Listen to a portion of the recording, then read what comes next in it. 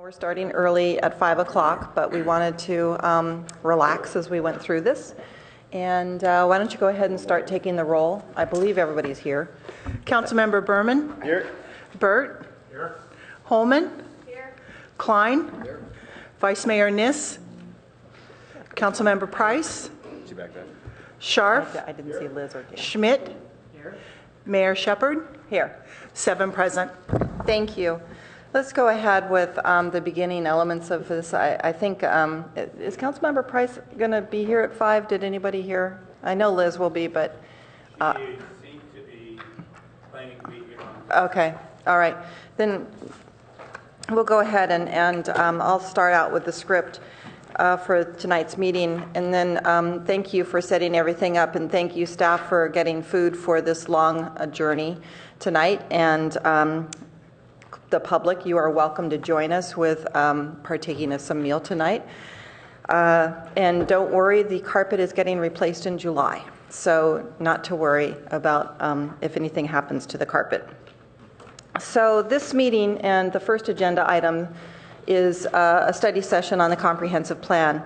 And at the previous meetings, Council has requested a 2 to 4 hour study session so that we could review the work prepared by the Planning and Transportation Commission as the public engagement process gets underway. This is the time when we need to hear from the public and the community, and we need to hear and learn from them. And this process has gotten started with our Palo Alto workshops, and they're going to get more strategic and more meaty. Tonight, we have set aside 3 hours, and I hope that's enough time to have a robust dialogue about some of the big picture questions that are raised by the materials we received about a month ago. We will start with a brief staff presentation and brief remarks from the chair of the Planning and Transportation Commission. Then we'll hear public comment and any responses from staff that are needed to the public. After that, I will invite council members to participate in an initial round of questions and comments, asking that we try to limit this time to 45 minutes, which will give us each about 5 minutes. And I will go ahead and continue to time. People have been interested in making sure we do have some egalitarian or equitable time here. So when you see the flashing yellow, you'll know that the buzzer has gone off, the virtual buzzer. Following that, we can take stock of where we are in our schedule and then allocate our remaining time within this 3 hour session to a second round of questions and comments. I hope staff will also explain how council can participate in the public meetings that will be starting later this month, and when the council will be able to give definite direction regarding issues and alternatives to be considered in the draft plan and analyzed in the draft EIR later this year. So with that, I'd like to turn this over to staff. Thank you, Mayor Shepard, members of the council. I'm Hillary Gittleman, the planning director. Welcome to tonight's study session on the comprehensive plan update, in which we're going to discuss the Planning and Transportation Commission's policy document recommendations and council's direction as we head into an expanded community engagement effort. I'm joined here at the table by Stephen Turner, our project manager on the comp plan effort, and Charlie Knox, our consultant from PlaceWorks. Charlie grew up here in Palo Alto and even has a planning director as a father. So we have a great team. We also have members of our staff in the front row tonight, capturing the council's direction and questions as we move forward, so we make sure we get everything on the record. So just to review where we are, the city has a comprehensive plan which has been in place since 1998. It's been amended slightly in that time. The comp plan is really the city's constitution when it comes to local policies about land use and development. It's organized into chapters, or we call them elements, addressing land use, transportation, housing, community services, natural environment, business and economics, and governance. Some of the topics are required by state law, and some of them are optional and created by Palo Alto because the city felt they were appropriate to our specific circumstances.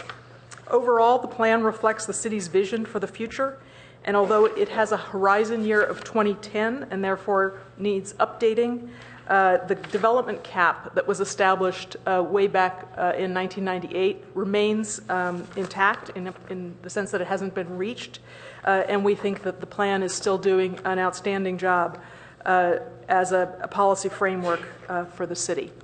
But recognizing that the plan required updating, the city started along this path in 2006. And the council's thought at that time was that really no radical policy shifts were going to be required, but that we wanted to look at a number of priorities. They included things like preserving a diversity of retail uses, incorporating sustainability concepts, preparing area plans that are specific to two geographic areas of the city, the East Meadow Circle area and the Cal Ave area, and then updating growth projections and a number of other things. So the Planning and Transportation Commission and the staff worked on these things, and we provided you with their recommendations for 5 out of the 7 elements of our comp plan. The 2 elements not included here are first the housing element, which is being updated on a separate process, and finally the governance element, which when the commission considered it, they determined that element really is a good summary of the whole process, and so better to defer it until we were further along. It can be either an executive summary to the plan that we develop, or it could be this, what we're calling the user's guide that we develop at the end of the process to describe how the plan was developed, how it can be amended over time, and how it should be used over the years. So the council itself has gotten involved in this comp plan update process so far in 2014. First, you considered and endorsed the Our Palo Alto framework for ideas, action, and design early in the new year in January. And we have always articulated the comprehensive plan as the design portion of the Our Palo Alto framework. This is really, the comp plan represents our opportunity to design for the future or plan for the future of our city. And so that was one of the council's first actions in 2014. In addition, in mid-March, the council considered and endorsed our revised strategy and schedule for the comp plan update. This idea of using the opportunity of a comp plan update to engage the community in some critical questions that we think are facing the city. And the council at that time also requested tonight's study session and a discussion of the community engagement plan, which occurs later on tonight's agenda. So what you received from us about a month ago was a really nice, hefty document that represents the bulk of the Planning Commission's work over the last several years with staff and consultant support. We view it really as version 1.0 because it's going to evolve as this process continues and as we gather community engagement over the next several months. What we hope to do is, through the community engagement process we're going to be talking about today, get to version 2.0, or a draft of the comprehensive plan that would be released to the public for review concurrent with a draft of the EIR at the end of this year. And then finally, there would be a version 3.0, the final comprehensive plan update that would come to the council for consideration after more public engagement and process at the end of 2015. So the policy document highlights changes from the current comprehensive plan in a number of ways, and I wanted to thank the staff has really done a Herculean task of accounting for all of the changes. It's been an effort to just kind of keep track of where the existing policies are going, which are suggested for replacement, which are suggested for modification, and what new additions are planned, and I think they've done a terrific job in the document that you have in front of you. The policy and programs status is shown in red in the document. Then existing policies are compared to possible replacements and edits in blue.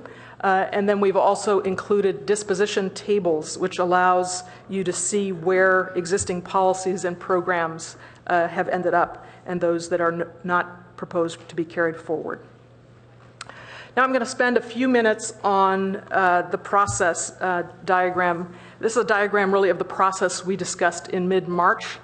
And we're right now, you see the date May 5th there on the arrow that represents the City Council input to this larger planning effort.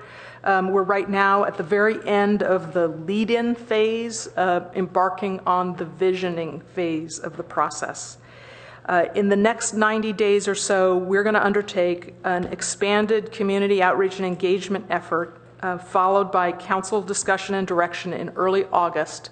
And you see the bullet at the bottom of the chart there. On August 4th, we're hoping to receive council direction based on all of the input we've received by that time on critical issues and alternatives to carry forward into the draft plan and the draft EIR for review and development this fall. Let me just step back for a minute and explain what I mean by critical issues. What we mean by this is, for example, growth management is a critical issue that we've identified. This is our opportunity to discuss in the next 90 days or so, and then to get council's direction on those approaches to growth management, in other words, directing the location and pace of development that we want to analyze, that we want to include in the draft plan and analyze in the draft EIR as potential options. Then what I mean by alternatives is that, for example, we want to make sure that at the end of the visioning process, we end up with a range of alternatives that we can consider in the plan and the EIR that bracket the possible outcomes of this planning process. So if we do this right, we'll have alternatives at the high end, alternatives in the middle, and alternatives at the low end. And as we analyze and discuss with the community those various alternatives, we hopefully will start to get collectively a better sense of where we want this planning process to end up. If I use an example of the CalAV concept plan that we talked about a couple weeks ago, for example, we had some discussion that maybe some of the FARs, the density ranges in that draft were too high. This is our opportunity, and we'll be coming to the council after we get all this community input in the next few months on August 4th, the opportunity to get the council's direction on how we establish a range of densities to evaluate in this process. Maybe what we shared with council is the high end, and we want to come up with some midpoint and a low end, different approaches to the areas where we think change may occur. So that's really a focus of this next 90 days, getting the community input, the visioning exercise, community meetings, online engagement, all of the things that will go into bringing back to council on August 4th a good summary of what we think the options are, and getting your direction so that when we embark on the actual drafting and analysis this fall, we will have your direction. So we have lots of material here, I know, and it's all going to change, as I indicated. This is going to evolve as the process goes forward, and I think based on the Planning Commission's experience, it would take a really long time if we were going to go through each element and kind of wordsmith our way through the document. We'd be at it for a long, long time. So what we've done in the staff report is really suggest some high-level questions that it would be really helpful to get the council's direction on or discussion of in this evening's study session. And then we would be able to come back to you with some of these questions at the August 4th meeting for your direction. So the first question is related to your prior direction on the comp plan update. The council's original direction was to focus on the preservation of commercial land uses, including retail and community services, to support new residential growth, to incorporate sustainability concepts and prepare concept area plans for East Meadow Circle and the CalAV area. Our first question for you tonight is, does the council want to reconsider or expand beyond this original direction in identifying the priorities for this comp plan update? The second question, the comp plan process is going to start with these meetings and forums around critical issues and alternatives, as well as baseline data. And the critical issues we've identified include growth management strategies and a discussion about how and where growth should happen in Palo Alto. It would be really helpful to hear from council what are the other critical issues that you would like us to ensure the community engages on in these next few months, so that we can bring back to you some meaningful input. And then the third question we're posing this evening, We can only evaluate a limited number of alternatives. At this point, we're thinking that the plan and the draft plan and the draft EIR will consider 3 alternatives. And so we want to make sure those are the right alternatives and that they effectively bracket what might be the outcome of the entire planning process. So it would be useful to hear from you this evening, again, so that we can inform the public's discussion and bring meaningful input back to you, whether there are specific alternatives or planning concepts that the council believes should be prioritized for consideration. Just for your help, here's a summary of those 3 questions. At this point, I think it would be wonderful to open the public comment and hear from the chair of the Planning Commission. I'd appreciate an opportunity to respond to any public comments we receive, and then, of course, we're here to answer questions of council as we move forward on the study session. Thank you. Thank you. I'd like to recognize our Planning Chair, Planning and Transportation Committee Chair. I want to say Mark Michaels, but I don't want to get it backwards. I didn't get that. But That's right. Mark Michael, thank you. So thank you, Mayor Shepherd and members of the council, for the opportunity to make a few brief comments regarding the update of Palo Alto Comprehensive Plan. Just to check, can I have 4 minutes? Anyway, so extensive work has been done by the Planning and Transportation Commission starting 6 years ago in late 2008, coordinating with city staff and conducting 41 public hearings and other forms of outreach to residents and stakeholders. The staff report and this draft Comp Plan 2030 accurately document these efforts, which were intended to provide a foundation for the council to complete the Comp Plan update. Looking back, in an ideal world, the Great Recession of 2008-2009 would not have tightened the city's budget for launching full-scale engagement with the community as the first step in the Comp Plan update. 6 years later, the Our Palo Alto initiative shows great potential to tap into the thoughts, hopes, and concerns of our residents. At a subsequent meeting, I might explore details of the PTC's work on the draft update or offer a critique with suggestions about improving our process. Tonight, I'd encourage people to focus on something that seems missing from the 1998 Comp Plan that could affect how successful the updated Comp Plan 2030 may become, namely a succinct statement of what is our vision that Palo Alto should be like.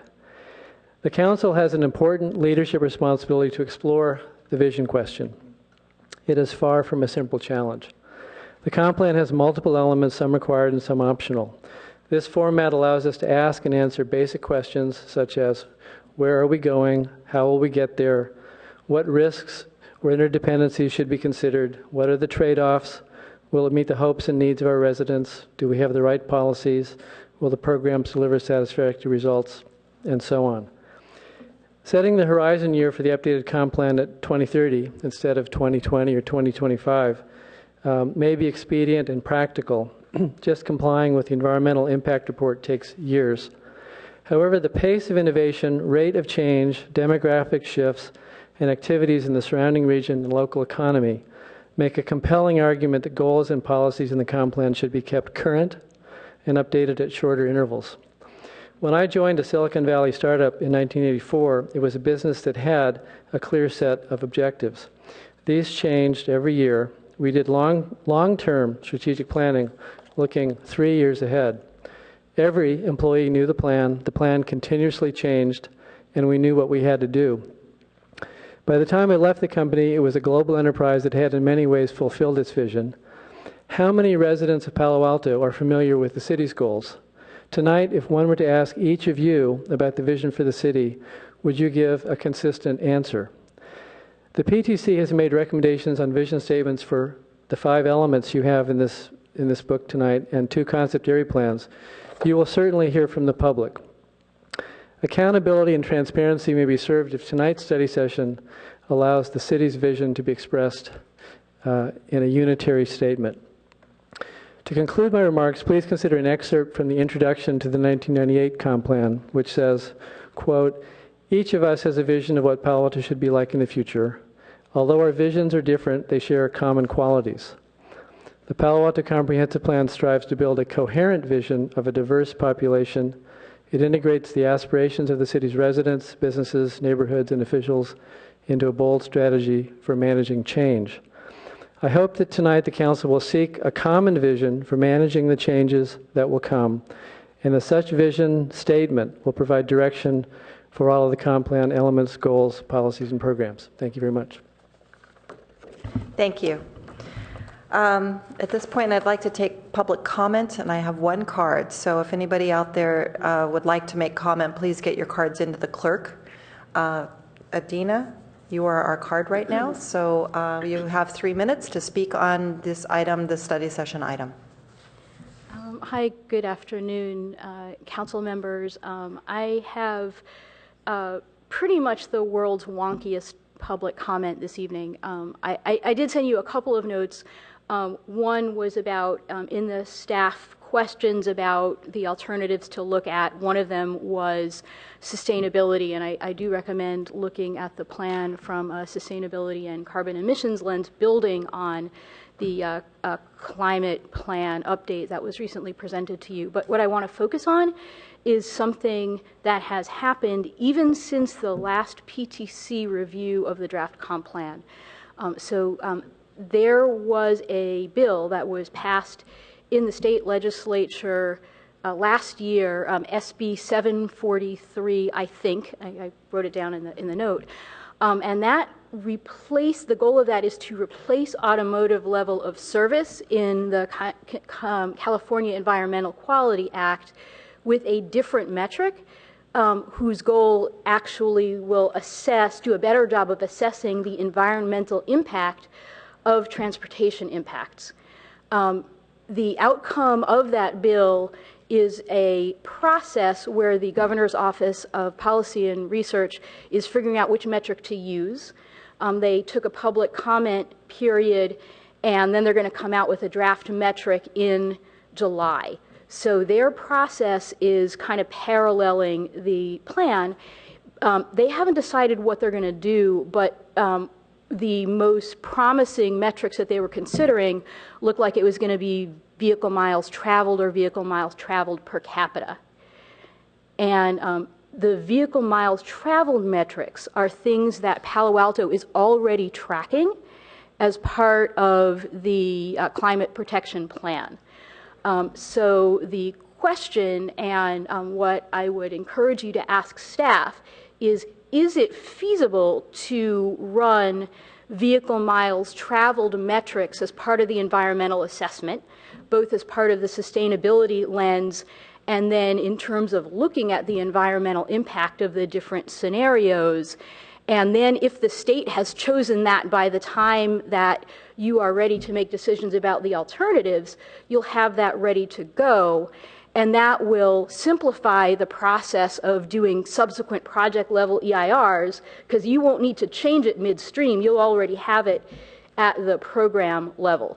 So it will help you actually assess the environmental impact the same way you do the climate plan. And it will also give you a head start on where the state's going. I think probably nobody will know the answer to this off the top of your head, but this may be something that staff can assess. Thank you for considering this world's geekiest public comment. Thank you. And I have no other cards. I think I have another card. No, it's not too late. Hi. Welcome, Eric. Hi, folks. I want to agree very much with the previous speaker that a concise organizing vision at the beginning of this, I think, is really, really important. I think priority is going to be crucial as you go through this. I mean, obviously, the comprehensive plan is a large document. It's been said that if you dig through its details enough, that you can find anything you want in it someplace. However, the overall thrust of the comprehensive plan from day one has been extremely clear, which is to preserve the livability and neighborhood character of Palo Alto and to avoid the sacrifice of these things in pursuit of other goals.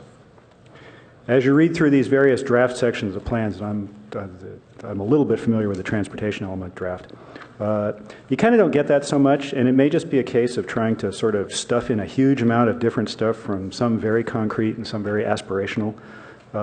But if everything has the same priority, then there is no priority. The comp plan should be focused first and foremost on resident issues and should very clearly call out livability as the overriding priority, as measured by density, traffic, safety, infrastructure, school crowding, parking, pollution, city services. Just to be relentlessly specific, let me try an example. The staff memo dated today calls for one of our goals to be maintaining the city's global reputation for innovation, which is on page 8. Now, I like a global reputation as much as the next guy, but I have 2 kids in Palo Alto High School, and they both have had classes with 40 kids in them. That's a lot of kids in one high school class. The reason there's so many kids in these classes has everything to do with city decisions in regard to land use, including jobs and housing growth. As a resident, if I have to prioritize between the city being famous and having good public schools with enough space for our kids, that's an easy choice. Because it is all about choice. Now, I know there are some people who say that the degradation of livability is inevitable in a growing society, but that's not true. In the last 20 years, the population of Los Angeles County grew 33%, and in that time, the population of Santa Monica grew 3%. That's slower growth than Atherton. Density is a choice. Livability is a choice. The comprehensive plan, including the vision summary at the beginning, should unequivocally make that choice. Livability and the sustainability thereof should be the central theme and not just one in a long list of items. Thanks very much. Thank you. Let's move into the council member portion of this. And I'd like to get a read from colleagues about whether or not we do an initial 5-minute round per colleague with what we would like to speak about. We have 3 questions, 3 broad questions that staff has proposed. We could also do 3 rounds with those 3 questions if that's an interest of others. Or we could just initially get our thinking out there in the first round and then go into subsequent rounds. I'd go with 2 rounds. 2 rounds? And an initial round of 5 minutes each, perhaps? Councilmember Schmid? Let me suggest a first round of 10 minutes and then a shorter second round. These are big overall questions we're asked. Sure. 10 minutes each? That would be an hour and a half. We have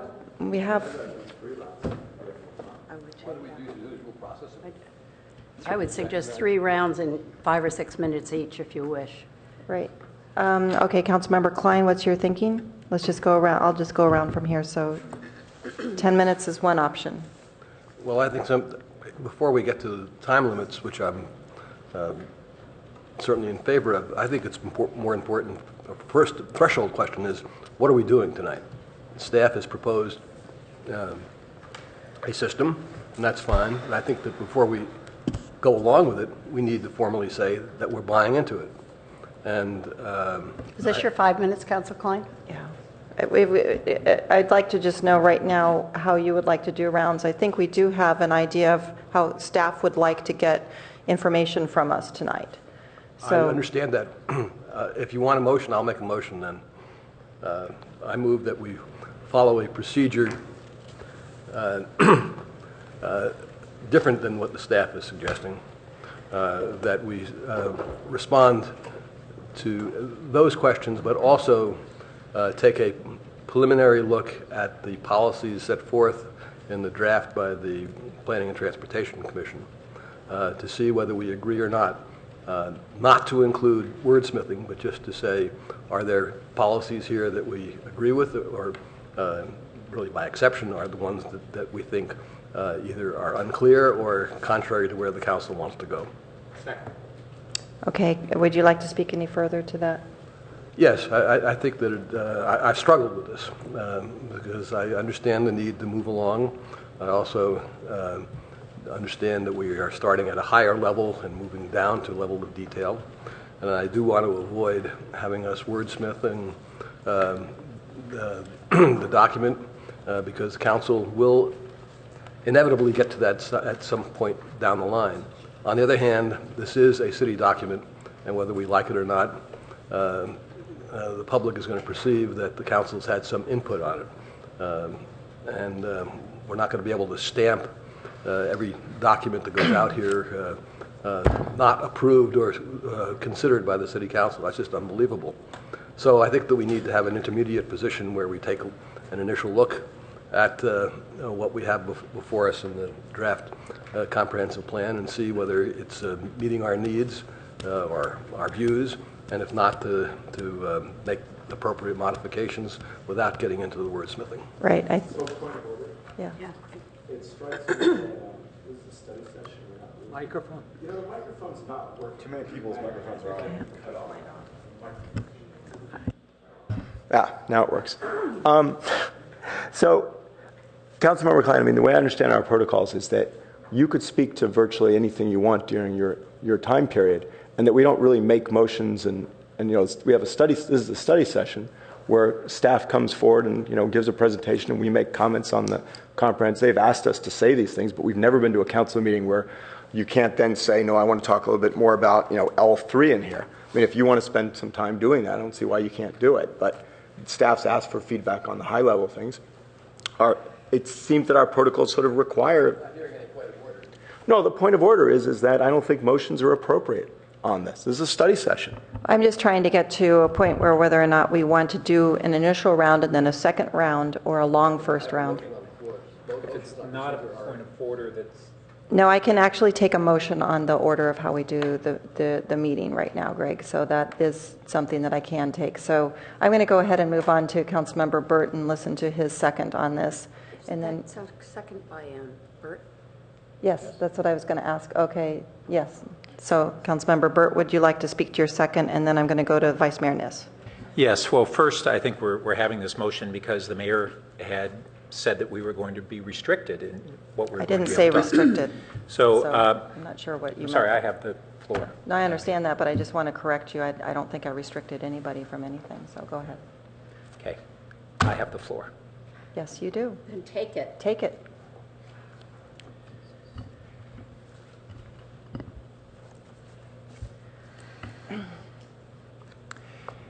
So I think that the issue of we are going to be passing this on to public comment, extensive public comment, over a series of months, and under the scenario that was presented to us by the mayor and the staff, we would basically have no input into any of these very substantive changes to policies and programs. And the Planning and Transportation Commission is advisory to the council, but in this process, we would be relinquishing any input prior to this draft going out to the public for a very extensive public consideration. And I agree with Councilmember Klein. When it goes to the public as a draft, it's not a Planning and Transportation Commission draft. It's coming, in essence, from the council.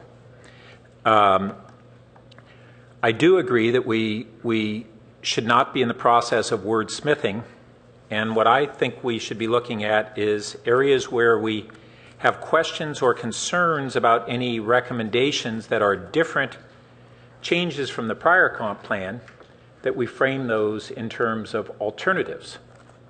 And we raise those as alternatives that we'd like to have presented to the public as opposed to a specific recommendation for a change, so that we don't leap into a change in that way.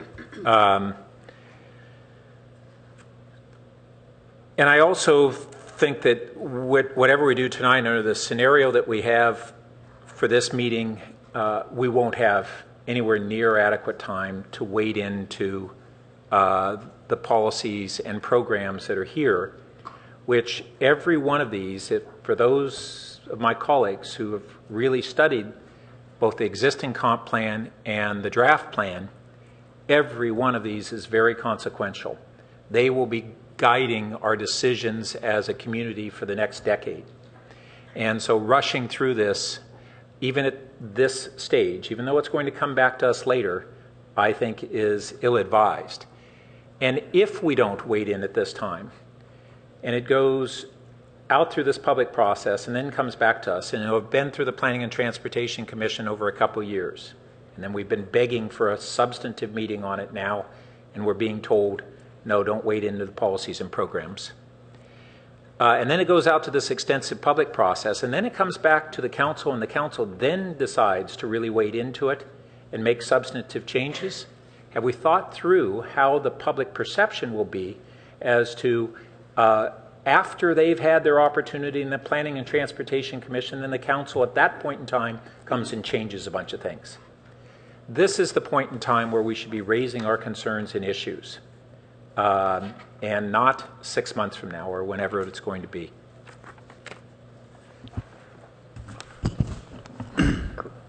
Councilmember Sharf, would you mind turning your mic off? Okay, Vice Mayor Niss.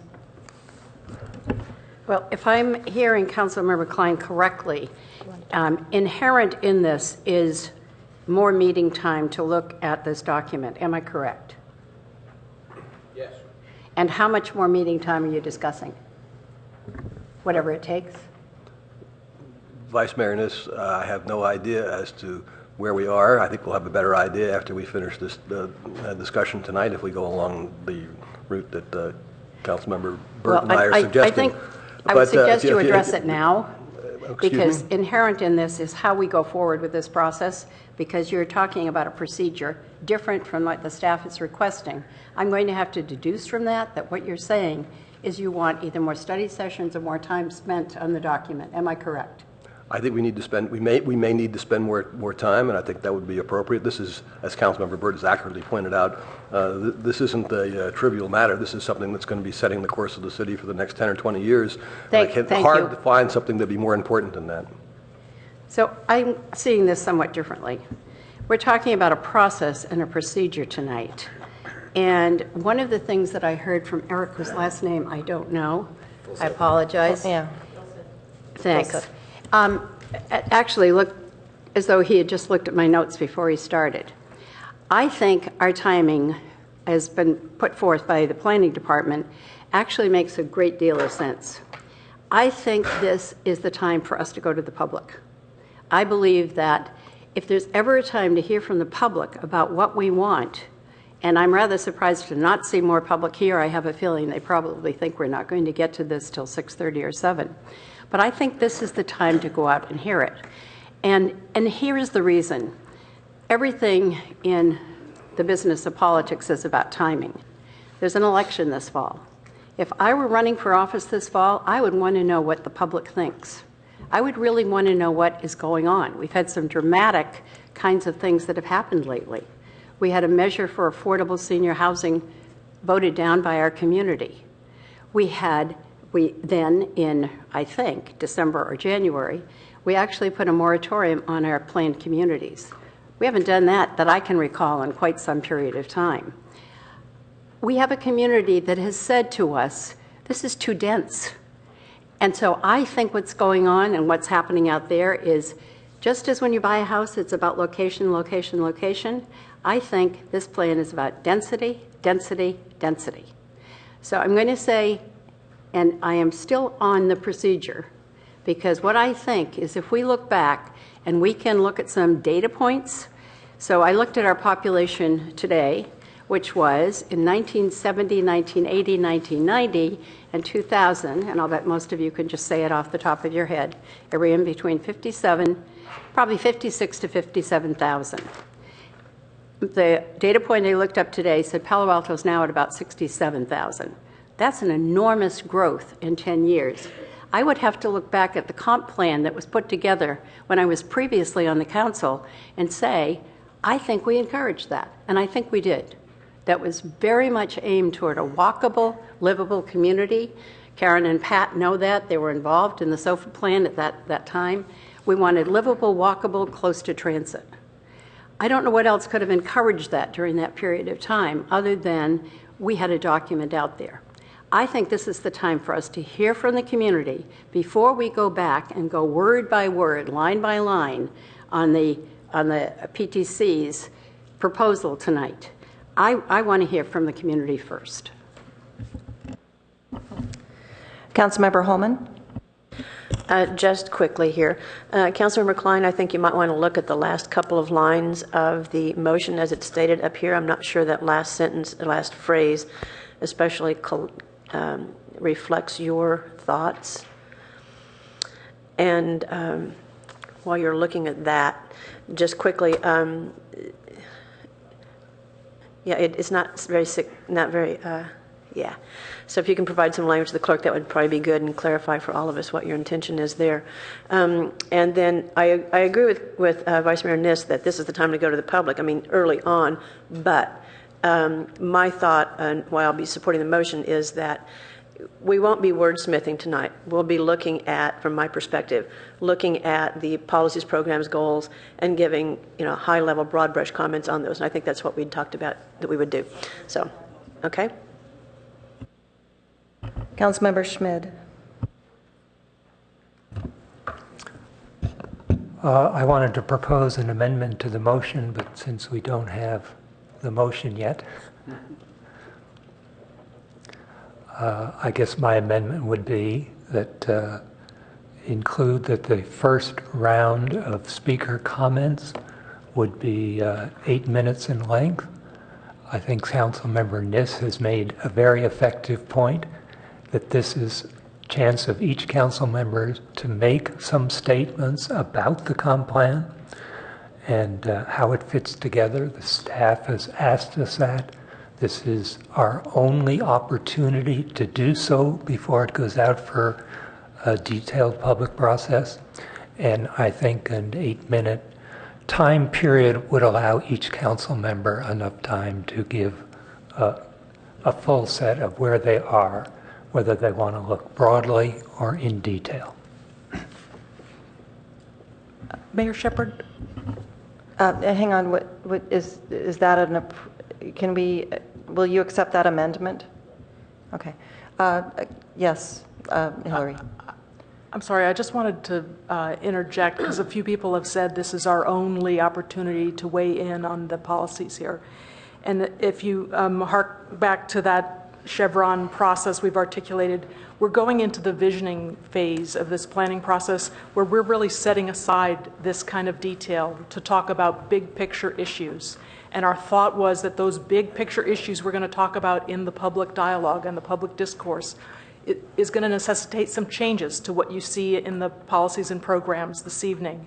And so the draft policies and programs will be circulated for detailed public and council review starting at the end of this year. And in fact, the draft phase of this planning effort we show in our diagram is going from December through July. So we have 6 or 7 months we're setting aside to go through policies and programs in the next iteration of this draft, which will be informed by public dialogue about issues and alternatives. That is all going to happen in the next few months. So I just wanted to be clear. There will be ample opportunity to go through the policy document in detail when it's produced with a draft EIR at the end of this year. Okay, thank you. I also just want to ask you a question. There was no limit to comments that you were going to take tonight either, so this motion is pretty much exactly what we had expected to do tonight. Is that correct? That's right. You'll see from the staff report, we welcome the council's comments on what the Planning Commission has done. We're suggesting that if you focus on the big picture questions, it will help us to ensure that the public dialogue we're engaging in the next few months is better focused. But whatever the council wants to talk about in regards to this document, we're here to listen. That's the way I understood tonight, so I didn't think that there was a restriction to that. So the question now is whether or not somebody would like to second. Would you like to see if you have a second to your motion, Councilmember Schmid? I would second the motion, but I don't your amendment, but I don't support the motion. So I'm caught in a kind of an awkward spot. The motion actually is not too different from what we council had planned for us to do. No, but it's an amendment to the existing motion, so it would be a total of the original motion with the amendment, correct? Right, but the original motion is what we were being asked to do tonight anyway, to comment on your 3 big vision statements and the draft. So, okay, so we have a second for that. So is there I have a list of people that would like to speak to this motion. Is there anybody that would like to speak to the 8 minutes? And if not, then we'll go ahead. I'm sorry.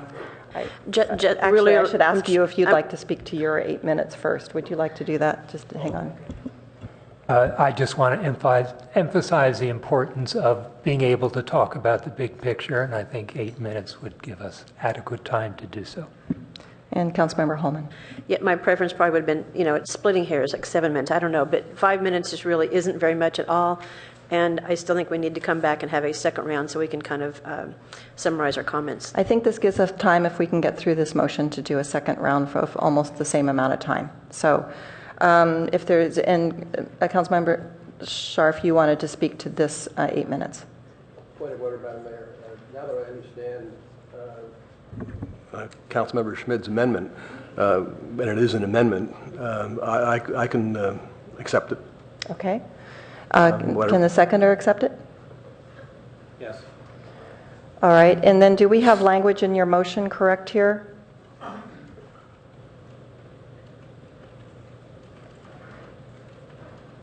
Yes.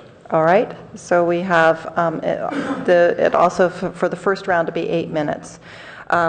Let's go back to order. Councilmember Price. I'm not going to make comments. Can I just ask about the motion? Okay. I'm sorry. I mean, what's out there for the council potentially at this stage would be Councilmember Klein's original motion with the amendment by Councilmember Schmidt, if the council were to make a decision. Correct. Right. Still in study session, though. Okay. Councilmember Berman. So I'd like to get clarity on the original motion, because I think people are saying different things, and I don't understand where we are. Is the plan to still have tonight be our one meeting where we discuss the draft comp plan, or is it to have multiple meetings if necessary? I'll ask the maker. My thought is that we're going to need an additional meeting where it is not a study session where we may take specific actions. I couldn't hear him.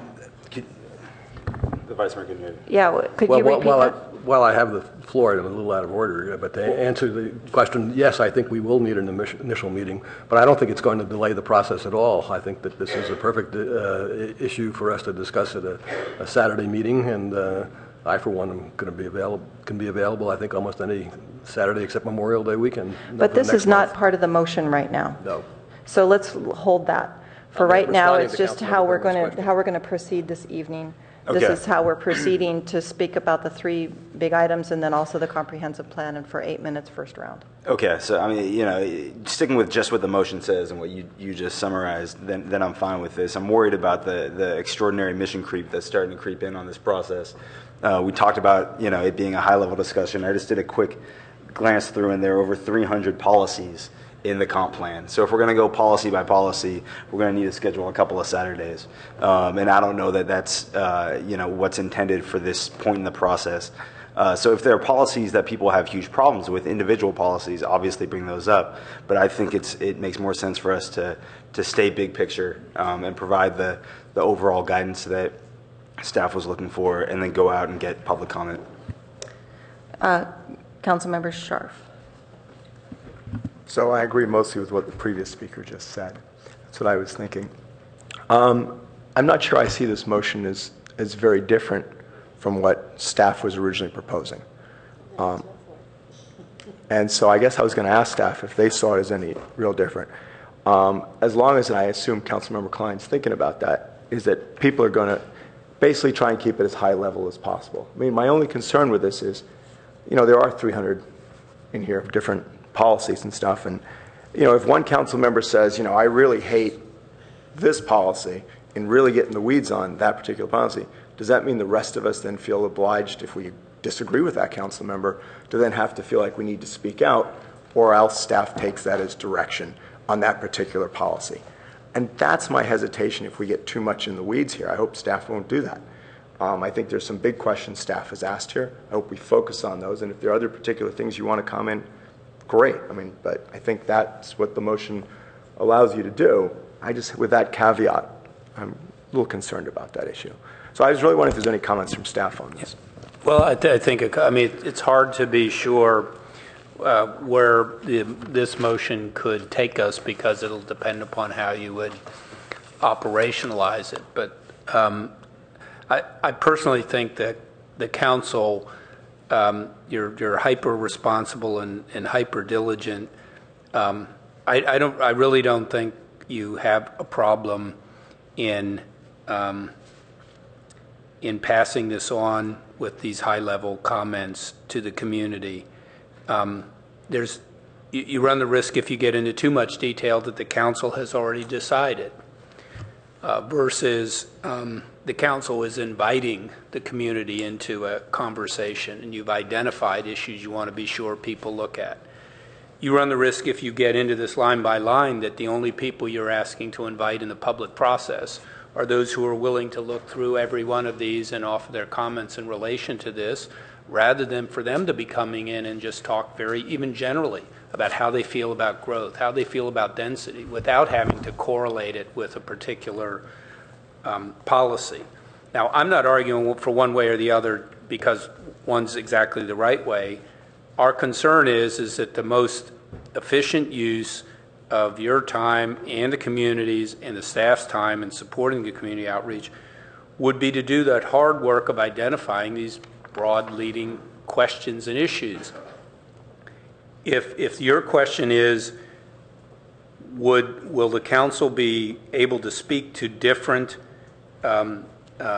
policies in here and identify them as issues of concern, or say they disagree, we were always envisioning that you could be doing that in the way we had proposed it.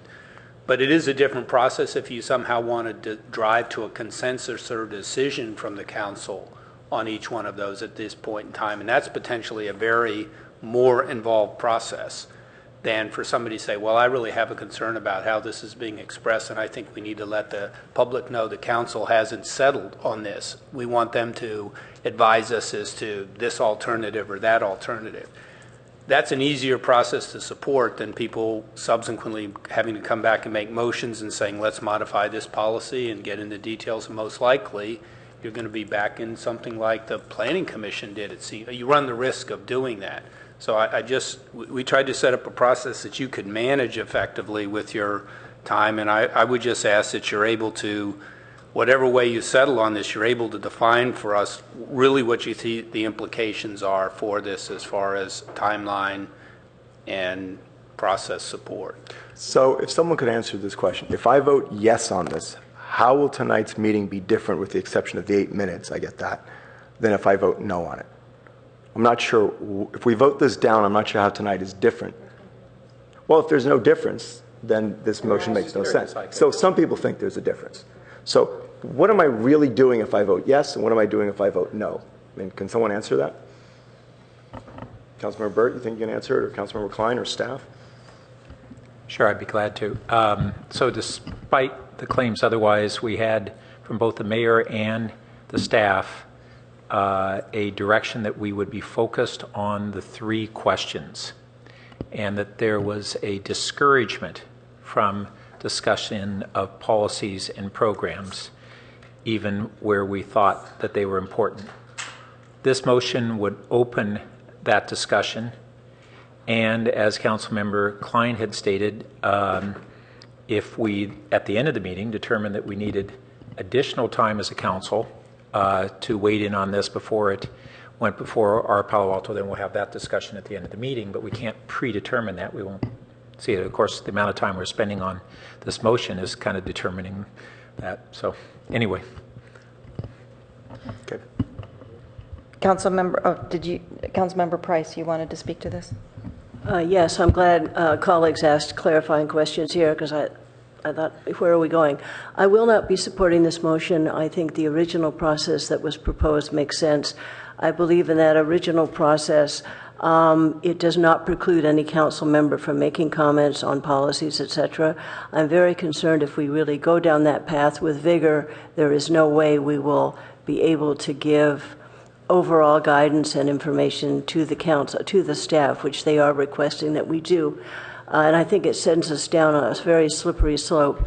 I'm convinced from the presentation and the discussion that there will be times to be more refined and to really look at this very thoughtfully. And I feel very strongly it's important to get out to the public as soon as we can to inform our thinking as well. And for those reasons, I will not be supporting the motion that's listed right in front of us.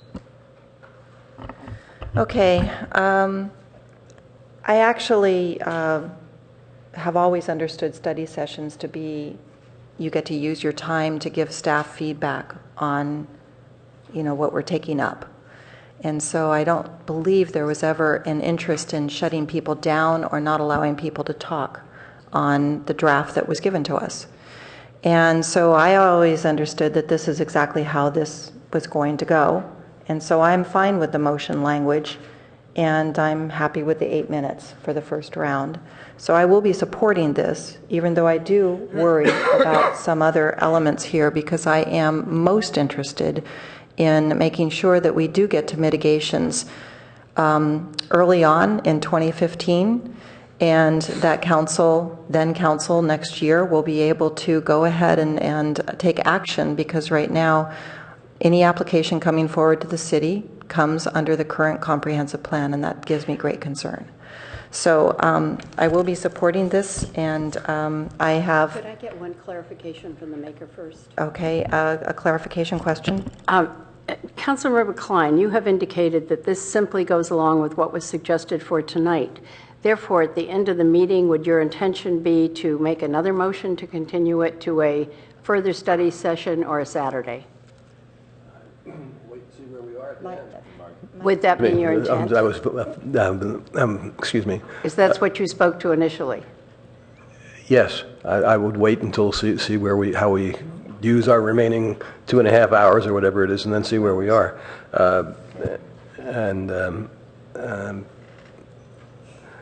While I'll have the floor, I do want to say that by calling this a study session, we've put ourselves in a bit of a quandary.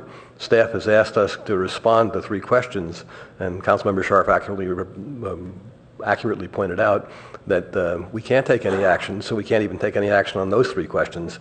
So in the same sense that we're going to respond to those 3 questions, we can respond to any other concerns that council members may bring up during the process tonight. So I'm going to associate with Councilmember Price's comments, because I'm ready to go to the public, and I'm ready to go to the public as soon as we can. And this doesn't take us there. I'm going to call for a vote. Mayor, could I just? Yes. I'd like to say, I just want to pile on this. I don't think the staff meant these to be prescriptive questions, just a way of sort of incenting how you might look at this. I think we anticipated always that there may be, there could be 100 statements or questions raised that we would capture. I think one of the things you want to think about is the process. I guess we were envisioning you could go around and any council member could say whatever they wanted about any particular, what in the plan or the larger issues about where the city is going.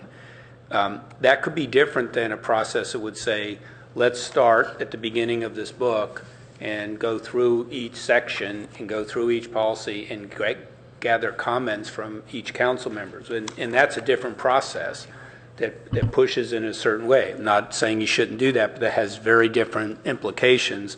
And the big question I would ask is once we start to raise this and you have a lot of different comments about each one, what do we do with that? I mean, are you going to drive that towards some resolution, or do we just let them be aired? So are you saying that this is more restrictive than the original? No, I'm just trying to clarify the actual process. Because if this is more restrictive, I'm concerned. And so if this is, because you're right, I only get to talk about these 4 things. So is that what you're seeing here, or how? I guess. I'm not going to limit people's conversations at all during their 8 minutes. And I guess if they I was want to trying to speak get off topic here. I heard that there was a focus that the council really needed to be able to sort of make some statement in advance of this going to the public about the status of these policy and recommendations without wordsmithing them, but clearly might say, wow, we really have an issue with that. That's a concern. This really needs to be looked at. Or you may ultimately say, gosh, we don't really support this. And if you do that, I mean, you're ultimately going to be in an action mode where you're going to have to come together and make some decisions. That's very different than having a study session that collects a bunch of ideas that we put out there in the community zeitgeist in this discussion and say, here are the things that have come up.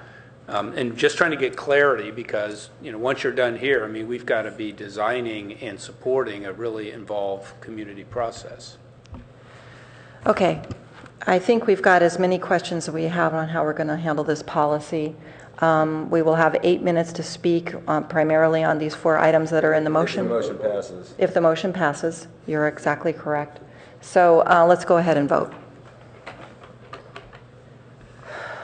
And that motion does carry with Councilmember Price and Nis voting no.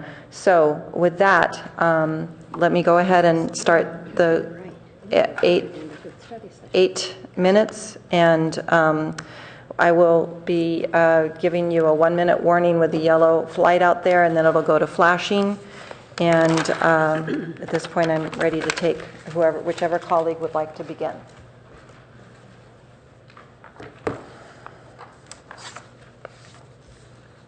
Is 7 minutes or 8 minutes? It'll be a quicker It's 8. conversation than we thought. Yep.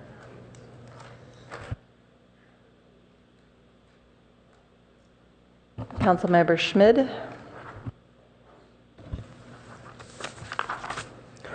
Yes, I would just like to talk about the original question. Was there any big picture items?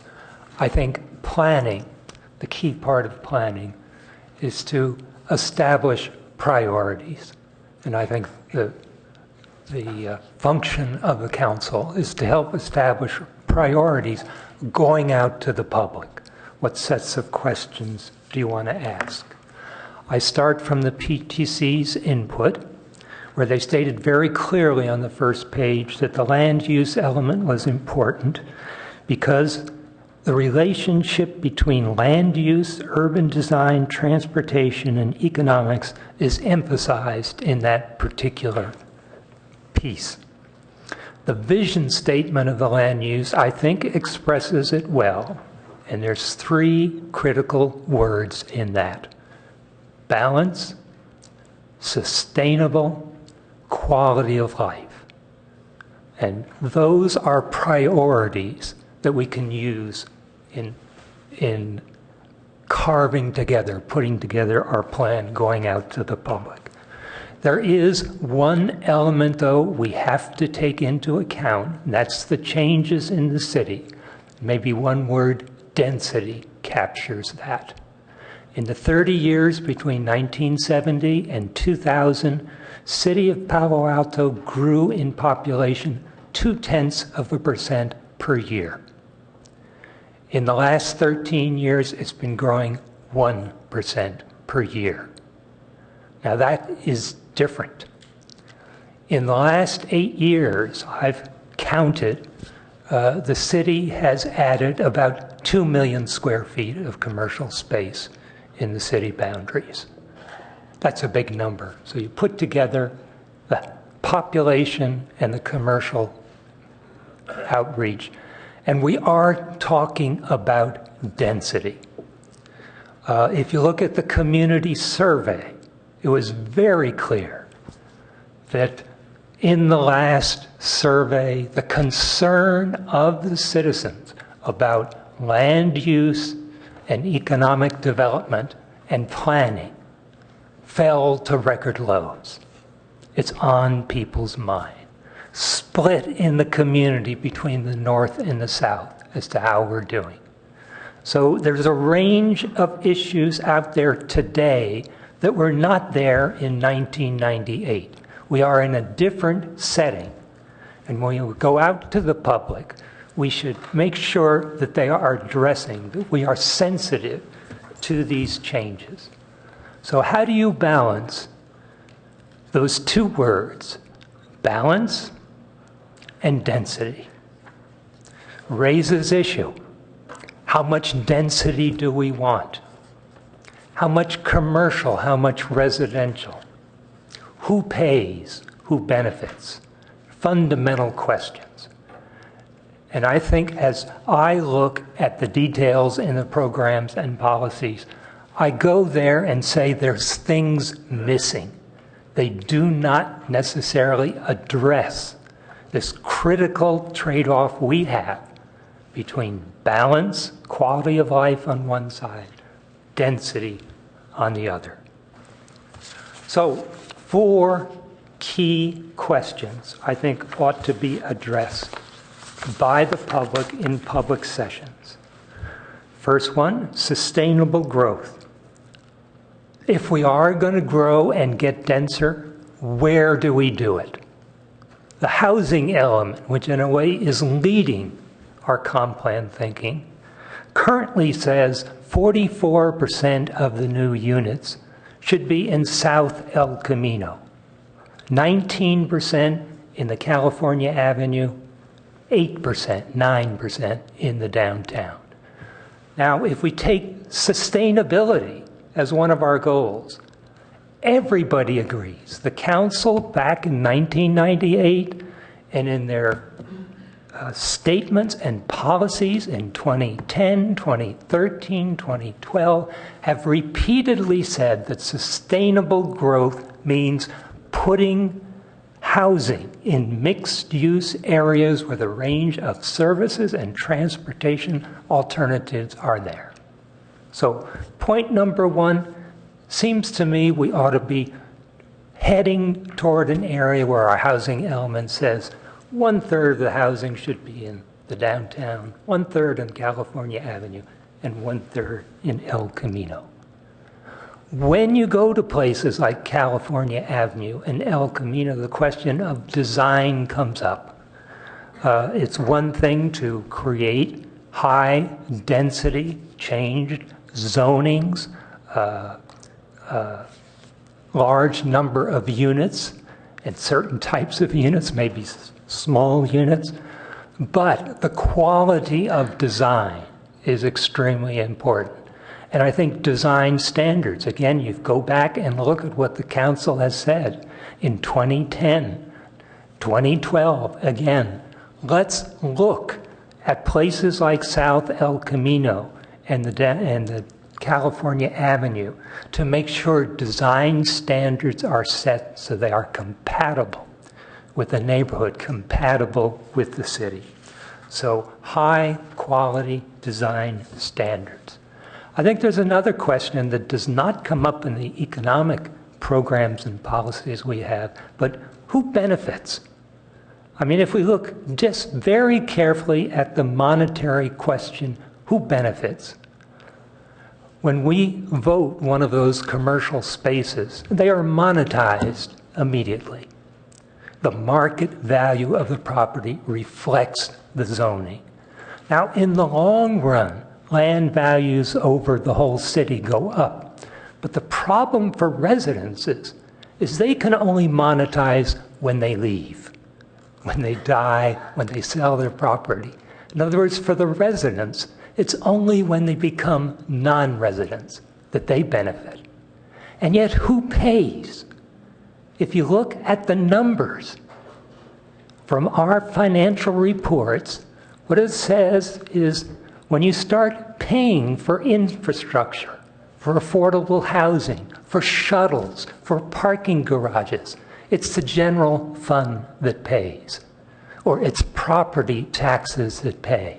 73% of property taxes is paid by residents. And despite the fantastic growth in commercial properties, that number is going up 1% per year, residents' share. So where is the benefits that residents are getting? How do we think about, quote, fair share? So that's an issue that should be addressed in the public thing. Finally, development cap. I think the council asked a year and a half ago to update the development cap of the downtown. Then there was some debate, maybe we should widen the boundaries of where the development cap comes in. Maybe we should extend to California Avenue, but we need a development cap. So to sum up, we need to go out to the public with these issues. We can only go out with good data. And I ask myself, where is the data? Traffic, parking, downtown cap, commercial property built. So let's start good quality data and go out to the public. Thank you. I'm going to turn the buzzer off. So, okay, and Vice Mayor Niss. Sorry, Greg, we really didn't mean to have the buzzer on. It shocked me too. A number of the comments I made earlier are not dissimilar from Councilmember Schmid's at all. I think we both agree that density is that devil in the details. As far as, I want to just respond to a couple of things you said. One of them is, where do we put any new density? And you suggested a third downtown, a third Cal Avenue, I think is what you said, Cal Avenue or Fry's? For the housing element, yes. Yes. And then a third in further south in the city, which I think sounds terrific and certainly a good plan. However, as we look at what's in front of us tonight, it is hard to be that prescriptive. And so as I went through this comp plan over the weekend and now, I thought we can find almost anything in here that supports what we want to support. This is the Bible. And this is an eye for an eye, a tooth for a tooth, or also be kind to your neighbor. And so I just picked up a couple of things here, and I thought, this is tough. Design and maintain street frontages that contribute to walkability and to retail vitality in all commercial districts. That's a tough one for El Camino. To design it so that it has walkability is very difficult. I was on El Camino today. I didn't see a great many people walking. That's not a good place to walk. We don't really want to walk there. So if you look at your policy, which is here, and it's on page 27, you're saying, boy, that's a tough one. The next one, I'm just going to pick out a few of these just to highlight that I think it's difficult to take each one of these individually without looking at it as a whole. The next one says, preserve and enhance public gathering places within walking distance of residential neighborhoods. Oh, that one is interesting. I'm trying to think, is a public gathering place downtown when I live a mile from downtown? I guess I think it is, but I'm kind of stuck with that. Ensure that every residential neighborhood has such spaces. Once again, difficult. I think for me, if I take this though as a whole and look at it, it gets pretty close to what I would like to see. But again, since I was very involved with the last comp plan, or whichever comp plan we're looking at now, and this indicates that about 80%, is that right, Mark, came from, from that previous plan, which had many of these same kinds of things then, and I've mentioned this before, but our mantra was walkable, livable neighborhoods that are close to transit. And once again, trying to look at this, I'm thinking, how do we continue in that direction? And again, I'm looking at this downtown public spaces and so forth. These are all terrific, but I think you can only take them as a whole and have them make sense. Another one says, allow all cities' infrastructure improvements to serve all areas of the city fairly, address the most urgent present needs, and accommodate future growth. Ooh, that's a tough one. I would like to sit down with Mark and say, just what does that one mean, Mark? Because I was trying to think how you serve all areas of the city with your infrastructure improvements. That's tough. And I'll give you an example. All my neighbors complain about their streets. They all maintain that other people's streets are much better than their streets. I'm often tempted to take the city manager on a tour of the streets, since so many people tell me that their street's the worst in town. I think mine's actually one of the worst in town. So as I look at this as an overall consideration, and I look at the questions that you put up tonight, does the council want to reconsider or expand the scope beyond the original direction? I think that's a tough question. Do we want to expand the scope? How does that weigh into what both Councilmember Schmidt and I have addressed as what we both think is the big elephant, which is density? What are the other critical issues that we'd like to this process to address? I'd like to hear from the residents of our community before we actually address those. I think the residents have a great deal to say. I have no idea where they all are tonight. I hope they're all watching us at home and thinking of notes and letters they can write to us. It's rather interesting to have this 3 hours spent and not have many of the public here who want to address this.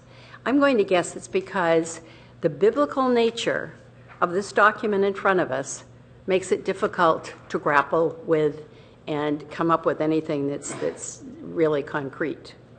The last one are the specific alternatives or planning concepts that we believe should be prioritized for consideration. I would go back once again to say that wherever we're dealing with density, that's really where I would like us to be dealing as a council, and also to have our residents weigh in that same way. I think that's all I want to say on that particular one. So I've left 2 minutes for somebody else to have that they can add on to their 8 if they would like to. Thank you. Thank you, and I I have no other lights yet, so if anybody's ready. And Councilmember Klein is ready, and then Holman. I don't know if I'm ready, but I'll Karen fill the put her gap. light on too, if you'd like her to go. Whatever. Well, I have some general comments and some very specific comments, and so let me start out with the general ones. You have my extra 2 minutes. Thank you. Not according to our, anyway. City Manager Keene's remarks about what we're going out to the public about actually helped trigger a different thought in my mind, and why I think so many of us were concerned about letting this go out to the public as it is right now without having the council had an opportunity to indicate disagreements. And that is, the draft comprehensive plan amendments are written as declarative sentences. They sound like policy, and they are the Planning Commission's views as to what policy should be. And thus, by implication, they sound like perhaps are the city councils as well. We've been talking tonight about questions. Vice Mayor just spoke about questions he wants to hear answered by the public. Well, you don't get answers to questions by phrasing things as declarative sentences. So I think maybe we need a whole change in language. If we really want our citizens' opinions, we have to ask them questions and not give them sentences to respond to. That would be and I recognize that's maybe a big assignment. But I think that if we're going to ask the citizens questions about density, then we need to ask them questions. And I don't think there are any before us right now. Density, of course, is the major issue, I think. And indeed, it's always been. As you look back at Palo Alto's history and that of other communities as well, how much do you want to grow? I'm concerned that we don't do this as looking through the rearview mirror. Councilmember Schmidt has accurately cited how much we've grown, but that's done. I can't imagine policies where you're going to reverse the growth that we've had. The question is, where are we going in the future? And I think we need to be able to make that distinction, the people that we are talking about planning for the future. And maybe we need some questions such as we've grown 1% a year. Previously we grew at whatever it was, 0.2%, whatever. Should our goal be to, over the next 10 or 15 years, to pick your number between those two? To give something that people can really bite into. The outreach, which we're going to discuss later, is really a problem, and I think that the turnout tonight is no accident. And I think it just shows the magnitude of the problem. The ordinary citizenry just is not going to be able to get into how many units should be built in California Avenue area or on the Fry side if that turns into housing. Yes, they'll turn out when we have an actual proposal, but when you're talking about abstract planning issues like that, people would rather watch something on TV than come out and talk to us about abstract planning issues. It's only a comparative few of us, I think, who care about that. And we may have the best outreach people in the world, and I don't think that's going to change until you give them questions they can really sink their teeth into. It's not going to do us any good to ask questions that produce answers such as, I don't like the development at such and such a place. It's done, it's built, people are living there. Where are we going from now? Where are we going from mid-2014?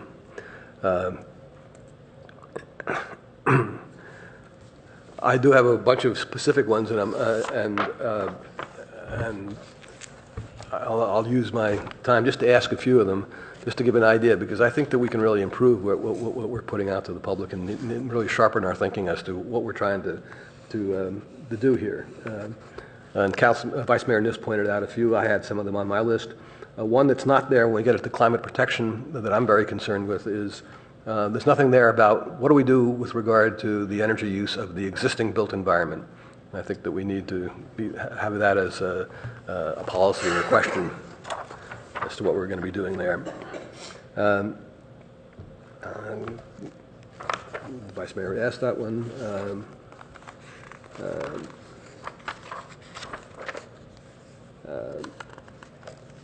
We have one that says that we're going to look at manage redevelopment of vacant and underused properties. What's an underused property? Isn't that in the eyes of the beholder, or do we have a definition as to what it is? I'm sure that a developer would regard lots of properties as underused, whereas an ordinary citizen might say, no, that's not underused at all. So I think we have to worry about definitions. And just as a stylistic aside, we had this the other night. We really need up front a glossary of acronyms, and maybe even other terms. Next page on 23, policy 12.3 talks about reinforce the existing character and scale of streets and new public plazas. We have new public plazas? Where are they?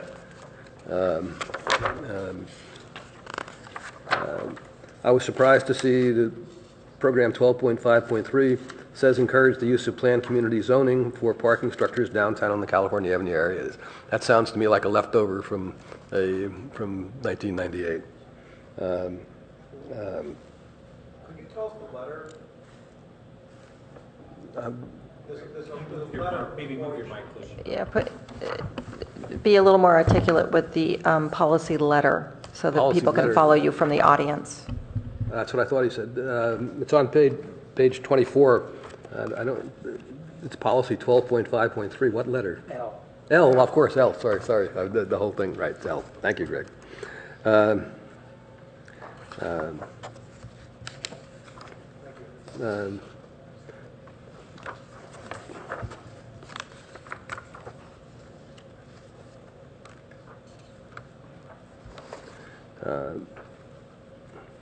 We have then a public facilities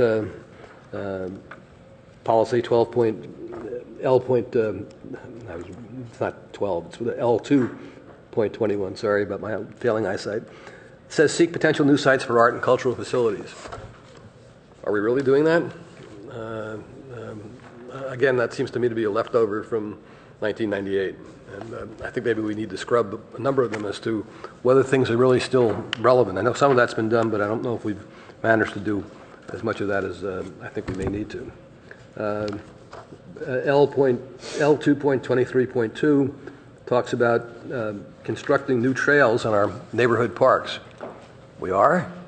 That doesn't seem to be something that we really want to do.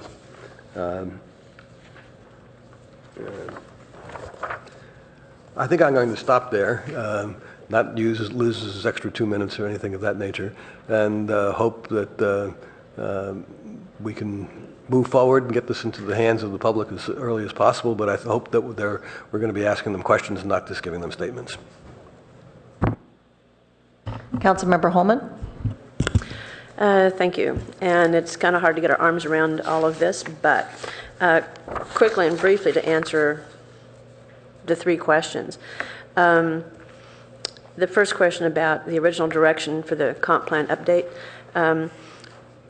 I think the preservation of commercial land uses, and this is stated different ways in different places here and there, but the preservation of commercial land uses really was addressing the East Meadow Circle area. And that's why that was there, because some of those commercial uses were converting to residential standalone, and there's no support services or anything around there for that. So I don't think that's still a topic of conversation, because I think that's incorporated into the East Meadow Circle area. California Avenue Fry's area here is mentioned, And I'm wanting to comment on Cal Avenue plan, but I'll do that in a minute. The second question about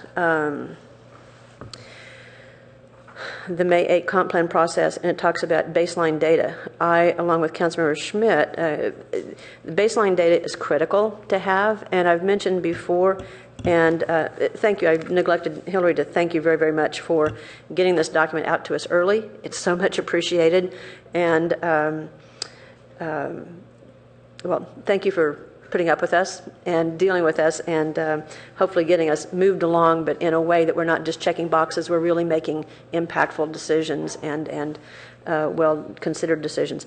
The baseline data, though, something I have mentioned before, it's not just the baseline data for where we are now. It's in comparison to where we were when the current comp plan EIR was done. So we can see what are our current policies and the zoning that was put in place to enact those policies. Where has that led us? So we can track, you know, what are we doing? What are we doing? Because that has all kinds of impacts, everything from environmental impacts to growth impacts, commercial impact, everything. So that's a second one. And then the third question about alternatives and such, for me, the question that's asked here, better for me to address in terms of alternatives as I make comments on the plan itself. What I have done is not gone through and, well, I did, but for purposes of expediency, I'm not going to comment and say this is about policy or goal X, Y, Z. I'm going to just make my comments, and then they can be wrapped in wherever. Structure comment, just quickly, is in the draft that we have before us. The list of goals, that they're all the new ones. So to find what the existing goals are, and this is one lacking, I think, of this plan. I think it's generally organized very, very well, but the goals that are listed as the PTC goals, not identified as such, and lacking in a close relationship physically in the document what the existing goals are. So that's a structural comment. So in the land use section, good luck catching all of this. In the land use section, my overall comments are, it seems to me that, especially in the goals, the vision and goal statements, it seems to me like the heart and soul of the existing goals has been kind of gutted out of this, because it seems really to focus on, I have no issue with innovation and such, but it does seem like that there are a number of details that are character defining for this community, things that this character really treasures that are not included in these new goals and vision statements. So for me, I would go back to the current goals and vision statements and make some minor edits to those. I think these have been really simplified and honed down to where they're not that good for us. Because what I see too is the new goals seem to indicate to me a lot of redevelopment. It seems to focus a lot on that, an overemphasis on redevelopment. Some other things that I think need to be addressed here are that aren't particularly are diversity. Diversity gets, I think, short shrift here, and I mean no insult to anybody. These are just things that I'm very passionate about and think that the community is and would like to see incorporated. And diversity means not only diversity of residents, it also means diversity of businesses. We have and I've forgotten what the acronym that we have, but for the CDBG funding that we're looking at later this evening, we have those innovation businesses, so promotion of that. So we need to have more diversity in all of those. Design, I think, also is really lacking some components of design. And there's reference here to guidelines. It talks about citywide residential guidelines, and it talks about mixed-use guidelines and public facility design guidelines. Guidelines don't have any teeth. They don't matter. I think what we should be doing is stating policy, making policy statements here that guide the design. For me, and if I can find where I wrote this, we need to have compatibility standards. Great cities in the world have cohesive design. That doesn't mean that everything is of the same design, but the community has a cohesive design. Our downtown district would be, the new development would be compatible with the existing development. We're not doing that from my perspective, and I think the public feels that too, a lot. We have, I think something that we need to address as we can in here also is a balance of private property rights with public expectations of development projects. And what that means is, and I leave it to you, Hillary, or staff, to figure out how to word this, but if a project is, allowed 10,000 square feet according to development standards, that doesn't mean, from my background in education, that that's a given. It's an up to, and that's to be moderated by various other discretionary aspects like findings and compatibility standards, that sort of thing. So I'll leave it to you how to word that, but I think it's a hugely important issue in this community. And I think our community physically is being eroded because we don't have we don't have a coherent design vision. So historic preservation, there are some things in here that have been eliminated. Also, there's another section that is, I will reference this one in particular, L2 6.2, it talks about project of architectural and historic merit. That misses the point that the previous program had, which is exemplary historic preservation projects. Historic merit doesn't mean anything for me. And I would dare say a lot of people it wouldn't. We talk about high quality, staying on design. We talk about innovative high quality architecture. I don't know what that means. Good design is good design, right? It doesn't matter if it's traditional design, a rehab of an existing project or what. It's good design is good design. We need buffer zones and transitions. That's not really addressed very well in here. Retention of existing housing units, so we don't lose existing housing units, is also really important. I see the red light going off already. Okay. So I'll come back for some of these others. So thank you. Thank you. I see no lights. If somebody's ready, let me know. Councilmember Burt. So good, you should.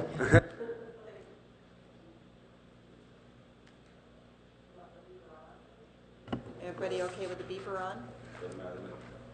Okay, here we go. Burt. Yeah. So first, I want to speak briefly to this process that we were discussing earlier, and the city manager had kind of framed this as a choice between going sequentially through each and every item or being at this higher level, and that when we would go to the public, that we wanted to assure that we've had high-level discussions. Well, first, that I agree with, that we want the public to weigh in on those higher-level visioning discussions, but they're going to also be handed, or we will have out there, this draft comprehensive plan. So we can't deny that framework of discussion will be existing in parallel, and it's not an either-or, it's both. And I really took exception to the framing of it as being either-or the framing that our discussion tonight was either wading through each single policy and program in sequence or being at the high level. As we can see, that's not what's occurring. So having said that,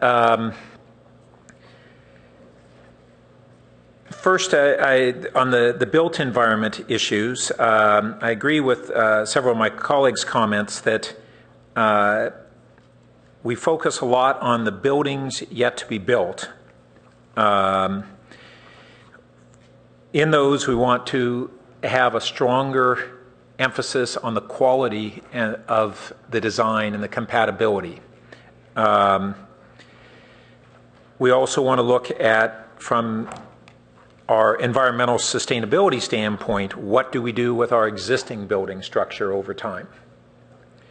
And then finally, we seem to be talking a lot about the buildings, but there's a lot of the community that is outside the buildings. And a big portion of that is landscaping. And I haven't seen the emphasis on really addressing the landscaping in our zoning ordinance update. We never got to updating the landscaping ordinance.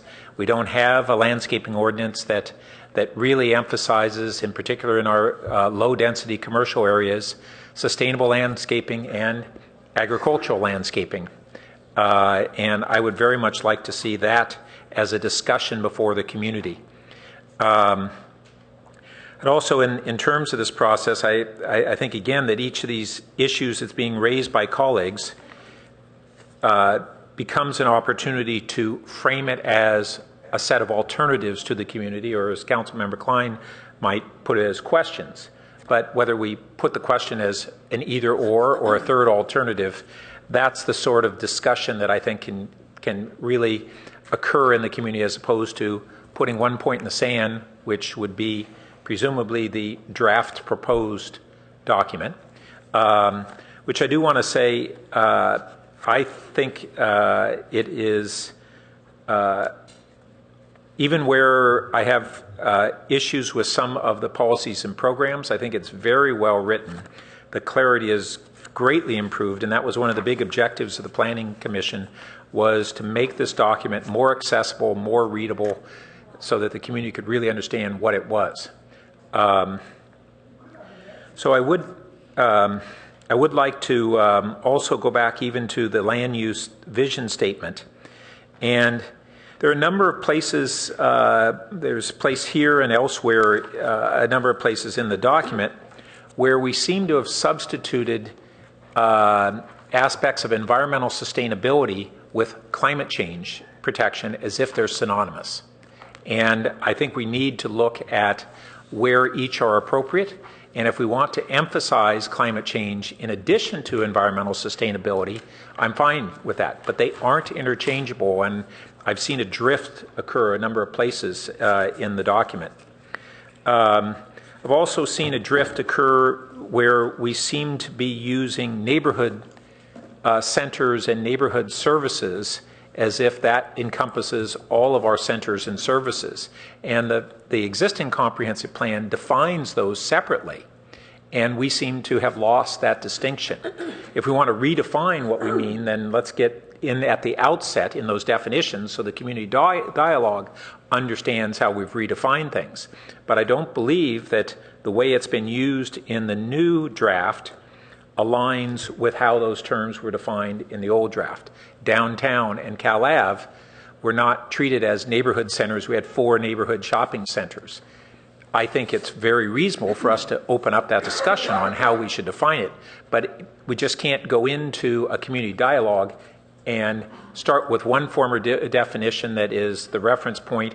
We've changed, by implication, changed the definition without actually changing the definition. So some of our discussion may need to be around definitions. Councilmember Holman raised an issue about a very big problem that we've had for a long while, which is that maximum FAR has essentially been equated to minimum FAR, or with housing density bonus, it's maximum plus is the new minimum. I mean, it's like, I don't know, orange the new black or whatever. But max doesn't even mean max anymore. And it doesn't mean, it wasn't meaning max, it was meaning the number. And we time and again get pushback over the years from various staffs that we've had, is that we're handcuffed in terms of limiting a developer anything less than their maximum, which kind of throws out all these other constraints on the development, that if they can't have compatibility or consistency with other comprehensive plan elements, that they still are entitled to that FAR even if they don't meet those other requirements. That's a very fundamental issue that I think we need to figure out where we stand and then embody it in the comp plan. On California Avenue, we had rolled that discussion from a few weeks ago into tonight. One of the things that I think is very important is that be a concept plan. And instead, in that concept plan, we have embedded in it right now some very specific and very high FARs, floor area ratios, some specific densities, and yet it's supposed to be a concept plan.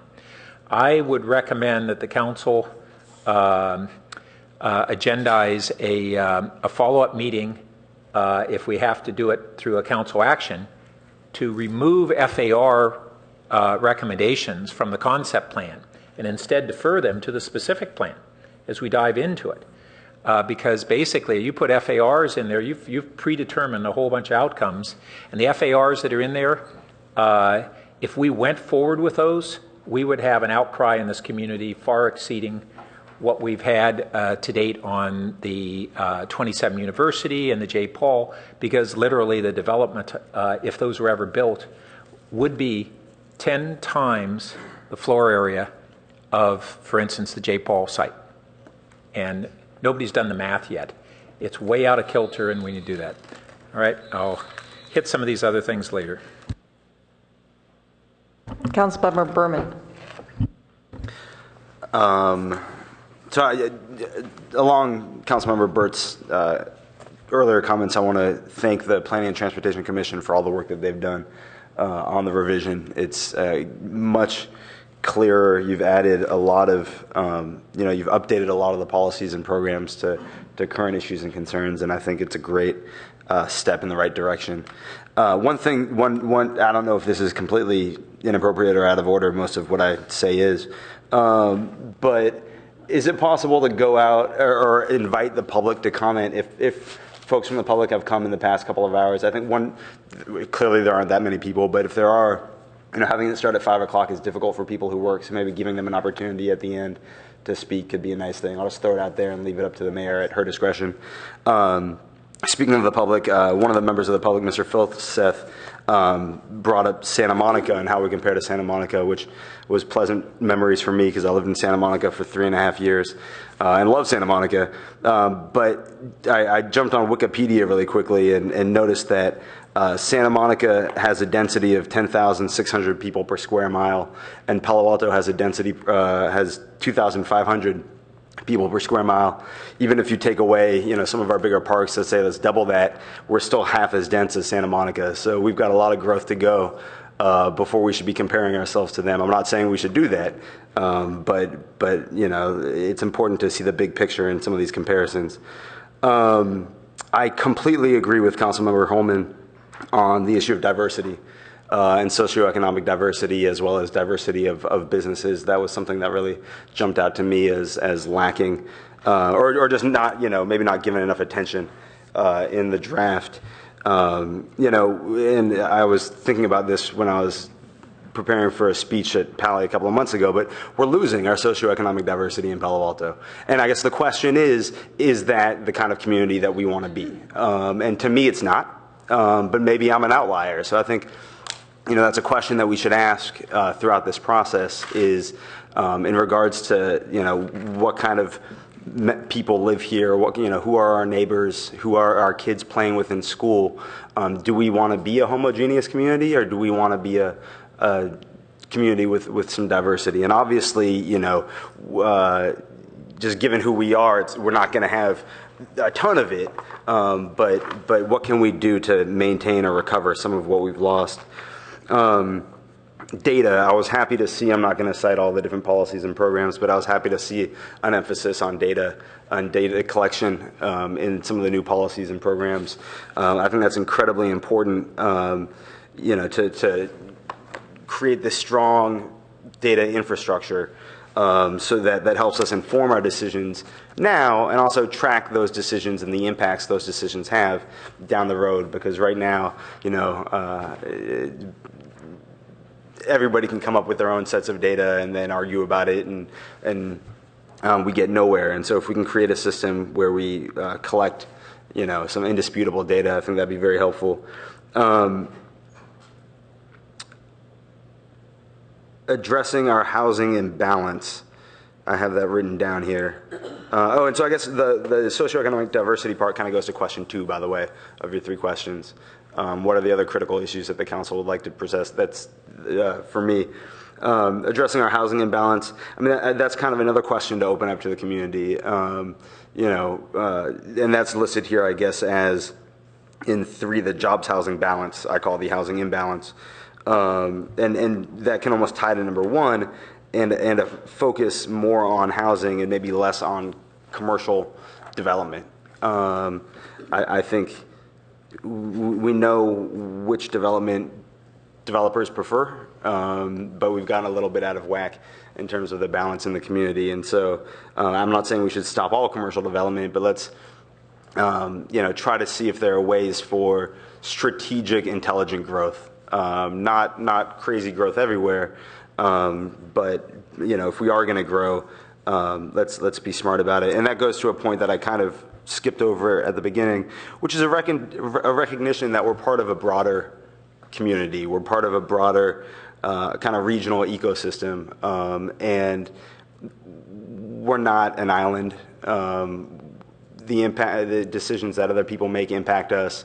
Issues like the development at San Antonio and El Camino, issues like the development that's going to happen on El Camino and Menlo Park, issues of how big, Steve Levy's not here, but he could give us a 45-minute presentation on how big the region is growing, and the jobs we're creating, the wealth we're creating. And so it's just important to keep that in mind as we're making these decisions. We're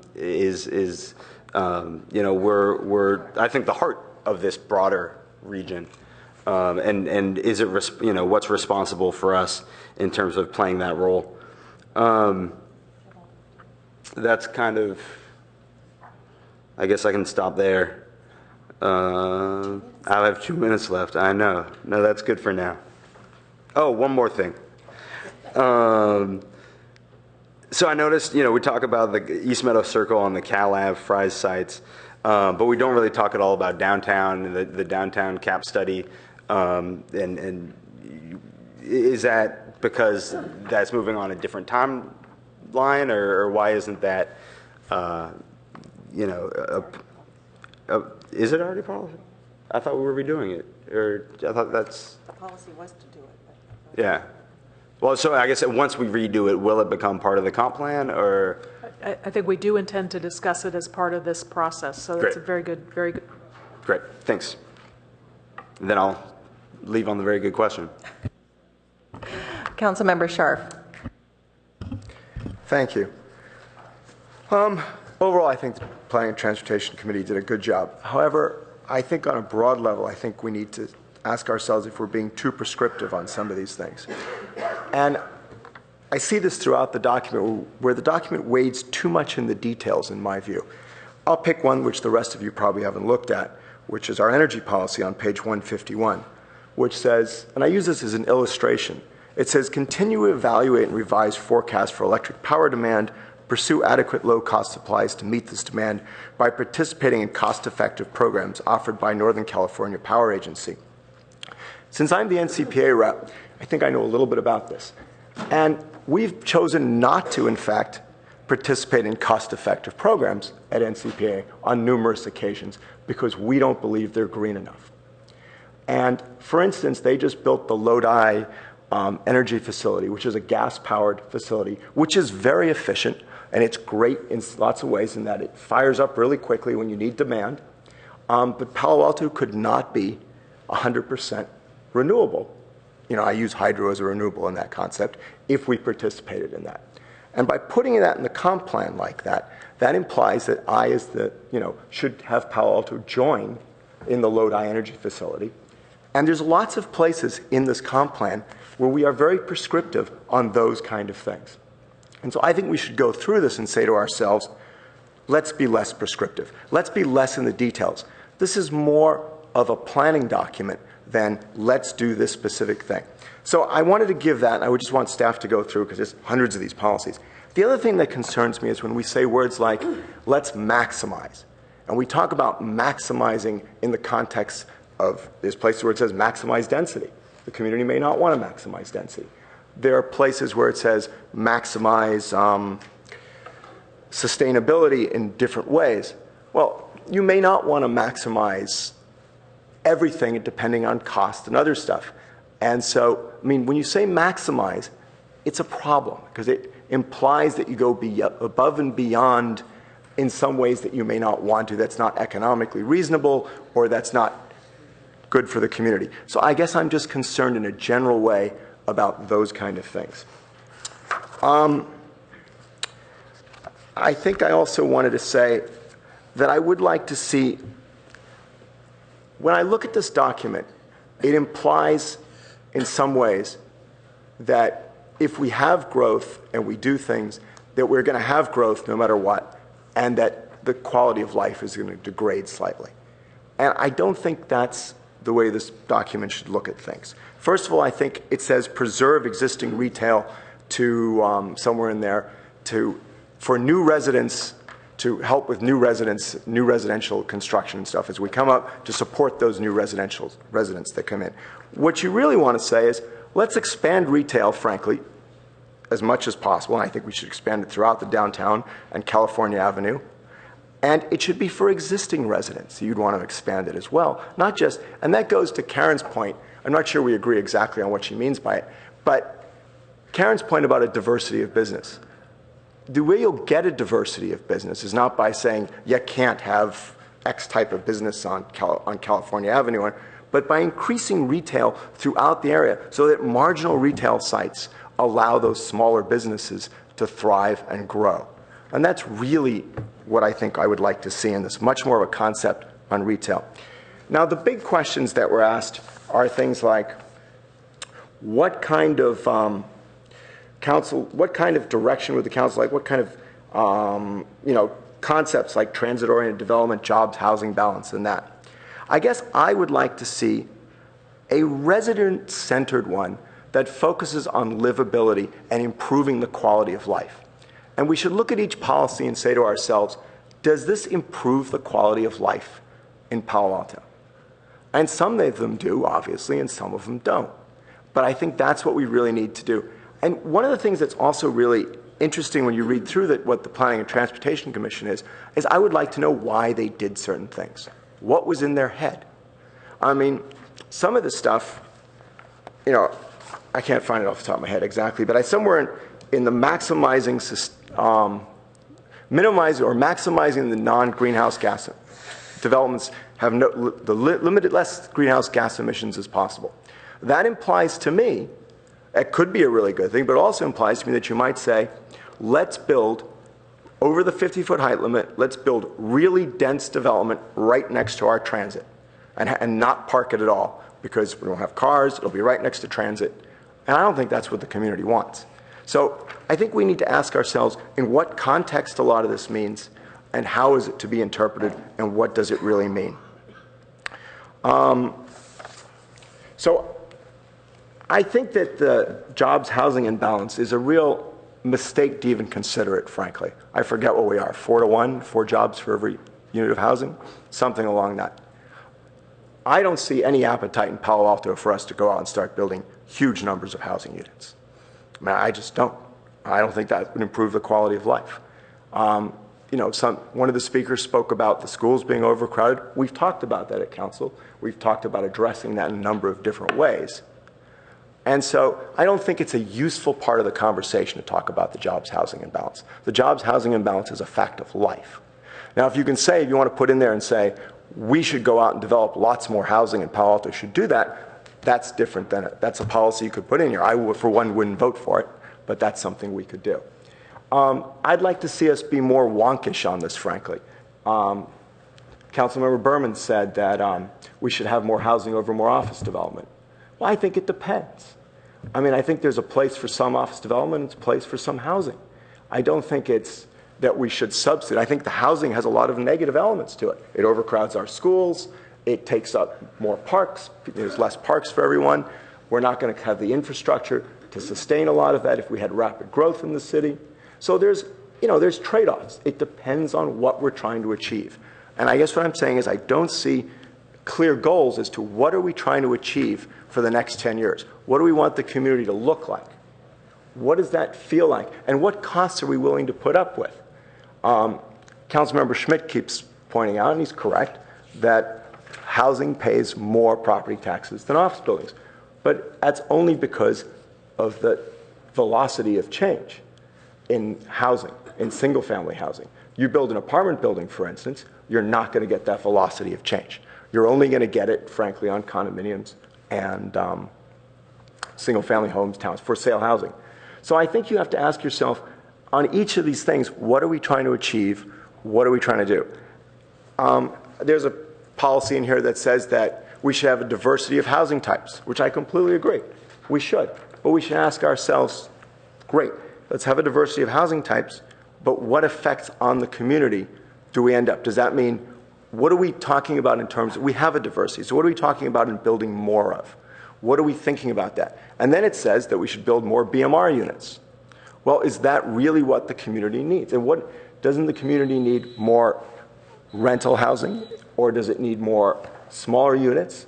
Those are the kind of questions what I would like to see answered. Councilmember Price.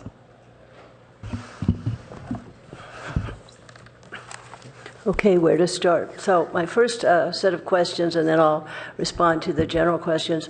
The document we have here is very, very thorough, very well done. I appreciate all of the work of the Planning and Transportation Commission and everyone who's been participating. My understanding of comprehensive plans is that you have a context for them, so that I'd like to know how you're going to be incorporating into this document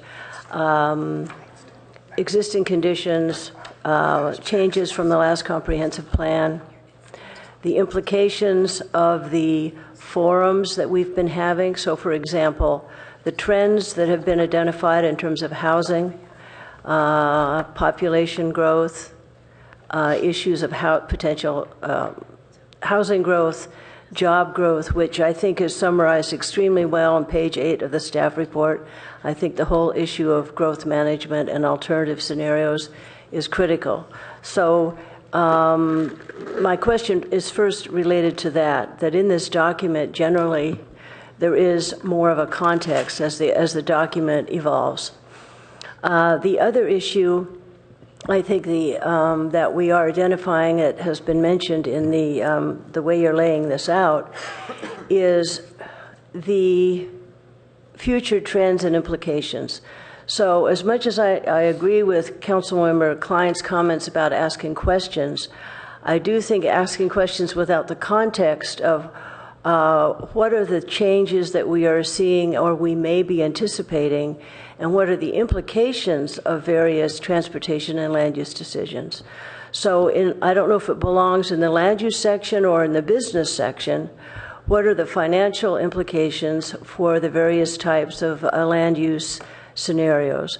For example, discussion of, in greater detail, the revenue impacts of mixed use scenarios. I do think that's important. I'm jumping around a little bit. The issue of the future implications, my latest mantra has been related to millennials, and I really feel this is critically important. What the millennials decide to do and what the seniors need, to me, are the kind of the linchpins to the evolution of the needs and the outcomes in this community. If millennials do not, in fact, maintain the issue of owning as many cars, and if they choose other transit opportunities and they want to live in different kinds of housing than maybe some of us did when we were their age, that has very significant implications on the urban design, the architecture, the issues of smart growth and density. I don't think I saw the phrase smart growth in this document, and if I had perfect control over this, I would say, could we have that discussion, and I would recommend that the implications of smart growth as it relates to transit-oriented development, as it relates to economic vitality and housing is critical. I agree strongly with Councilmember Berman on the issue and others who've mentioned the issue of diversity, because all of the signs suggest that we are becoming less economic diverse in our community. What are the implications of that? And it's very clear, and we've seen this over and over, the implications related to so-called affordable housing, which is not a phrase that can be used in any honesty in this region and many parts of the state. So I think, again, the housing implications are critical. There was a comment made about the art, public art, and implications there. We are doing a cultural arts or an arts master plan. So my question is, within this document, will there be references to related master plans and documents that are literally embedded in this document by reference or as an appendix? Historically, I think in many comp plans I've seen, there is that reference, so it serves as a path for someone who is reading this, so they could understand what some of the implications are. I think the scope as defined is very, very well done, and I think reemphasizes the issue of sustainability, green infrastructure, the implications of those decisions in terms of environmental, the protection of the environment, and the climate protection plan has been mentioned many times. In terms of the critical issues, I've mentioned some of my concerns regarding demographic change and the implications, particularly for housing. The other comment is, I am hoping that within this document there is a discussion of schools and school capacity, recognizing that we have absolutely no control over the decisions Palo Alto Unified School District makes. But I think we should make it very clear that the capacity that we are looking at in terms of the evolution of the community has very implications for school planning. And I don't remember if I saw in here any reference to Cubberley. It was probably there and I missed it. But I think that does need to be emphasized. The other comment, this is again, a lot of this is related to the structure of the document. I think it would be advisable to have a preamble to this document describing, you have some good language in here, but really describing why the language of the document is presented as it is. Ideally, you want something that makes sense, that's readable, that provides some flexibility, because we are not prophetic. We need to be able to have a document that gives some flexibility in terms of the evolution of the community over the next 10 years or so. And I think sometimes people read these documents. There have been some comments made here. Do we sound too prescriptive? Are we not prescriptive enough? I do think for the reader of a document like this, it's important to describe the nature of the language that's used, why it's done in that way. Let's see here. I think that covers most of my comments. Well, I'm quite good at trying to be brief. Those are my comments at this point. And again, this is great. I think it's looking very, very good, and there's work to be done. Okay, my turn. And then it looks like we might be able to have another round of 4 minutes, and we can use it however we'd like. First off, some of the comments that have been made, I share. I've heard them from at least 3 colleagues, and they are language related. And I've sat on council, this is my 5th year, and I know that sustainability is code for a lot of things. For me, it's code for SB 375, which is reducing greenhouse gases by reducing trips and by densifying housing. And this is one of the purposes of the what we term the ABAG numbers, even though they're state mandated numbers that we get distributed through the ABAG process.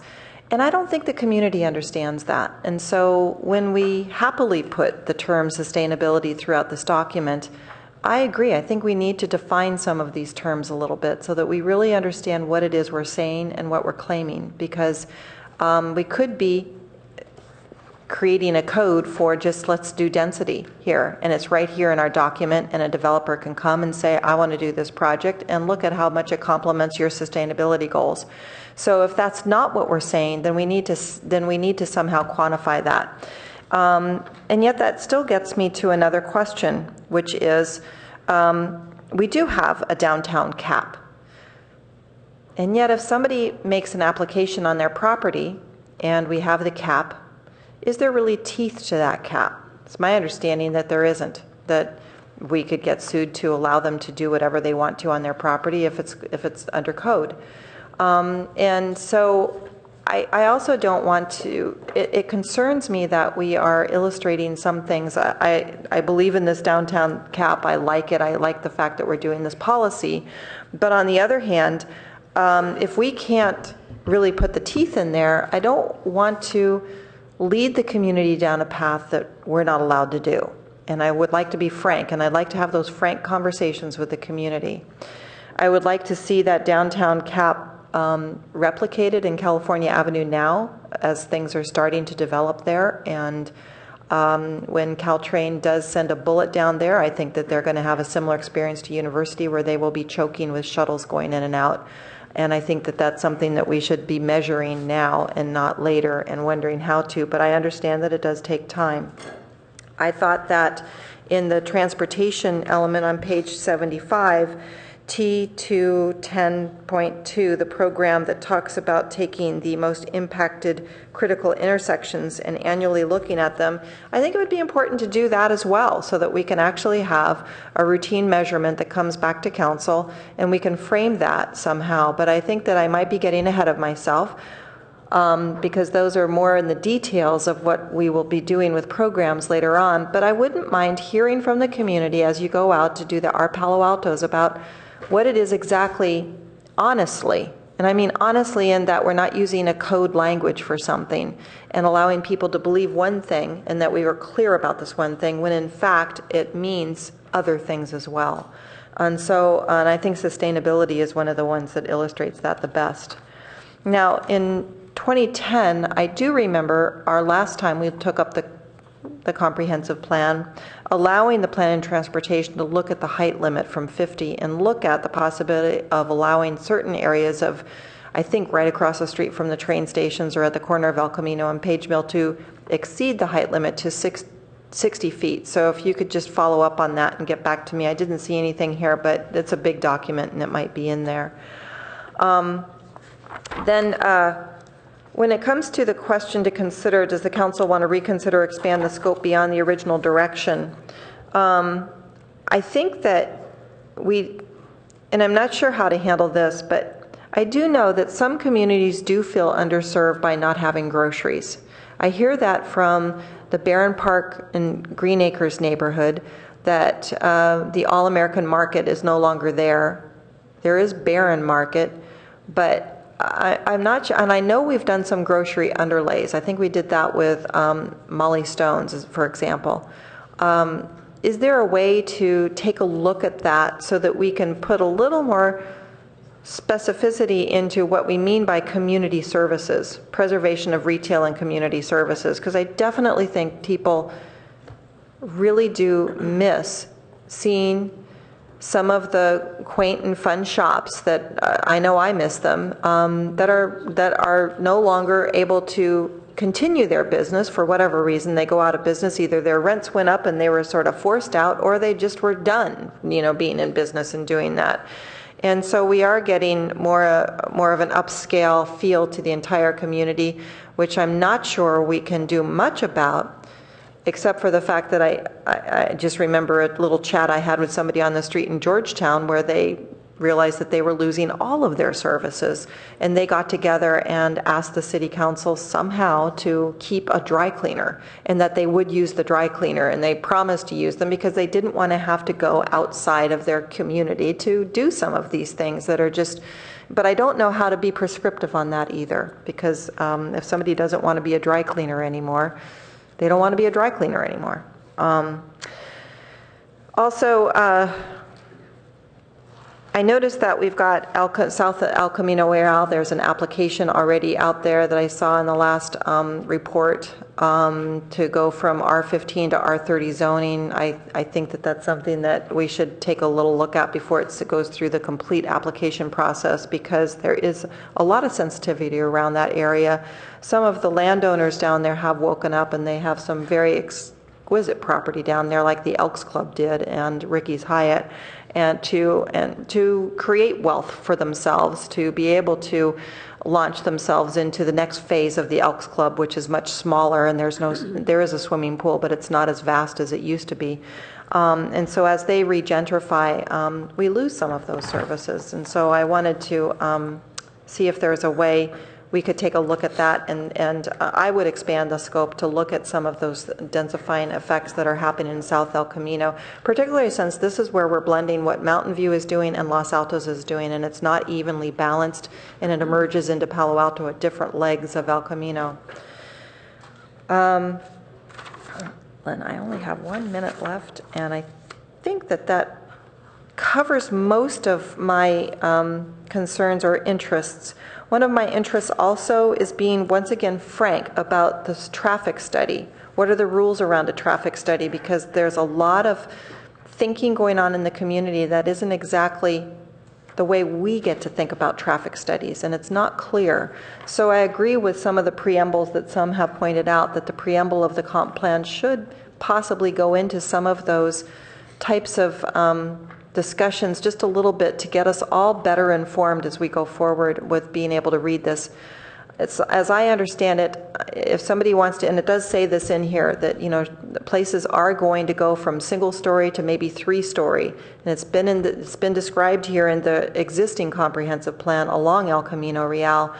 So if everything was actually built out, with all the land that's being used here, we would have a much bigger production of both jobs and housing right now at this minute. And I think that sometimes that's not articulated when we go out to the community. They kind of want to stop it here, when in fact there is no stop sometimes when somebody wants to improve their property.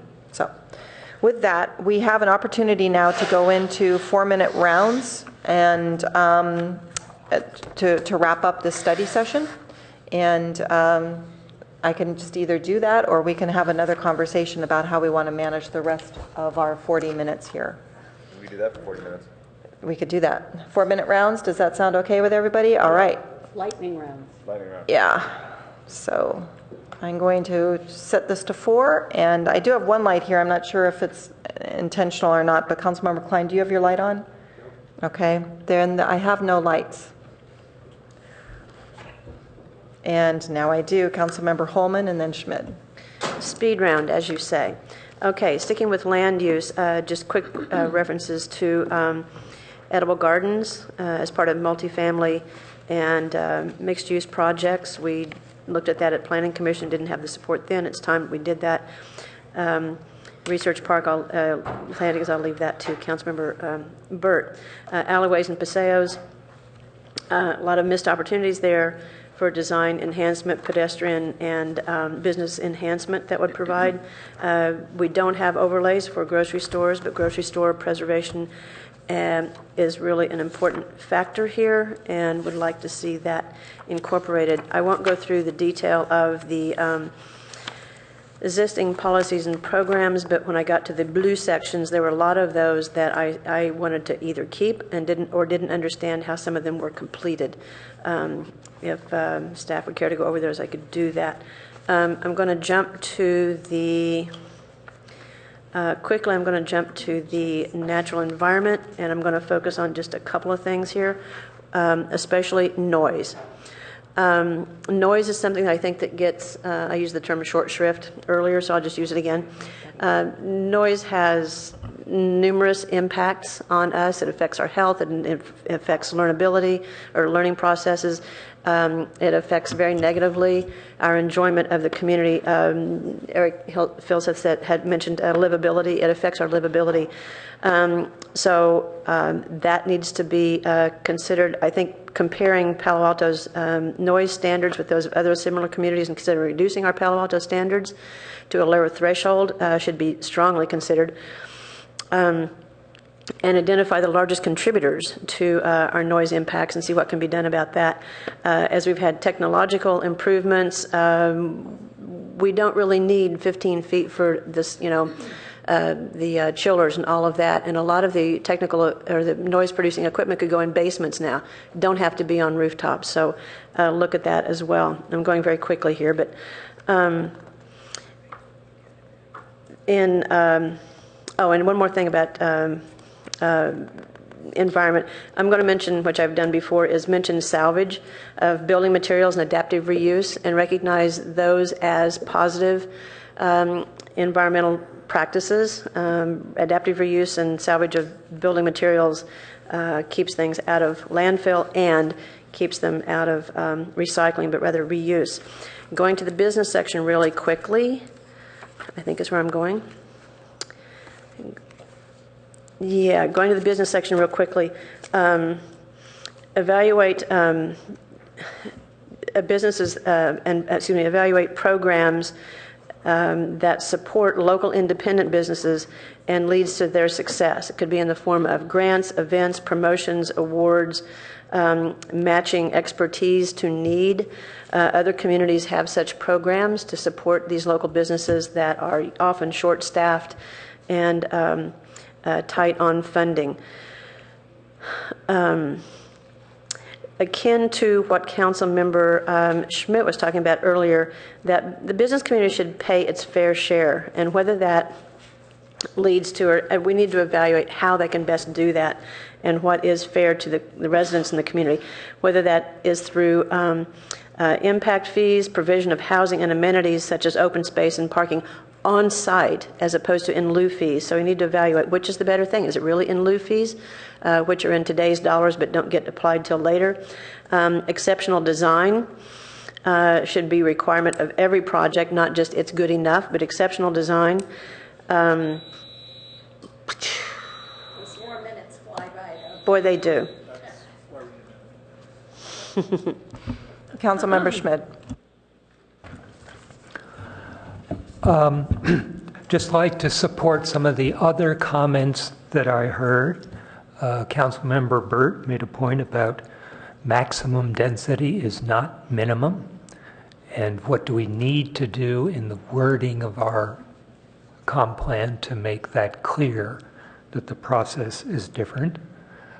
Support Councilmember Holman on our emphasis on design standards. And Councilmember Berman, who reiterated the point about the need for a good, solid database at the start of the planning process. I guess that works over to some of the issues we talked about, like the downtown cap. I think it's 1.5 years ago now. We talked about getting an update of the downtown cap and extend it to traffic and parking.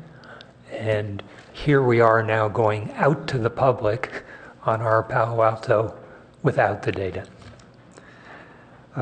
Traffic, parking, so many just basic numbers that would be helpful for the community to have as they start this process. Also, there have been a number of council actions taken which should give some priority to programs and policies. I would just point out 2. We've talked about South El Camino several times, but in 2010, the council specifically directed staff to do a concept plan for South El Camino before there was any intensification of zoning. That's 4 years ago. The PTC statement also mentions LEAD ND, neighborhood development, and the council voted again in 2010 that that would be a good process to help evaluate any concept plans that we deal with. So it seems to me council directives dating back should have some priorities on these issues as we go forward, or at least an indication that the council has thought these things are important. Finally, just a last comment on fair share. I think, again, in our economic chapter, there is nothing there on who's paying a fair share for changes in the city or even impacts in the city. And I think we need to take a serious look on that, and this comp plan should have some financial analysis into it, that what is the share balance between residents and businesses in paying for the city's infrastructure and services and housing, traffic, parking, shuttles. Another fair share issue is the jobs housing imbalance. For 30 years, we complained about the RENA obligations, mandates that came down to us that, quote, we should do our fair share because California was growing and we weren't growing as fast as the rest, so our fair share meant we had to do more. In the last 6 years, California is growing slower. It's a maturing state and is growing slower. The 3 West Bay counties are now growing 30 to 40% faster than California. So in terms of fair share, we are imposing on others, but we have discretion over what we need to do on the job side. So let's keep that in mind as we go through our comp plan discussions. Councilmember Klein. Yes, my comments are 2 categories. 1, to respond to a few comments made by my colleagues, and 2, to have some specific comments on the transportation element.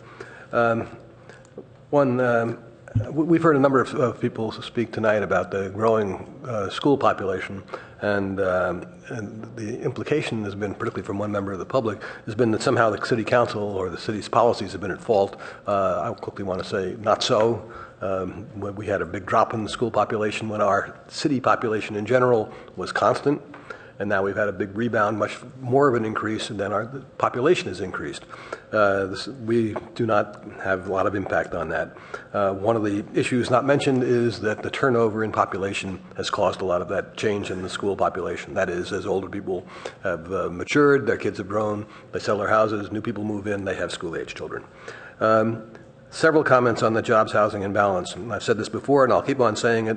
I don't think the jobs housing imbalance is bad. I think that people should stop regarding it as some type of vice.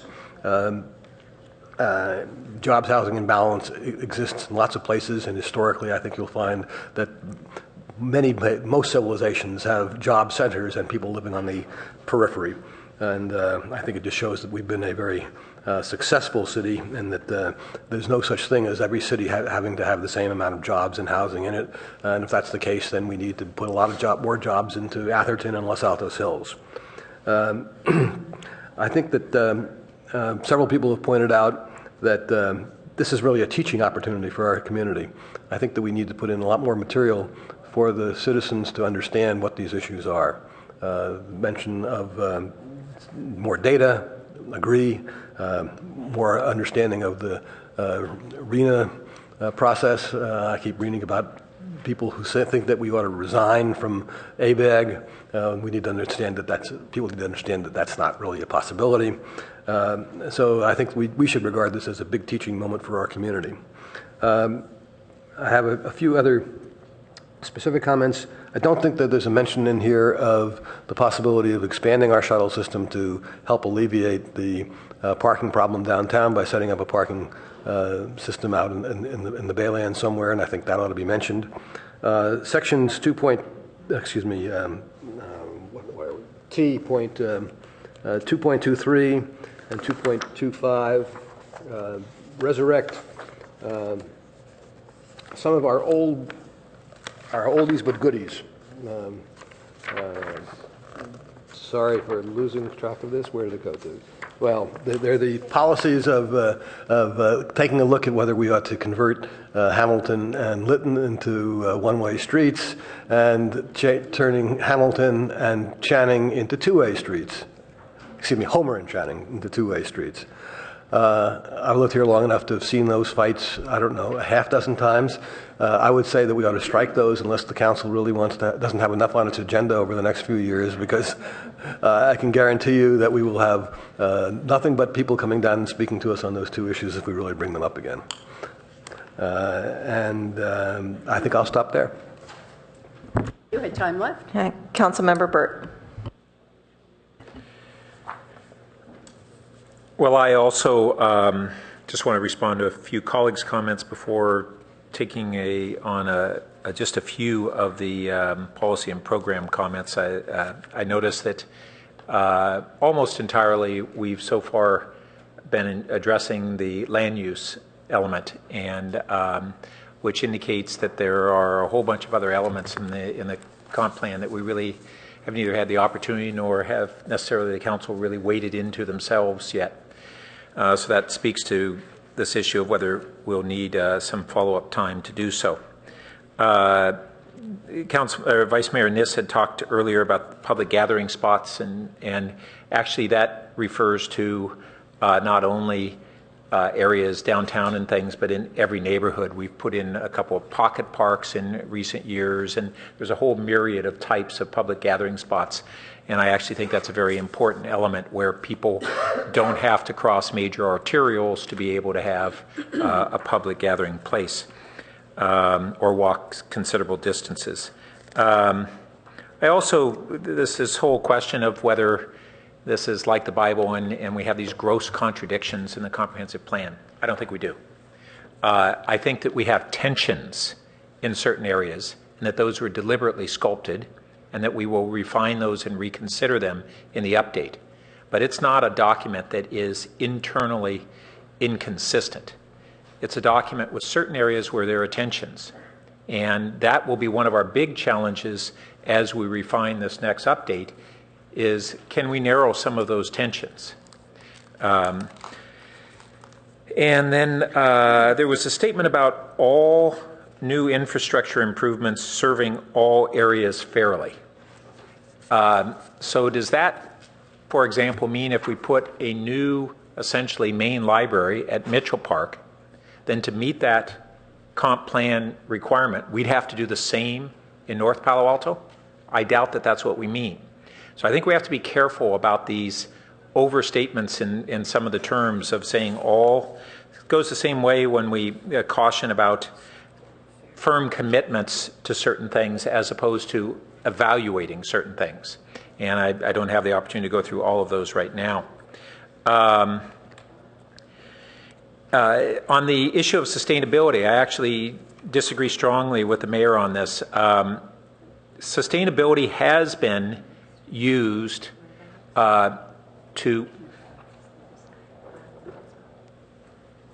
Sustainability has been used by various advocates to argue their positions, and that doesn't equate the term with whatever position they may use to try to bolster their position by saying their position serves a sustainable community. That doesn't equate the two, and I do think that it is overused.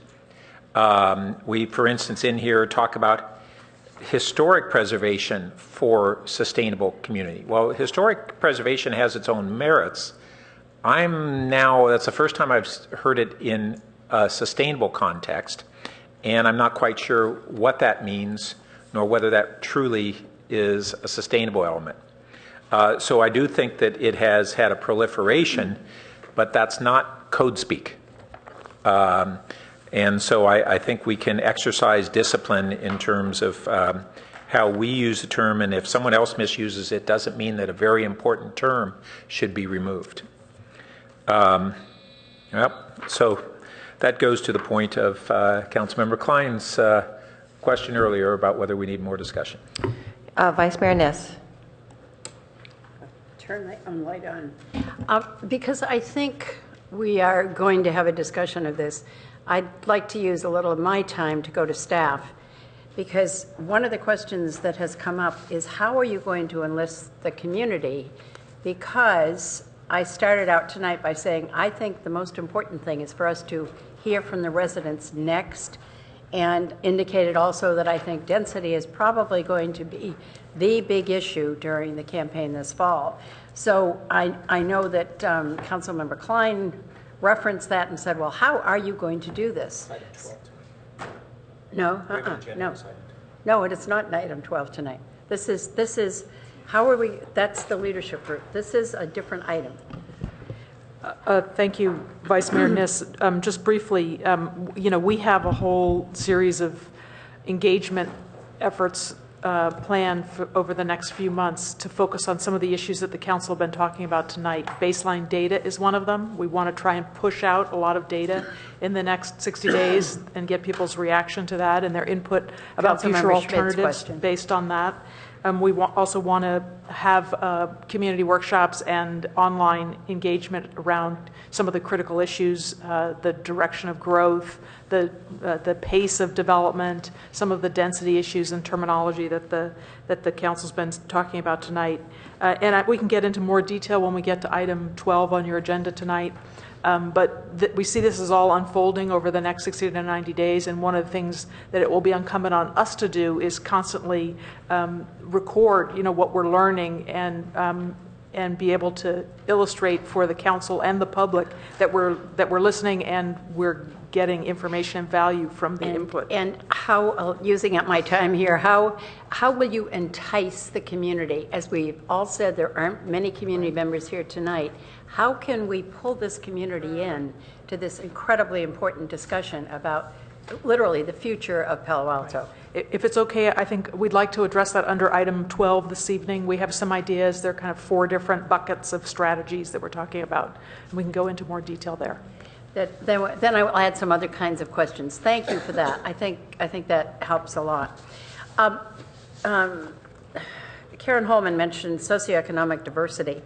And under that, I want to mention one other issue because I think that's important, but I'm very concerned about the huge division we have in this community now of people who are staying in their homes because of Prop 13, therefore they don't go on the market, and other people who are trying to get into the area then are paying absolutely exorbitant prices. We don't have any quick and easy answer for that, but I think it's one that we need to throw out there to the community in general. I hope once again we'll talk about what we've worried about, which is a more prescriptive way of looking at this, especially as we get into housing development. And earlier tonight we mentioned, can we do a third, a third, a third? I'm not sure how we could do that, but it's something worth looking at. I'm down to 42 seconds. So I would simply say on page 1, under the second bullet there, I think the most critical issue we face is this issue of development and growth and our long-term density issue, and how do we deal with that overall. I appreciate all the work, especially that the Planning and Transportation Commission did. Thank you so much, Mark, for being here tonight. And I actually think that plan that we did in the 90s just wasn't all bad, especially since you kept 80% of it. So thanks so much for all your work and all you have done. Councilmember Scharf. Thanks. I just wanted to reiterate, since Councilmember Burt stated as well, the overstatements in there. That's the same as my concepts of the maximizing of when you get, too prescriptive and you're too pushing it forward. I wanted to take a quick look at page 35, which is the L3.16. And I say this for illustrative purposes because there are other places. You want the comp plan? Yes, because there are other places where it's similar. It says revitalize Midtown as an attractive, compact neighborhood center with diverse local serving uses. Encourage a variety of neighborhood retail shops and services and the retention of the Midtown grocery store. So my concern with that is that, first of all, I think Midtown is fairly attractive. I'm not sure revitalization is the right word. I've heard community members express concerns that, that services, frankly, that uses that really aren't retail are creeping in that area. And so I really encourage us to go talk to the Midtown residents and find out what they really want.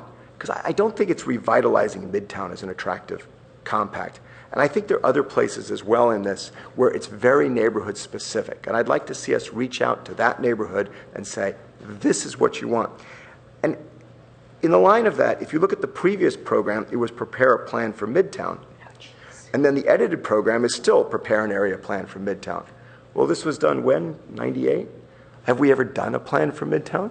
Does Midtown want us to do a plan for Midtown? I mean, it's been, 20 years. So those kind of questions should be answered. And if we're not going to do a plan, it probably shouldn't be in here. Maybe they don't want a plan. So I think those kind of things we really need to focus on. And then, let's see.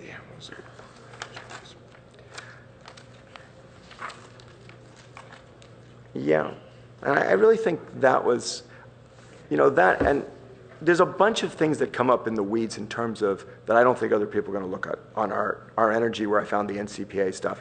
If you read through that, there's a lot of stuff in there, I think, that doesn't quite match up with where we are. And I'm not sure the planning and transport, I don't know if they prepared that or who looked at that, but I'm not sure that I'm not sure that even going out to the community is going to be that helpful on that. So I'm thinking on some of those things that maybe what we should do to save some time is council members might want us to put in comments on some of these more obscure elements, frankly, because otherwise I'm not sure how you're going to get it. But I'm open to any suggestions. And I'm done. Councilmember Price. Yes, thank you. A few observations.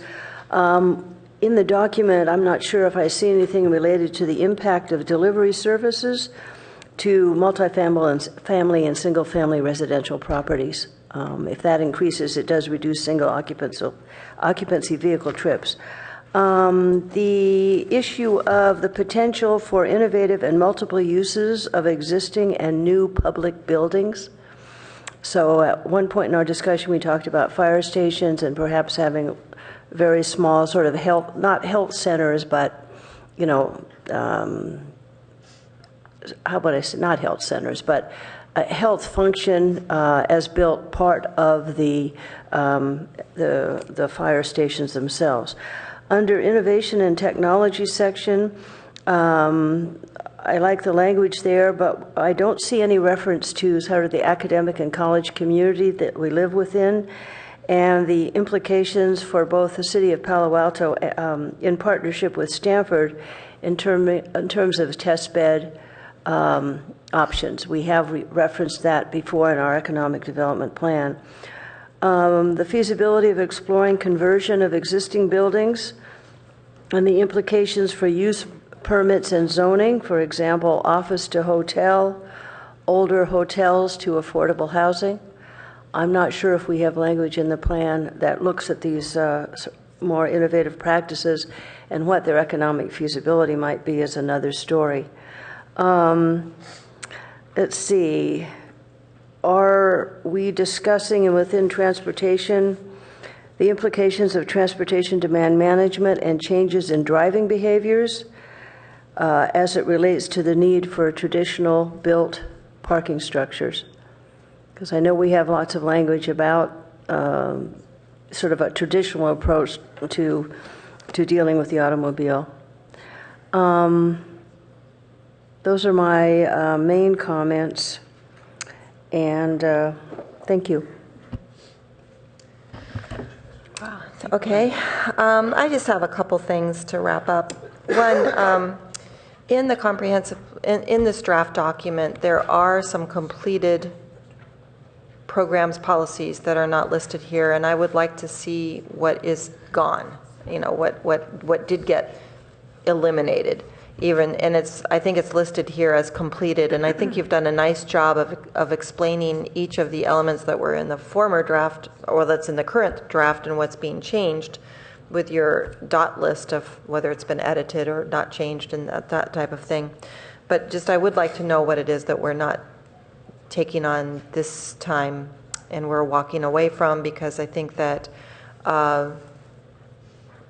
it's important to know for me. And I don't want to have to go back and forth between the books. I do get a little nervous when we talk about strategizing the type of zoning that we have to do for the housing element and the different compartments of types of housing, whether it's rental or condo or single-family home, based on how property tax receipts are received, and so revenue streams. I think that as Palo Alto properties continue to roll, our average assessment does continue to grow, and this experience has been going on for the last decade or more. I do believe that Prop 13 is still not the way that we should be operating, but we are. And but I also don't want to go chasing things that have high property values, and just because we want to capture that. I think that we should build for what we want. I think we've said that many times. I remember Councilmember Holman on campaign trail. We should build for what we want, or design, or zone for what you want.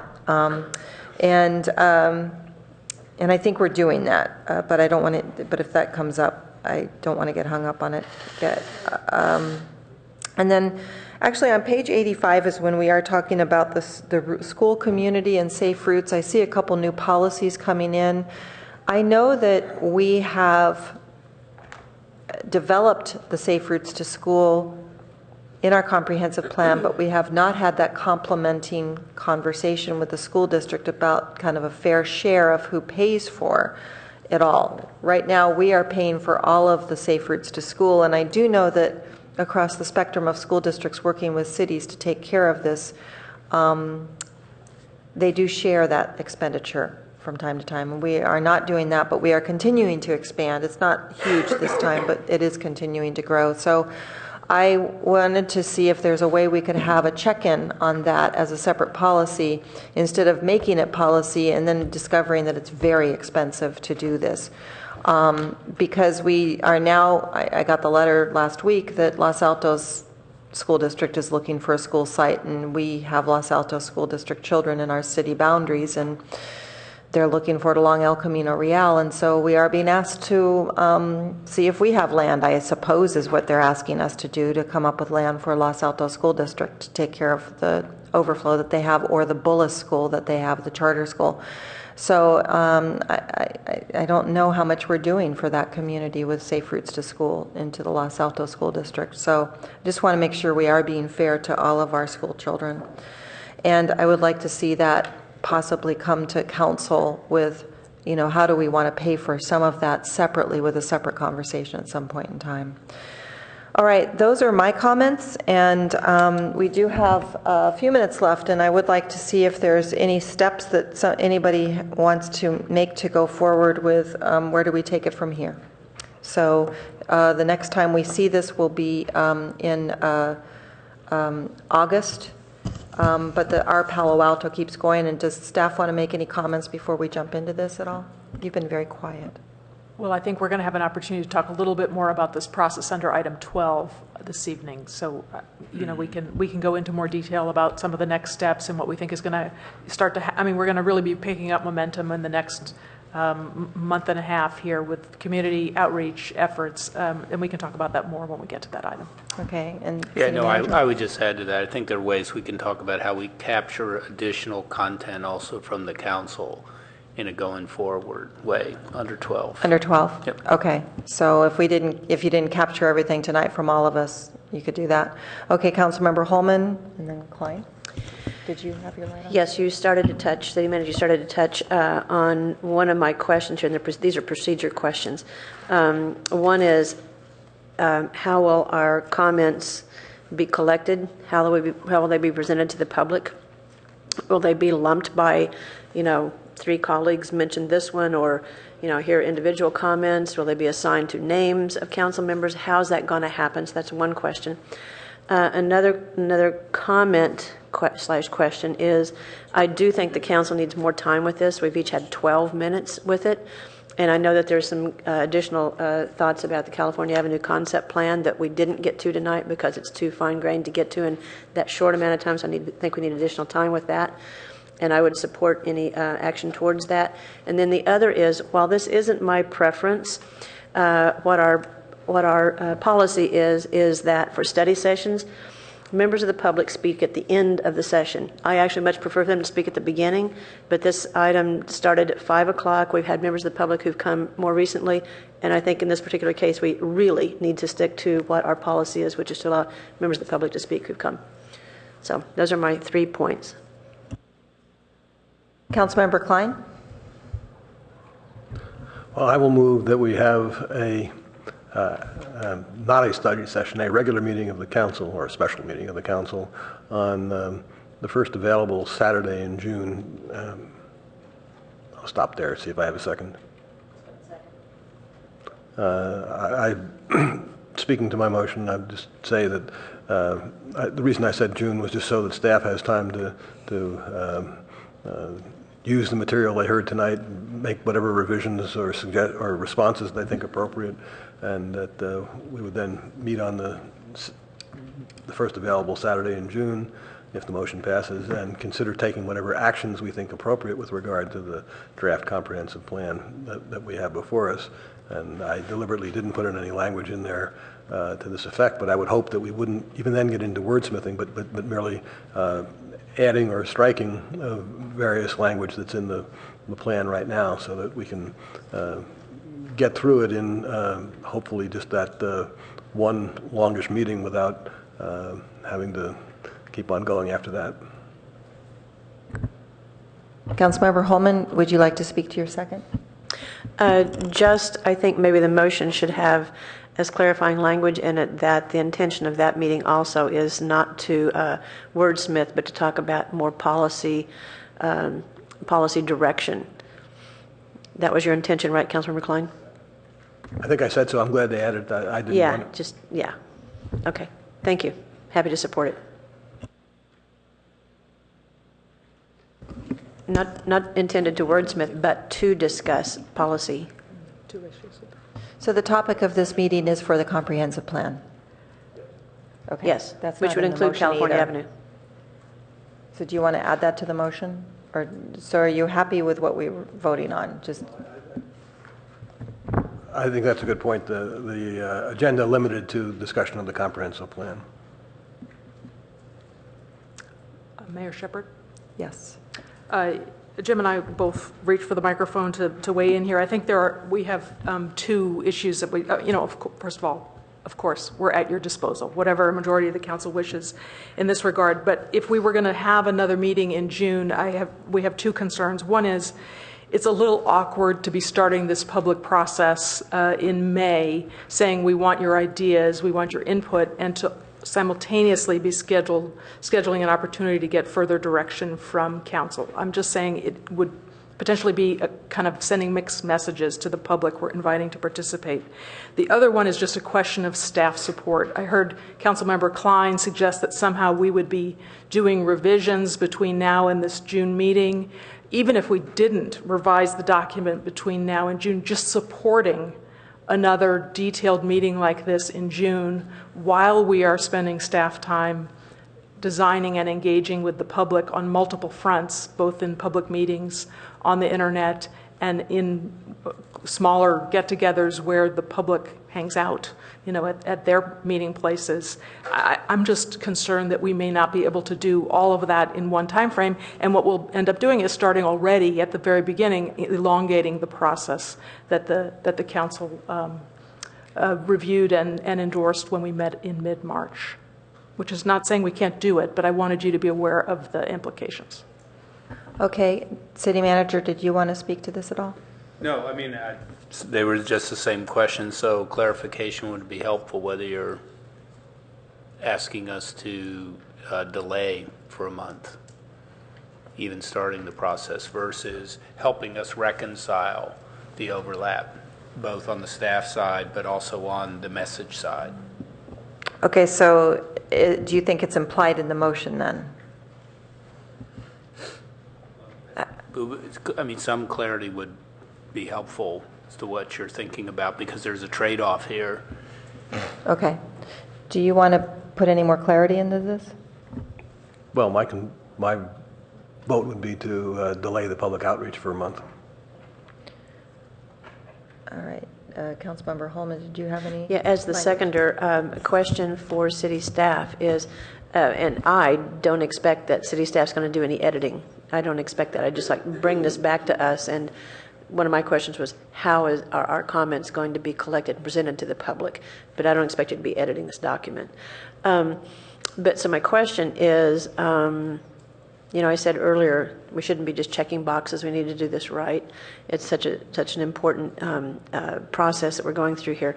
But is there a possibility of any Saturdays in June? In May, that might be possible to not put this process off for a month? Councilmember Holman, I've got 3 other lights on this. Well, it's a matter of whether this stays June or May, the motion that I seconded.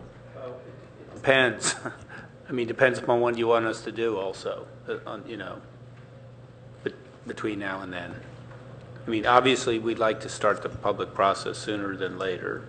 On the other hand, getting clarity about what you would expect us to be ready to do by then will be important just to know. Well, for me, it's just bring what we've got and bring it back to us so we can conclude our comments. It's not for staff to do anything additional in terms of work. Yeah, I think you've got different concepts. So why don't we hear from colleagues about what their interest is in this motion, if you don't mind. And I have Councilmember Burt. Okay, I think I heard a couple concerns from staff. One is that if staff had to incorporate what they heard tonight, then that adds a work level. And so if Councilmember Klein is okay with simply picking up where we left off, then that doesn't create a bunch of other staff additional work other than attending that meeting and just doing what we're doing now. So that would be one question of Councilmember Klein, whether that is acceptable as clarification in the motion. Well, there's nothing in the motion about staff doing any work, so I'm okay with them being where we are. Okay, that was in your comments, but yes, not the those motion, are my right? comments on it. And, okay. But if they, in response to what they've heard tonight, came back and said, "Oh, we made a mistake," for example, in the wording of that section that refers to public improvements applying to every place in Palo Alto, that'd be helpful. Okay. Second, Hillary, you had said that starting the public outreach in the Palo Alto before this next meeting would be a problem. So Councilmember Klein had suggested June, partly when he was envisioning that there'd be additional staff work. If we're not looking at staff updates prior to our next council meeting on this, could this be come back to us sooner than June, and then we don't have such an issue of this overlap? Well, a couple of things on that. One is I just wanted to make sure that the council understood that it's not just revising the document that constitutes staff work. I mean, you see a large team of staff I understand, here, but I got my question. Preparing for the meeting, drafting the staff report, preparing a presentation. I mean, I don't envision a new staff report. I don't understand. If we're not having updates, we're picking up where we left off. I don't know what the new staff report would be. So let's make sure we break it down and don't throw the kitchen sink into saying all this stuff would happen. Let's get sculpting this in a careful, thoughtful way.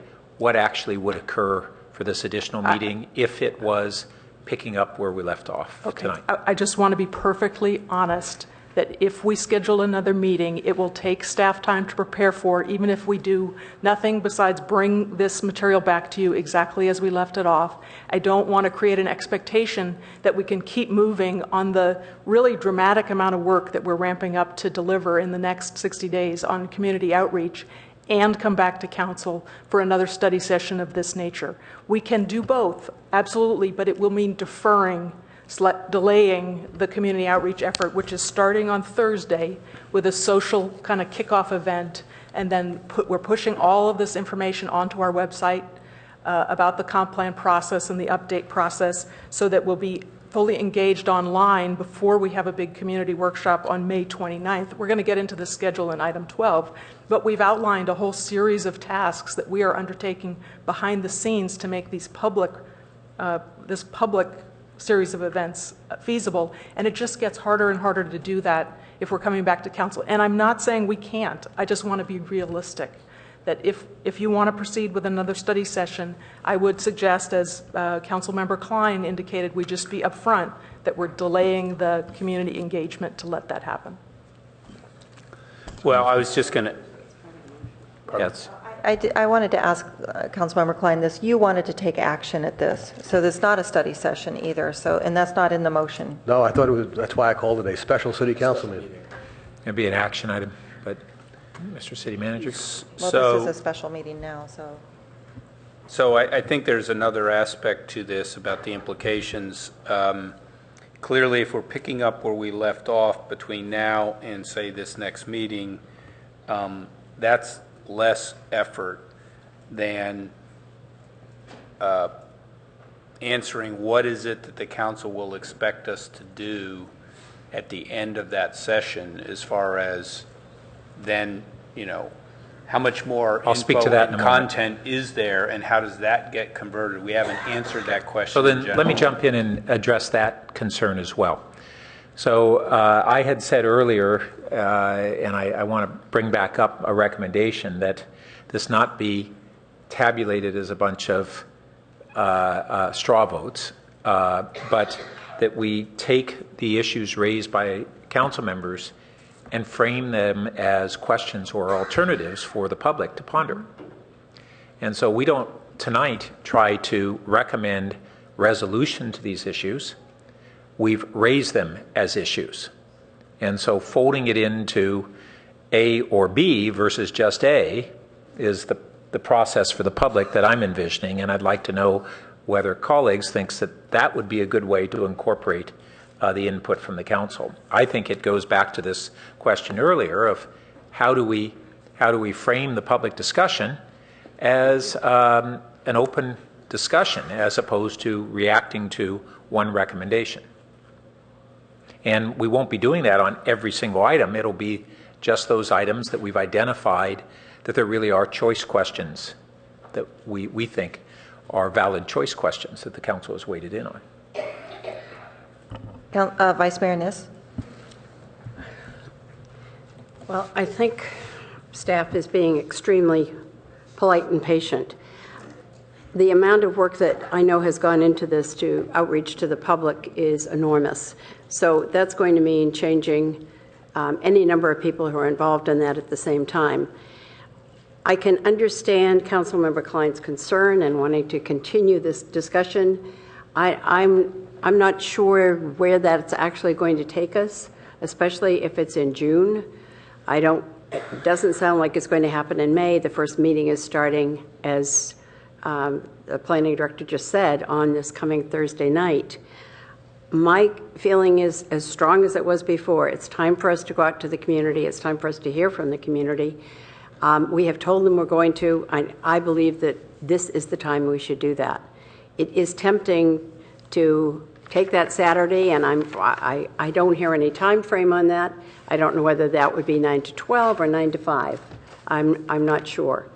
And I think from my standpoint, I'm very comfortable with us going out to the community and then hearing what they have said and having that help frame where we're going. And that was why, Councilmember Byrd, I asked earlier how the community would be involved, because I imagined this would come up at the end of the discussion before we got to number 12. Councilmember Scharf. So I'm also concerned about this. I am concerned about what we envision doing, which I don't think the motion is clear, on that Saturday. Are we going to go line by line through this and then take votes since it's an action item?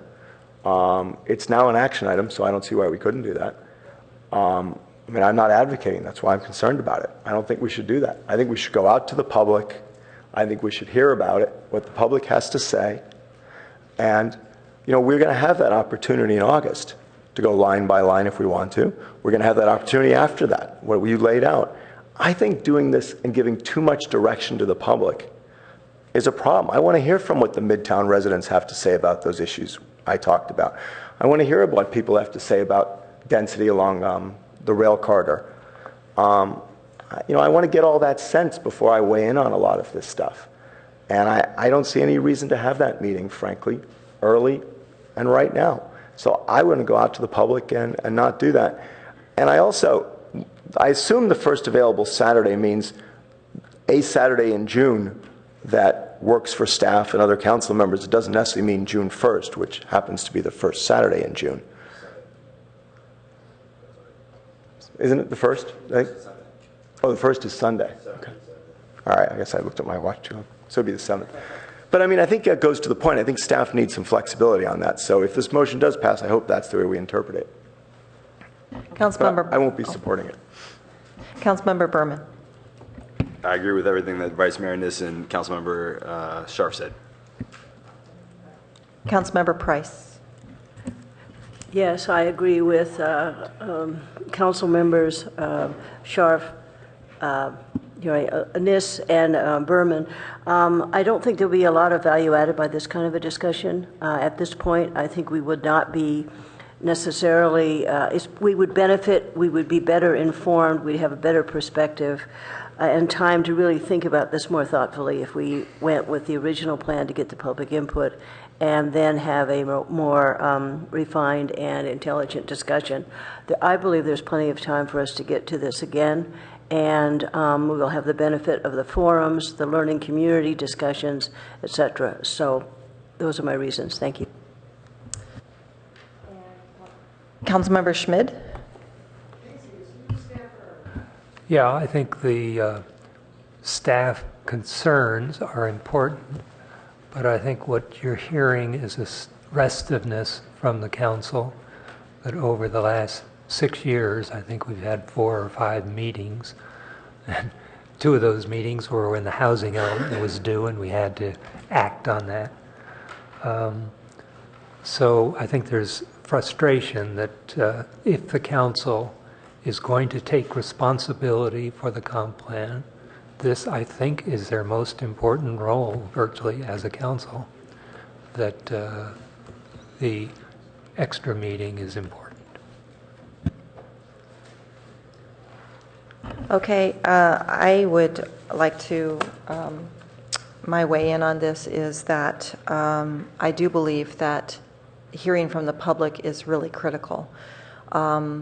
I don't like hearing from the public only around elections. I think this is the sort of organic way that we are trying to have the community dialogue and the community conversation.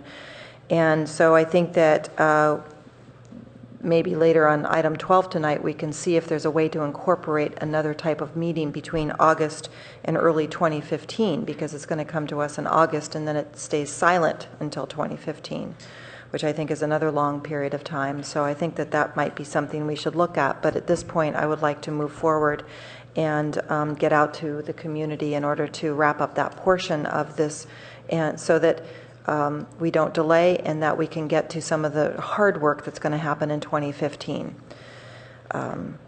With that, I'd like to go ahead and call for the vote. Could you clarify what the motion is? Okay, the motion is, if you're in favor of the motion, then we will be having a special council meeting on the first available Saturday in June for discussion of the comprehensive plan regarding policy direction. And that motion fails with council members.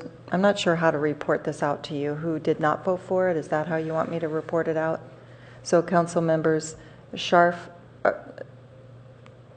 Niss, Shepherd, Berman, and Price not supporting the motion.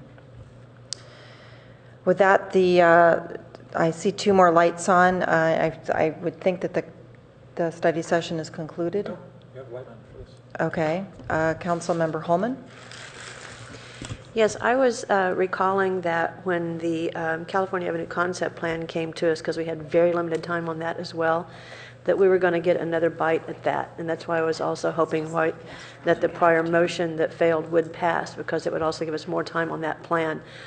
So when is the mayor and staff considering that discussion would happen? Because there's really good policy direction that needs to be provided for the specific plan before that goes forward.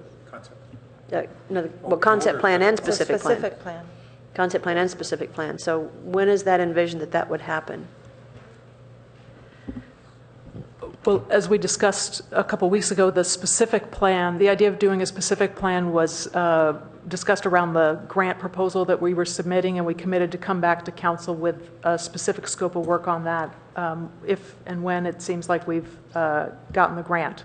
So that's something that I don't have a date for you on, but that's our commitment to come back to you with that specific discussion for the precise plan or the specific plan. In terms of the area plan, I guess our thought was that we would work through the next few months with the public to ensure that the alternatives we bring back to council in early August reflects a range of uses and densities consistent with some of the input we got from the council at our last meeting. And then you will have an opportunity to adjust. If you feel like we haven't adequately captured your thoughts and your concerns in that range of alternatives, that would be a time for you to give us a mid-course correction to make sure we bring forward a draft plan and draft EIR that reflects your input. Well, I know, and I don't mean to steal anybody else's comments here, but I am going to say this just because I've got the mic and I can say it. Supportive comments now. One of the concerns, as the concept plan is now, is it includes FARs. And concept plans, from my perspective, shouldn't include FARs. It's part of the comprehensive plan, and to be that specific, and the words used prescriptive, is not appropriate at that level of discussion. So there need to be some eliminations of that sort of thing having to do with the concept plan. Still going to the public, is that right? Councilmember Burt. Yeah, I think it would be a mistake to go forward to the public with some not only specific FARs, but some very high FARs, especially when you add the housing density bonuses as the stalking horse for discussion as a staff recommendation. And I think it would result in a likely big community blow up. So I will move that we have this item, California Avenue concept plan, return to council at the earliest possible date for, at a minimum, for action on removal of floor area ratios from the concept plan.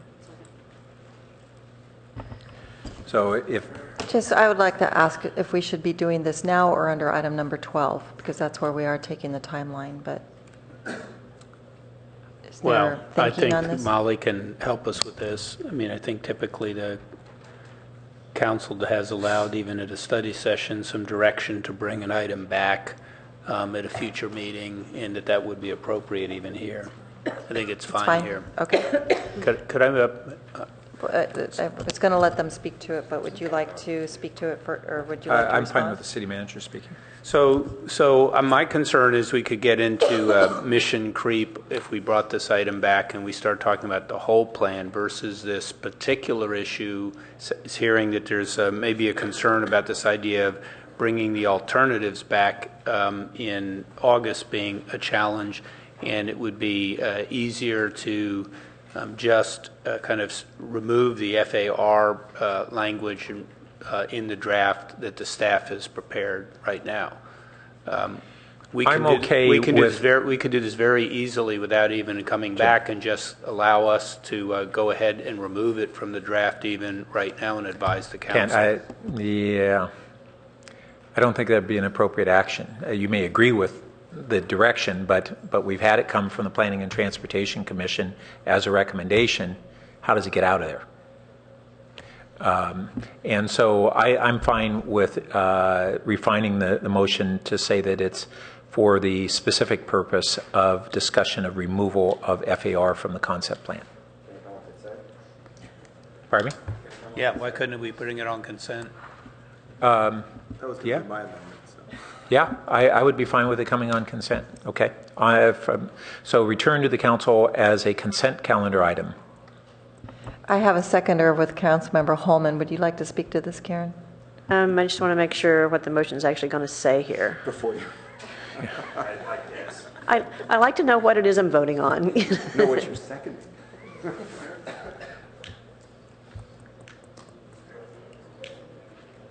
And it should read as possible for discussing removal of FAR from the concept plan.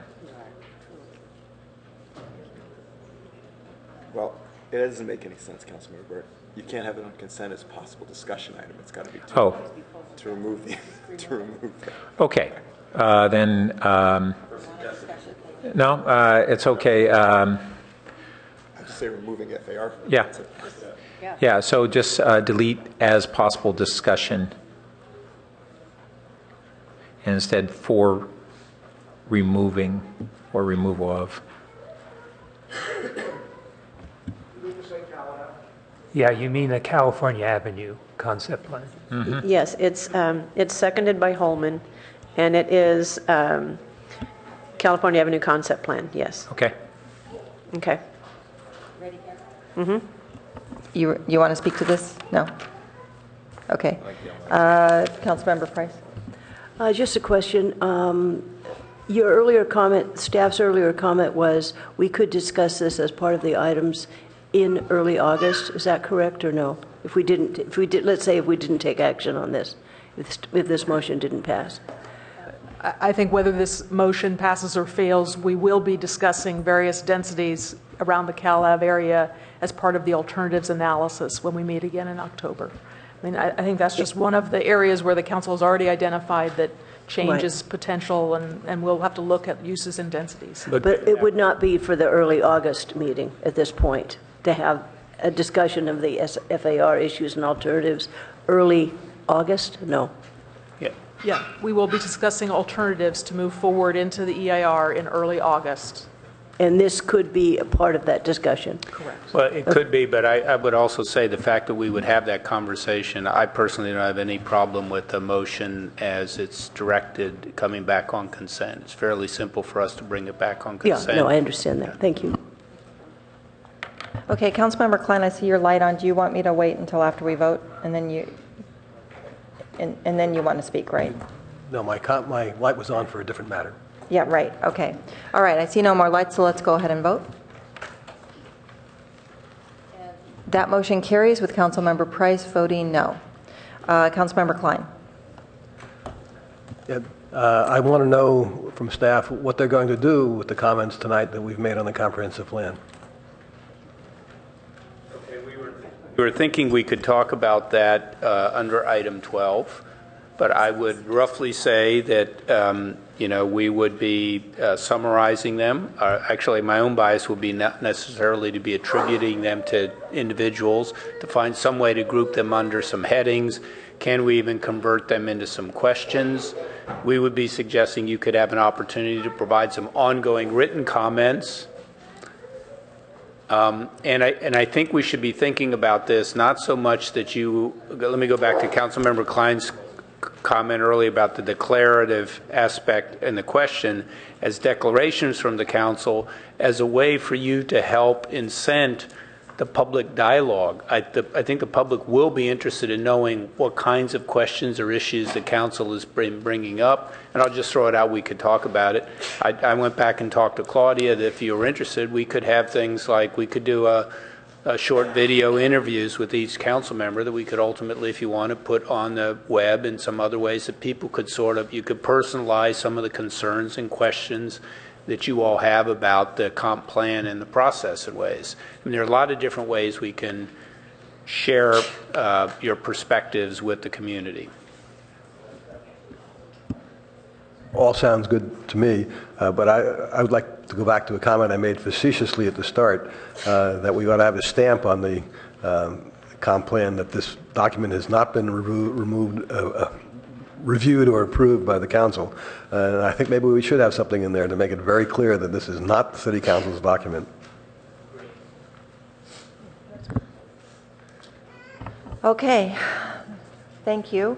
And we're going to move on. Can we just take I'd like to take a quick break, but it looks like we're ready to go for Aren't the we next gonna next Aren't we part of going to our let meeting. members of the public speak to this item, the ones that came late? I don't have any cards. Oh, really? Yeah, so Well, I'll be I darned. have cards for more other things, so. With that being said, since we have a full house here, I'm going to jump right into the next portion of our meeting, which is special orders of the day, and we have a proclamation expressing appreciation for the Electric Vehicle Task Force for outstanding public service, which I don't think we need to vote on, a proclamation. And Councilmember Burt will read the proclamation. And do we have somebody from the community receiving this? Peter, are you? Okay. Thank you. Councilmember Burt. All right, this is a proclamation expressing appreciation to the Electric Vehicle Task Force for outstanding public service. As follows. Whereas, in order to help meet California's health-based air quality standards and greenhouse gas emission reduction goals, including Governor Brown's executive order of March 2012 to support and facilitate the rapid commercialization of zero-emission vehicles, and whereas in response to City Council direction to help make Palo Alto a leader in promotion of EV parking, and whereas with the assistance of various city stakeholders, including EV owners, EVSE installers, contractors, and the Development Center Advisory Group to review the recommendations brought before the City Council, and whereas the entire collaboration resulted in the formation of the EV Task Force, which helped draft an ordinance that requires all new construction of multifamily residential, commercial, hotels, and mixed-use developments include the necessary circuitry for EV charging stations,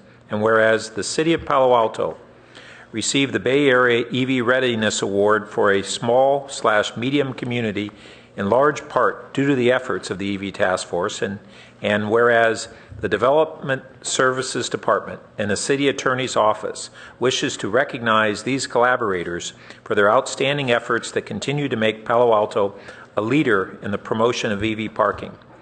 Now, therefore, on behalf of Mayor Nancy Shepard, Mayor of the City of Palo Alto, on behalf of the City Council, we do hereby commend the outstanding public service provided by the EV Task Force and records its appreciation, as well as the appreciation of the citizens for the public volunteer service and contribution to the city. Thank you very much. Thank you, Mayor and Council, for the proclamation. I'd like to recognize the people that made all this happen. If I could have the EVSE Task Force stand, we'd love to give them a round of applause. I know many of them would like to make a few words, but if I may, just to make a few points to this. Mobile sources account for over half of the emissions that contribute to ozone and particulate matter, nearly 40% of the greenhouse gas emissions in California. Palo Alto City Council, in their leadership in September of 2013, directed its Development Services Department to develop ordinances to promote electric vehicles in the city. We took the first steps in December of last year, if you remember, by requiring new single-family residents to install EV-ready equipment.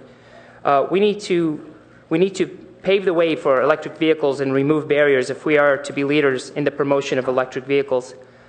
City of Palo Alto was named the 2014 most electric vehicle-ready community at the Charged and Connected Symposium on April 24th, 2014 at SAP in Palo Alto. And this award is a sign that we are on the right track. Palo Alto has one of the highest per capita densities of electric vehicles in the state, and therefore in the country. We have already reviewed the permit process and streamlined the time to get a residential electric vehicle permit from 70 days down to over-the-counter.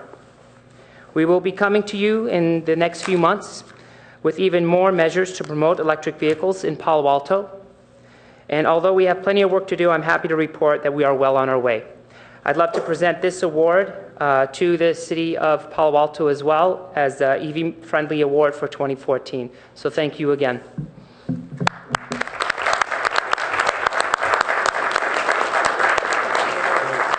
a picture of the award and yes.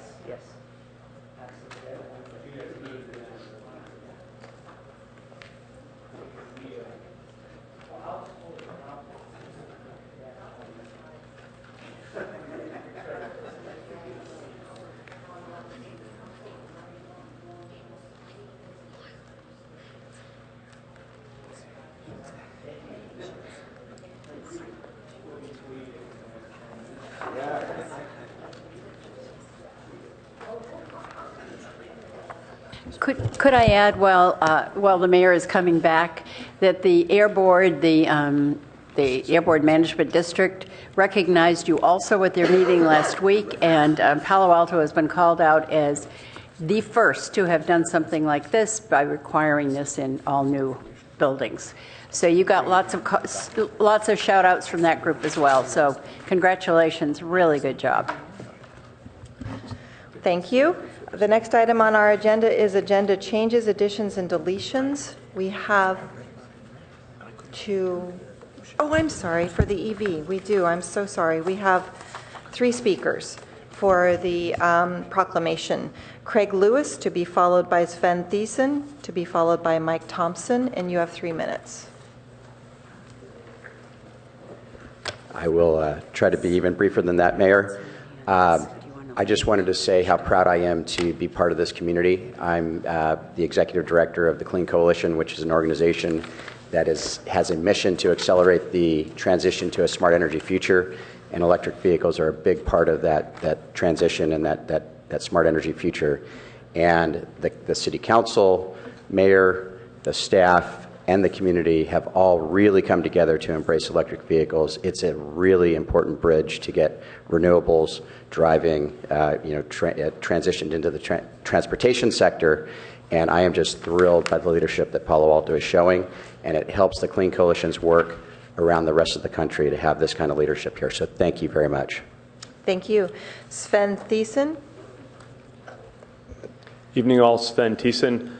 Again, thank you guys for being so progressive in allowing us to go first. We are the icebreakers.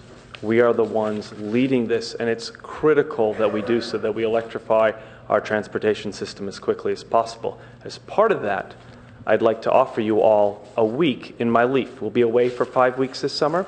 I've looked it up. I'm allowed to give each one of you up to, as a gift, reportable, $440 under the California blah, blah, blah Act. And to lease a leaf for a week or less is about $200. So you could actually have it for 2 weeks, but I'm only going to be gone for 5. So I know that Greg's got a Tesla, and I challenge him to do likewise, although I think his burn rate on the Tesla is more like $100 a day, so you only get it for half the time. But I'm very serious about that, and I think that's one of the things that we should be able to offer to employees, because there's a huge number of EV people out there that we all want you to get that EV grin. Thank you. Sven, I did want to just say that I did charge at your house the other day because it's close to my office. So thank you very much for that. I just need to check with the city attorney. Is that a reportable gift? Unless you are really, yes, it's free. Although Tesla owners have been known to drop off bottles of wine. I just want to let that be known. Leafs drop off beer, generally cheap beer too. It sounds like you have to go over and live there in order to charge at his place with you get his car. No, it sounds like he needs a bottle of wine. Yeah. Okay. Mike Thompson. So as an air breather, father, and EV driver, I thank you for the opportunity to serve the city of Palo Alto and advise the city of Palo Alto on making the city EV friendly. This is the beginning of defining the future and solving the issues that we're identifying with EV driving. Things like how you manage to get vehicles to turn over at the charging stations, how you make sure you have the infrastructure in there, how you install the stuff with a proper cost payback and something that's sustainable both as far as the transportation, the carbon savings, and the grid, and also in terms of the economics of running a city. Because we can't run on grant money forever. We got to turn it into a sustainable business too. So I'd also like to thank Peter Pernahad, who is quite the herder of the committee and a brave man for would you sit in front of 8 to 12 technical people and edit an Excel spreadsheet live. And he did it beautifully and brought us all together. So thank you, Peter. And in keeping with the EV rides, should the council be interested in any of the Drive Now Active E cars or any of those, you can follow up with me later, and maybe that can be arranged. Thank you very much. Well, thank you very much also. And that concludes comments there, and we will move into agenda changes, additions, and deletions. And I just would like to call out that item number 8 on consent calendar, the Google Network HUT license agreement, is not going to be heard tonight or taken up. That's right. We're expecting it to return on the May 19th meeting, Madam Mayor. But we also do have a correction on item 10, where there is more language. Do we need to include that in the motion when we approve it? If you could just make a note, we do have an At Places memo that indicates that that material needs to be part of the full packet itself. I think you can go ahead and move.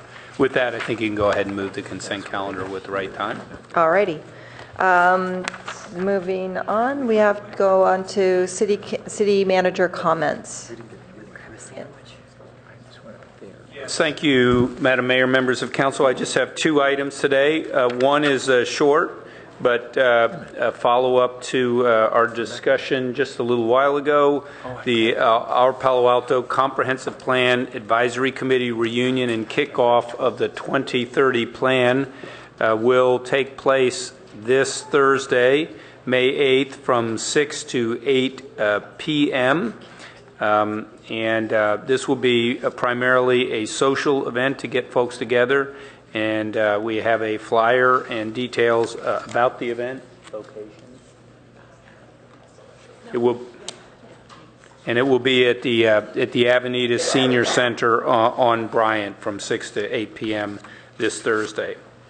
And then just a quick update as sort of a response to the ongoing drought issue. And we just thought, given the governor's proclamation, different media reports that the public is getting, we thought it would be good to quickly update the council and our community on where we are.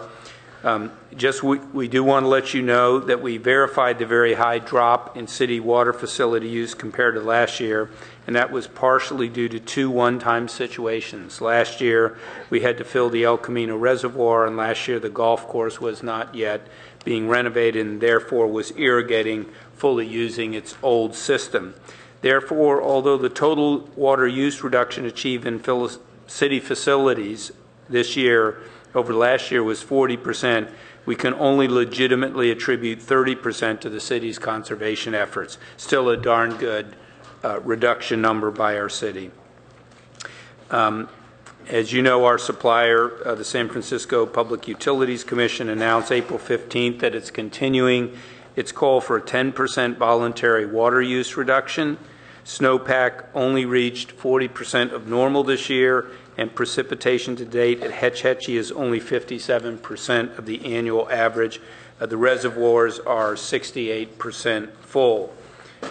The SFPUC 10% reduction target may be increased at any time, but a change is not likely before the next water supply update is currently scheduled for mid-June. And their decision depends on conditions and how well customers respond to the conservation request. The Santa Clara Valley Water District continues to call for a 20% water use reduction, and although Palo Alto doesn't receive water from them, we are part of Santa Clara County and partner with them on conservation programs. So we're impacted by their outreach, and I think actually many of our residents received a promotional letter that were sent to all county residents. Most dramatically, from now through September, the Water District have doubled their rebate levels for many water efficiency actions, such as removing lawns and installing better irrigation controls. And with our utilities also contributing, rebate levels for Palo Alto residents and businesses are now the highest being offered anywhere in the country. On April 25th, the governor issued a second drought declaration following his earlier January declaration of a statewide water emergency. And these declarations have not yet imposed water use restrictions themselves, but serve to heighten public awareness. Following our intensive outreach campaign, you can see the slide up above, we can report that Palo Altans have achieved a nearly 20% reduction in March and April compared to last year. And as I mentioned earlier, the city itself has received a 30% reduction. I have sent an email to all city employees thanking them for their past efforts and encouraging staff to keep eyes open when they're around town and on the job for possible water leaks, waste, etc., and report these situations immediately. So that's it on where we are with the drought, and that is all I have to report. Thank you. And moving on to oral communications. This is when you can speak on any item that is not on the agenda tonight, and we have received a lot of cards here. Since we have and we need to, and our policy is to keep this within 30 minutes, I'm going to limit the speaking time to 2 minutes and begin calling members out. And if you could come up right, I'm going to call two at a time, and if the next speaker could come forward and be prepared to speak. So Wynn Gersich is our first speaker, and you will have 2 minutes, to be followed by Melody Cheney.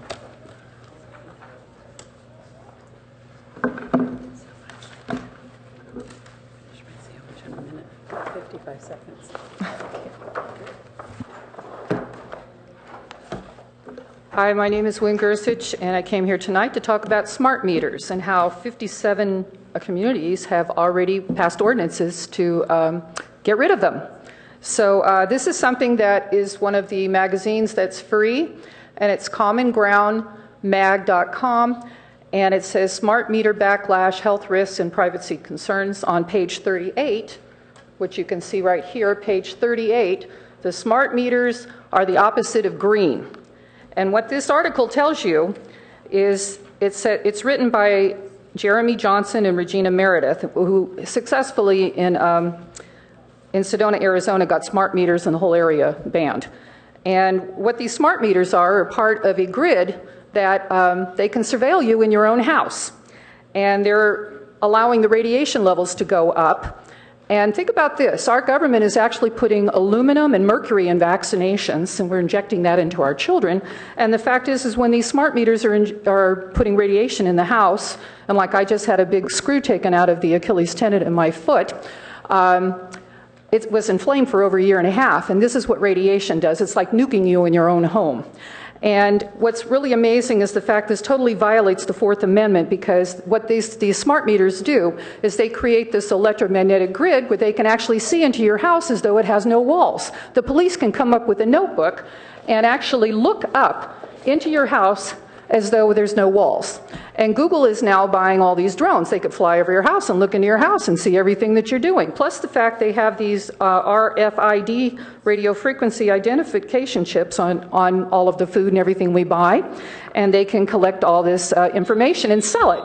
So please check this out. Thank you. Melody Cheney, to be followed by Myra Escalante. Good evening. My name is Melody Cheney. I live in the Buena Vista Mobile Home Park. I've been there about 13 years. I just want to give you a couple of facts about the people that live in my park, which is actually like my second family. There are 67 families in the park, which is a large part of the economic and diversity of the city, let alone the community that the city and the community will lose if we, God forbid, have to close. There are also 129 kids in the park. 99 of them go to the local schools. We have a 0 dropout rate. They go from elementary through high school. We also have some current recent college graduates and some people going into college, because kids and families know how important an education is. That's why they moved here. They have dreams. They have dreams to follow in their brothers and sisters' footsteps, going to high school, going to Gunn, going to other schools. Please, if you can, keep us open so they can follow their dreams. Thank you. Thank you. Maya Escalante, to be followed by Jennifer Guzman. Good morning, everyone. My name is Myra Escalante. I have been living in the Buena Vista Park for over 14 years. I have all my extended family living at the Buena Vista as well. We are here again tonight to remind everyone that the hearing will be next week, May 12, 13, 14 at 6:30 p.m. for the 3 days. We would like to invite all the Palo Alto residents to voice your support. In addition, we would like you to know that most of the Buena Vista residents work in the local markets, restaurants, and schools. We are the backbone of this community. We understand that the owner wants to sell the land. However, we want to emphasize that the proposed relocation benefits stated in the impact report are not adequate, and we want fair compensation. If we cannot save the park, we do not want to be taken advantage of. So I want to leave you guys with this quote. It's history will judge societies and governments and their institutions not by how they are or how well they serve the rich and the powerful, but how effectively they respond to the needs of poor and helpless. This is by Cesar Chavez. Thank you very much for your time. Thank you. Jennifer Guzman, to be followed by Luz Lopez. Good evening. My name is Jennifer Guzman. I am a 5th grader at Barron Park Elementary School. I have lived at Buena Vista for 6 years. I am very upset that the owner wants to kick me and my family out of our house. My mom is a single mother with 3 kids. She has 3 jobs, and it would be very hard for us to move and find a new place. I love going to school and want to continue going to the schools in my neighborhood. I want to be a teacher when I grow up. Please don't take this opportunity away. Thank you. Thank you, Luz Lopez, to be followed by Elisa Guzman. Hi, my name is Luz Lopez. I go to Barron Park Elementary. I am currently in 5th grade, and I would love to be able to go to Terman Middle School next year. I am very sad that we may leave our homes, friends, and our extended families. I always ask my parents, why do we have to go? And there is no answer. Thank you. Thank you, Elisa Guzman, to be followed by Angel Martinez.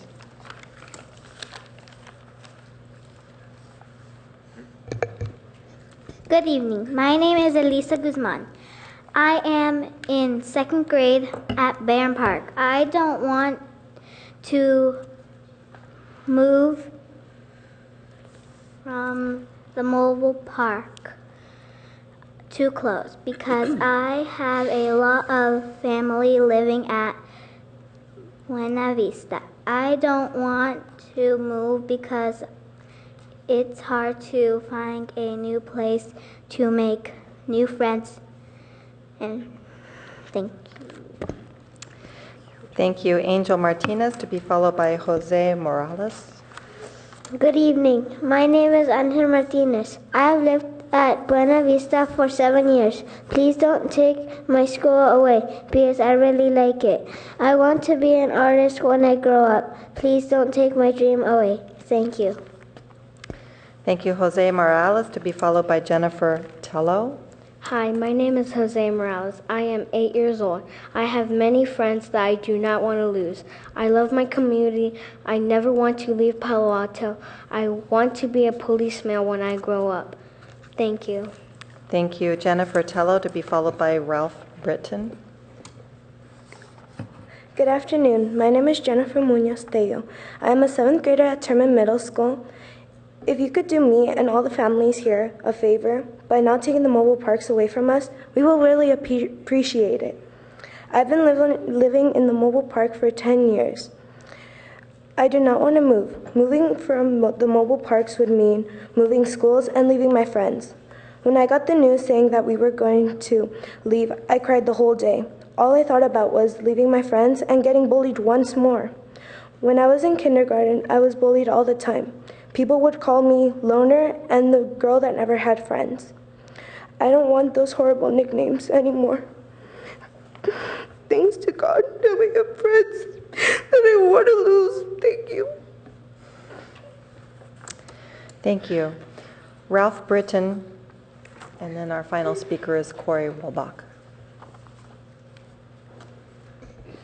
Good evening. I want to call your attention to the final item on your well, it's not on the agenda, but it's printed on the agenda, and that is the report from the staff regarding the transfer of the airport from the county to the city of Palo Alto. In that, you'll find that it's actually turned out to be a rather complex problem with something like half a dozen federal, state, and county agencies that have had to be involved in the process, and the county or the city staff has really worked diligently to to get us to this point, and I want to commend them for their fine effort in that regard. The final item on the list is the time plan or timeline, and the intention here is that by August 4th, we intend to bring the staff intends to bring to the council a document for approval, which would allow the airport to be transferred from the county to the city, with the idea that it goes to the county the next day. So it's critical that happen, because if we don't get the thing transferred by that time, we will lose about $150,000 of federal grants. So that's the driving feature for that. Finally, I'd like to invite people to the airport day on the 28th of September. Thank you. Thank you. And our final speaker is Corey Wolbach. Good evening. First, I want to make clear that I am not representing any organization or office this evening. My views and comments are my own. I'd like to say happy Cinco de Mayo. I'd also like to point out that in a couple of weeks, we're going to celebrate the 60th anniversary of Brown versus Board. Our work on greenhouse gas reductions in Palo Alto have made us a real leader in environmental justice. However, our community has challenges with other areas of justice, social and economic. We have a very segregated community. It's not an easy place for people who make less than 6 figures to live. And I'm very sorry to hear that we're going to be losing not one, but 2 members of this council by the next year. Gail Price, we're really going to miss your voice. You've spoken honestly and voted your conscience, even when doing so was not popular. Wisdom is not always politically advantageous, but it's appreciated. And I hope that whoever fills your chair next year continues that tradition. Thank you. Thank you. We now have 2 minutes that need to be approved for March 24th and for April 7th. Do I have a motion? So moved. Moved by the Vice Mayor, seconded by Councilmember Berman. Can we vote? And that motion carries unanimously. We now have the consent calendar, of which I have 1 speaker on item number 10. And Herb Borak, you will have 3 minutes to speak on item number 10. Thank you, Mayor Shepherd. I support the recommendation. However, I don't believe it should be voted on this evening, but instead you should place it on your consent calendar for your next meeting. The reason I'm making that request is because you have a memo before you at Places that says that the posted agenda misstated the proposed council action. Now, under the Brown Act, the purpose of posting the agenda is so that there is a description of the action you're going to take. If the action that's stated in the posted agenda is adequate, there's really no reason for the comments in this memo saying that the action was misstated. However, the fact that the memo says that the action was misstated in the posted agenda is evidence on its face that agenda doesn't meet the requirements of the Brown Act for the action you're being asked to take. So I would suggest that you place it on a subsequent meeting's consent calendar. Thank you. Thank you. Councilmember Holman? Could City Attorney please respond to Mr. Brock's comments? Sure. Thank you, Councilmember Holman. Actually, the item simply didn't use the technical words that we typically use when there's an adoption of an ordinance before you, but it does adequately inform the public that an amendment to the municipal code is contemplated. So you are able to take action on that tonight. Because it is an ordinance, there will also be a second reading on the item, which will provide a further opportunity for public comment should people wish to comment at that time. Councilmember Klein? Do you have your light on? Yes, I want to be recorded as voting no on item number 4. Okay, you will have 3 minutes to speak after we take the vote. So I need a motion to approve the consent calendar minus item number 8, which will not be taken up, and with the addition of the consent agenda item number 10, approval of municipal code amendment to mandate reporting of rabies vaccination, the memo that we've got from the city Attorney's Office? So moved. Okay, moved by the Vice Mayor, seconded by Councilmember Schmid. Let's go ahead and vote.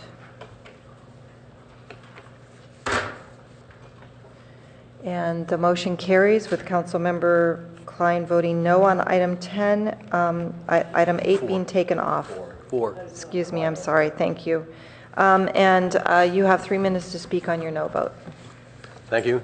I voted no on this when it first came to the council, and the fears I had, I think, have since come to fruition. Most of this money was spent on food. I think it was also spent for organizations that have in the past have had community events like this and will probably continue to do so in the future. This money is not being spread widely throughout the community. It's just a few activist organizations, and I salute them for being that, but I don't think this is the way the city ought to be spending its money. Thank you. Moving on to our action items. We have 2 items. As we discussed during the comprehensive plan, item number 11 tonight will be staff is beginning to expand the community engagement effort about the comprehensive plan update later this month. This next item allows us for discussion and direction to staff about the engagement plan and the composition of the leadership group that staff is proposing to form. Isn't it actually item 11 we're doing first? Yes. That's number 12, Madam Mayor. Then why do I have this? Thank you, you're very right, but I have this backwards then. Is that what I'm saying? Okay, so this is item number 12. I'm not going to say that again, so let me finish it. And thank you for bringing that forward. This is when we can make comment. There is no proposed motion on this, though, so please note that this is for us to have discussion about, but we don't have to change anything if we don't want to. Now, item number 11 is the CBDG, and this is something that I don't have a script for, Jim, but this is a routine that is, we're in our second period on, we have a 2-year process. This is the second year of the process that we approved last year. So this is an update and a confirmation so that it can then go into the budget. And we have a short presentation. So I'm going to go ahead and let staff kick this off. Thank you, Mayor Shepherd. Hillary Gittleman, the Planning Director. I'm joined by Consuelo Hernandez, who's going to give the staff presentation. Thank you, Hillary. Good evening, Mayor, members of the City Council. Consuelo Hernandez, CDBG Planner. Tonight we bring before you the budget for fiscal year 15. As most of you are aware, we receive funding from the U.S. Department of Housing and Urban Development on an annual basis as an entitlement city under the CDBG program. In order to be eligible for funding, the city has to prepare a 5-year strategic plan, referred to as a consolidated plan, and then a 1-year action plan that details the steps and programs that the city will take to address the needs in the consolidated plan. As you can see from this slide, over the last 5 or 6 years, Palo Alto's funding has decreased, and this is related to the change in use of the 10-year census versus the ACS. And as you can see from last year, we are experiencing a 7.1% reduction, but our budget is actually comprised of entitlement funds, program income, and prior year resources. And these are funds that have either not been spent or a project was completed and there was money left over. Palo Alto has 5 funding categories in which to allocate funds: public service, planning and administration, economic development, housing, and public facilities. The federal statute places 2 spending caps on public service activities and planning and administration. Public service activities are similar to those that we fund under HISRAP. And as you can see, for fiscal year 15, the spending cap is placed at $95,320. And these are the services and projects that we're proposing to fund for next year. The HRC and the Finance Committee agreed to fund 2 of these organizations at a higher rate than the others because they address the priority needs in the consolidated plan. And that is the Opportunity Center and the SRO Resident Support Services Program. The second funding category is for planning and administration. We are once again proposing to fund the Project Sentinel under planning and administration. This way it leaves for additional services provided under public service cap. For fiscal year 15, $113,996 is proposed for this category.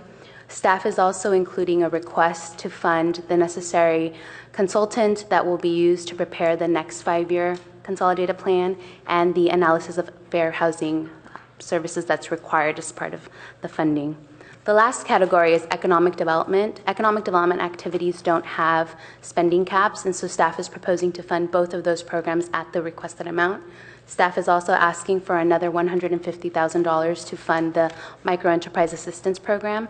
As part of your packet tonight, you also received an informational report on our progress over the last 9 to 10 months. And if some of you have heard, we have achieved our goal of funding more than one microenterprise for fiscal year 14. So we're funding 6 individuals as part of that.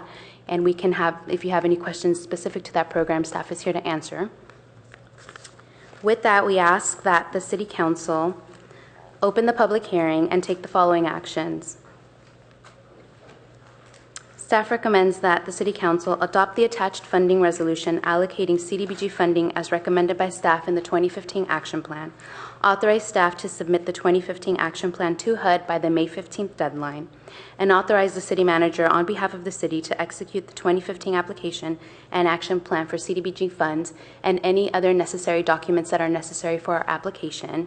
And the fourth is an item that the Finance Committee asked of staff, and that's to, beginning with CDBG 2016 cycle, that staff provide pertinent information describing the Microenterprise Assistance Program with the action plan staff report. Staff, again, is available to answer any questions that the council may have.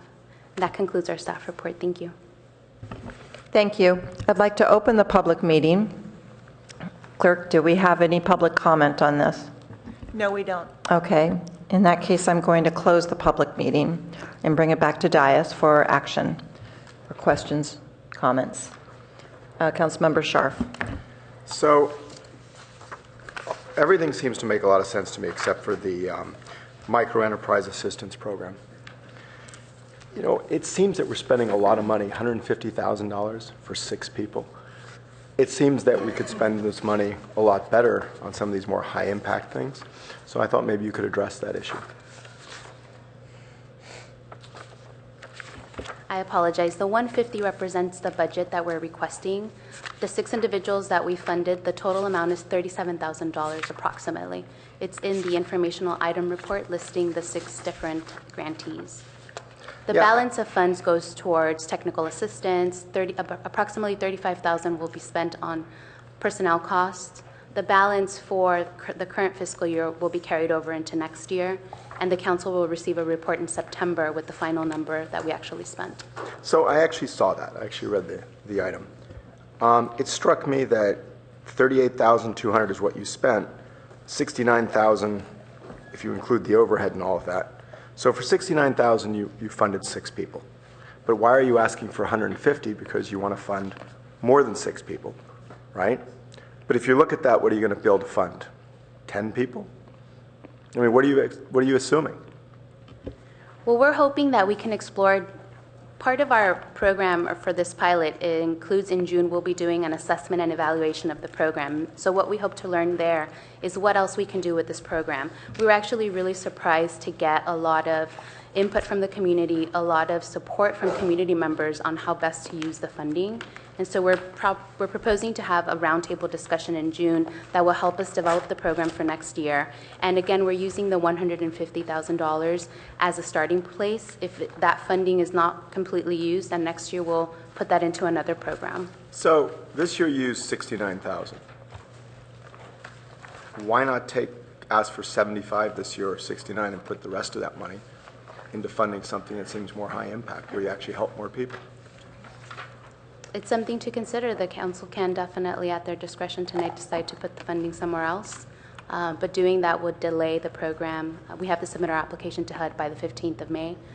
Generally, we'll send that out by this Thursday. So wait, so we're bringing this to council and you're telling me that we go ahead and delay this if we've changed it at all? Why didn't it come to council earlier then? Because that gives us no ability to make any changes or decisions without impacting the program in a negative way. That doesn't seem very helpful. So it's gone through 2 public hearings, and perhaps some members of the Finance Committee can step in and talk about their support for the program. I read the minutes of the Finance Committee, and the minutes said it was Councilmember Holman and Burt who both commented on the fact, and Councilmember Niss wasn't there, that said that they didn't have the informational report. And Councilmember Holman actually commented on, so you want us to vote on something without having the information? And you said, yes, it'll come to council in an informational report. So now it's at council on an informational report, and you indicate that if we change it, it gets delayed. It does not seem like good planning.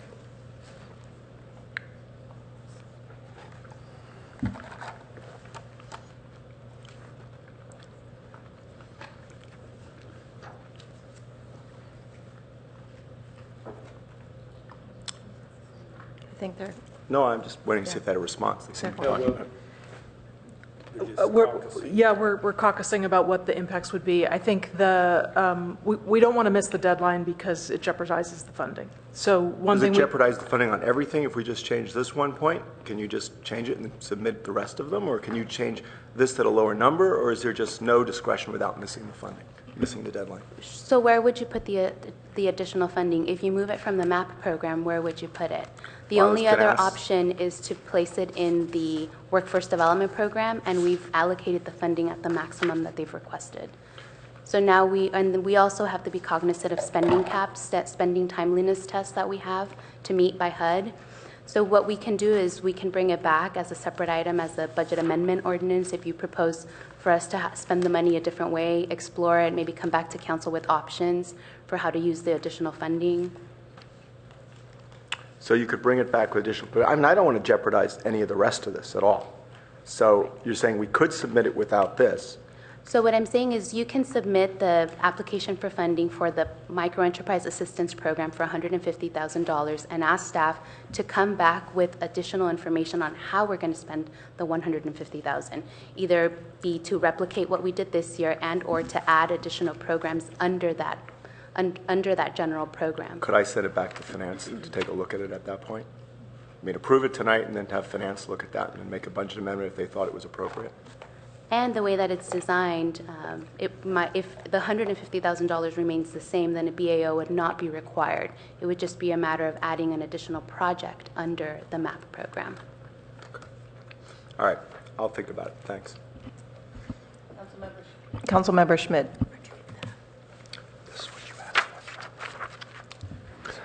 Yeah, I know this comes to us each year, and there is a pacing to it that needs to be done. And it is usually done sequentially with the HISRAP funds. Those are our two funding programs for low-income residents of town. I guess I'm struck that there is no numbers comparing last year to this year. I assume funding allocations have changed somewhat, so there must be some losers as well as the winners we see. Is there anything notable that you'd like to talk about, differences from last year to this year? So just to give you a comparison, under public service, the agencies will be receiving in total for those 6 agencies, $8,200 less than they did last year. So the proportionate shares are the same? That's correct. The percentage that each represents within that public service category remained the same. Yeah. Now, are there any of these applicants who are also applying for HISRAP funds? I believe there are 2, and I know that Minka took the item, the HISRAP item, at the same night as the Finance Committee, and I believe that council will see that as part of the budget. Since it's also on a 2-year funding cycle, there was no need to come back with recommendations, I believe because it's part of the budget. The HISRAP is part of the budget? That's correct. So when the council reviews and the Finance Committee reviews the budget for CSD, you'll see those allocations for HISRAP in there. Oh, there won't be a separate presentation? No, because it's a 2-year funding request, and since their funding is not contingent upon HUD, that's why they don't have to come back to council the way we do. In a separate item, as a separate agenda item. I guess from a council perspective, this is the one chance we have per year of increasing funding for social needs. And it seems to me it might be an appropriate year to be looking for something of an increase. The council does have that discretion during the budget process to look at that. And so there will be the options at that time? Yes. Okay.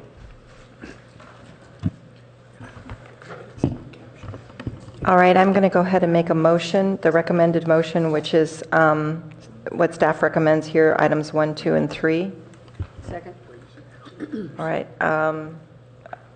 I think that in speaking to this motion, since this is a 2-year cycle, and I think that, and I would strongly recommend that Finance Committee, during the budget process, if there has been slippage of funding here, take a look at that.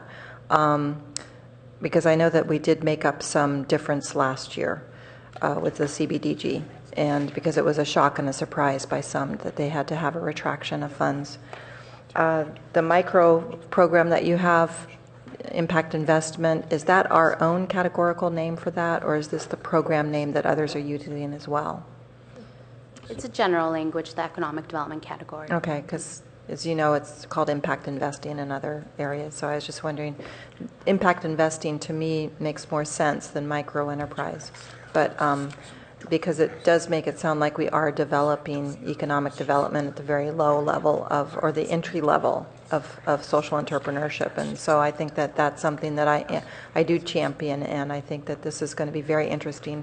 When I did go to the awards on that, each of these champions has somebody shadowing them and cultivating them and championing them.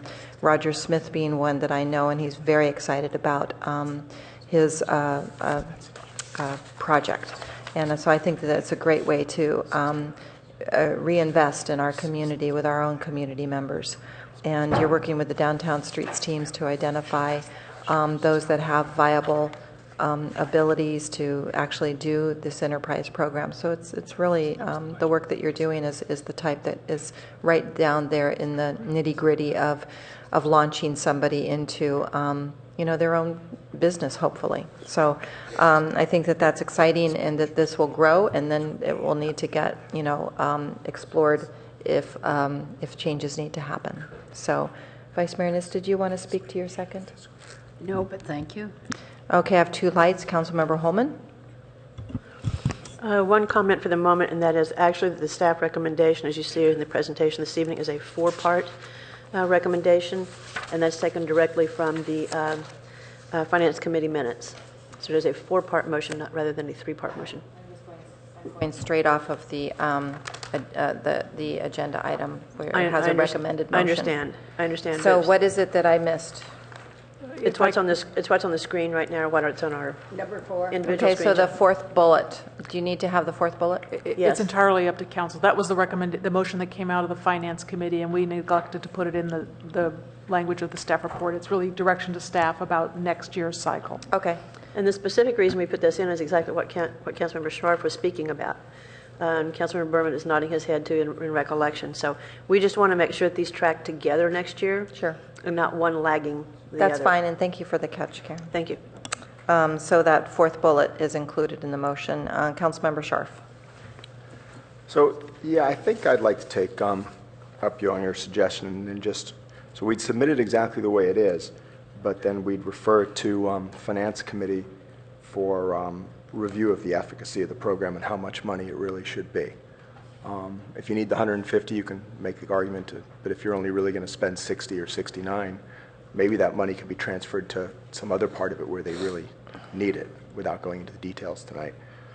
So I'll make the motion that we refer the issue of the Micro Enterprise Assistance Program with the Action Staff Report to Finance Committee for... Yeah. Adding it to the motion. Yeah, adding it to the motion. As an amendment. Do you envision doing this during the budget process then? It's fine to do it during the budget process because that's coming right up. But yeah, I think it'd be part of the budget process. Okay, let me see before It doesn't need to be. You're allocating $150,000 to the program. We can come back to council in August, to the Finance Committee with specific programs or projects within the $150,000. Okay, that's good. That's fine. I don't mind. Do you mind, Great. Vice Mayor? No, it's fine. Okay. And then I have one other question. Am I the only one that got this? Because I know Councilmember Burt didn't and Councilmember Holman didn't, which is the informational report. Does anyone else have the informational I was report? looking for it and I couldn't find it. Well, it's nicely pink. I just went up to the clerk's office because I thought I probably lost it and I couldn't find it. They printed it out on this. But I was curious if anyone actually got it besides me. Tell us what it says. You got it? No. It says it's the Micro Enterprise Assistance Program. It's the update regarding the success of the pilot program, and it's for tonight's meeting date. So I don't think anyone on dais got it except me because I went and hunted it down. We'll talk to the clerk and figure out what happened, but it was definitely on tonight's agenda as an informational report. I know it was reviewed in Minute Track, so I don't know why it wouldn't have gotten to you. So I think it should have been it really should have been in the book itself with everything else, because I really had to read the minutes and figure out that it wasn't coming forward, and then I just thought I'd lost it. And, it actually took me, 45 minutes, an hour to figure it out. All right, if there's no other comments, let's go ahead and vote. That motion carries unanimously. Thank you very much. Now, moving on to item number 12, which takes us back to the framework of the comprehensive plan. And the request tonight by staff is to review the comprehensive plan update and community engagement plan and community leadership group. This is from a council request to come back with this. So I'll go ahead and we can go through the presentation and then take it back to council for questions, comments, and action. Thank you, Mayor Shepherd and council members. Hillary Gittleman, the planning director. I'm joined once again by Stephen Turner and Consuelo Hernandez to talk about the community engagement plan for the comprehensive plan update. In mid-March, the council considered our suggested approach and schedule for the comp plan update and specifically requested a review of the community engagement plan. So you saw this graphic earlier this evening. This attempts to outline the entire process as we talked about it in mid-March, and we've focused in the community engagement effort and in our discussions already this evening really on the visioning phase here. The engagement plan covers the whole 18 or 24-month process, and we've talked about tools to affect that whole process, but we do have a little bit higher level of detail in the visioning phase. And as Councilmember Burt suggested earlier this evening, we can really frame the questions we ask of the community in this visioning phase based on the council's input and comments this evening. The community engagement plan is intended as a roadmap for the engagement efforts, and it has three broad objectives. The first is to solicit meaningful input regarding the critical issues facing our city and a design for the future. The second is to ensure participation by a wide cross-section of the community, including groups that are usually underrepresented. And we've talked at council before about minority communities, about young adults, about renters as some of those underrepresented communities. And then the third objective is to ensure the public's input informs the final work product. So we get the input, digest it, and use it in a way where it has a meaningful effect on the plan. So the community engagement plan that's attached to the staff report groups the tools and technologies into four different buckets. The first one is community meetings and workshops, and we talk about a number of ideas and proposals that will be moving forward very quickly in that bucket. The second one is virtual meetings and online interactions. That is also getting underway this month with some very specific activities. The third is really a campaign, we see it, to get out into the community and meet people where they are and advance the process, and by listening to them about issues that are important to them in meetings that they're already having or places where they already are. And then, of course, the formal public hearings that will be part of this process is the fourth bucket. We talked back in March about this concept we have, and we have more detail for you this evening on the community leadership group idea. This is one part of our strategy to get out into the community and talk to people where they are. We want to enlist a group of 12 to 15 members of the public who already have established networks in the community or who have some expertise in community engagement. The members would be appointed by the city manager based on applications received and evaluated based on 4 criteria, which we'll go over in a minute. The group's primary focus would be on community engagement. They would meet monthly in public, so anyone, even people who are not on the leadership group themselves, could attend and participate in the meetings. And our view is by meeting monthly and helping us and advising us on community engagement efforts related to the plan, this is really a group that would become experts on the comprehensive plan and advocates for the process at the end of the day. So normally when we bring to you a suggestion about forming a group, we'll have the matrix where we show, 3 members of this, 1 member of that, and it's kind of a column, indicating the composition of the group. In this case, what we've done instead is bring a matrix that shows the 4 criteria that we're suggesting we use to evaluate applications. So every application that's received will be evaluated to ensure that the member lives or works in Palo Alto, and then we'll be evaluating whether the applicant has established connections and networks in the community, whether they're a member of an existing community organization, professional organization, or a local association, or have some special expertise in community engagement. And then we're looking, of course, for people who have energy and good ideas about expanding engagement and who are willing to meet on a monthly basis during the comprehensive plan update.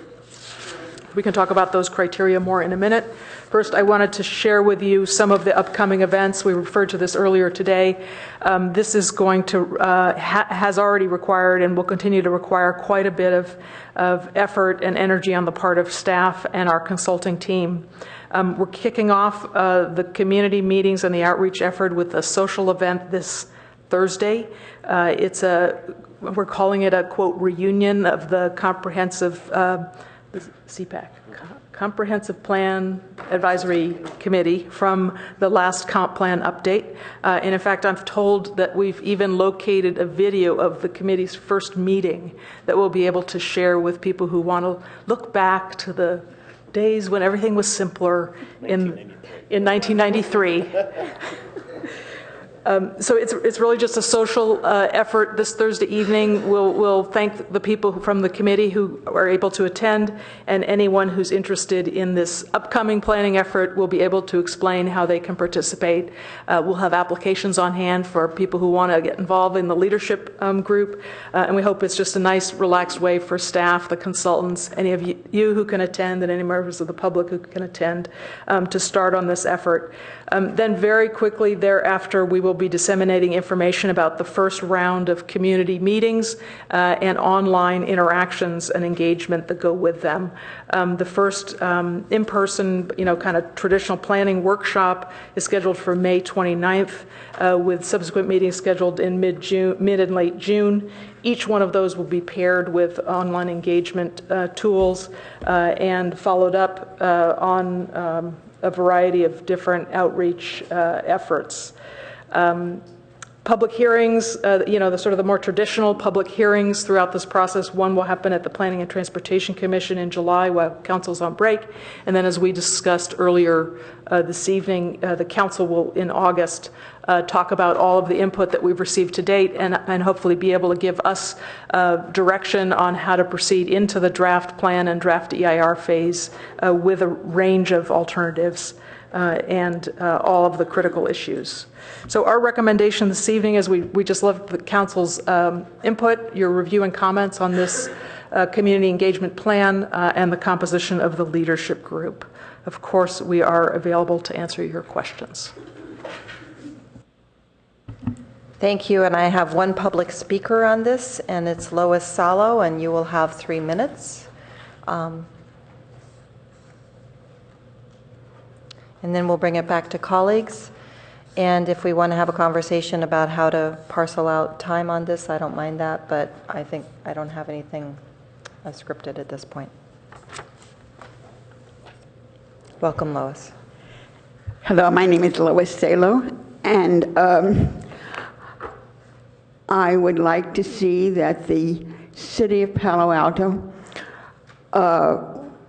get funds with using the state and federal funds to buy the Buena Vista property and rent it to low-income people who are here tonight. I think we lose quite a bit if we are just a city of rich people. In addition to which, I would like the city to use the funds to build a homeless shelter. You know that these are people who are, many of them live in the area for many years, and through enormous rents are just unable to afford any housing here.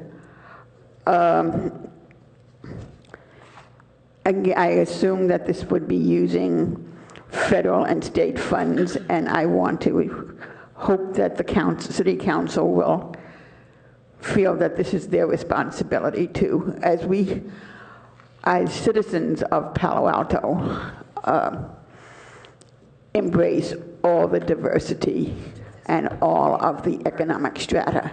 Thank you very much. Thank you. Vice Mayor Niss. I'm speaking now to the community leadership group, and I know it indicates that it will be a process done by the city manager, but in the For What It's Worth department, when this was done in the early 90s, 92, the members of the council did submit a number of names to the manager at that time, as not as a nomination, but as a consideration. It's something you might think about. I don't remember how many names there were, but I know that 60 were selected, and as I recall, 30 were on the committee. And then by the time it was over, though, all 60 had been used, as I've told you before. If it goes on for 6 years, people do move away and so forth. So it's, as I said, a consideration, and sometimes those of us who've, run in the community and been here for some time might even have a good suggestion. Madam Mayor, may I respond, or yes. Did you want? Okay. Oh, yeah. Is that okay? Thank you. I think that's a good suggestion. I would encourage that from the council, or encourage you to encourage folks to actually apply. I think the whole concept here about this leadership group is really to focus on the desire to have a really as robust an engagement effort as possible, and get beyond City Hall and get a good cross section of people who will participate.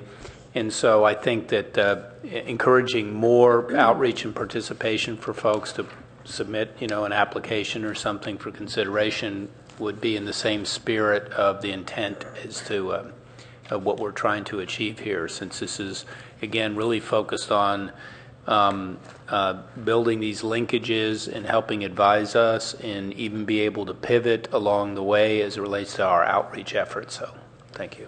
And if I might continue on that, also, as I recall, and it may be back in the data somewhere, there was an application sheet as well that gave some of the background, some of the reasons why they were interested in doing this, and so forth.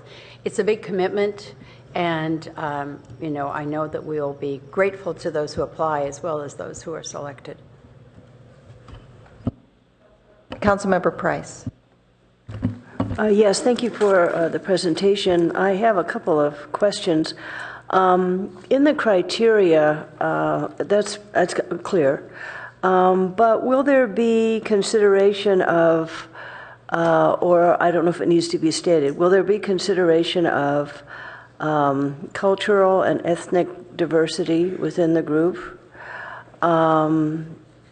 People of a variety of economic circumstances. I mean, that is certainly a more awkward level of getting that information from individuals, because that could be a very sensitive point.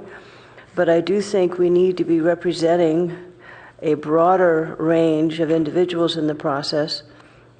The other observation is, and suggestion is to consider having one or two alternates.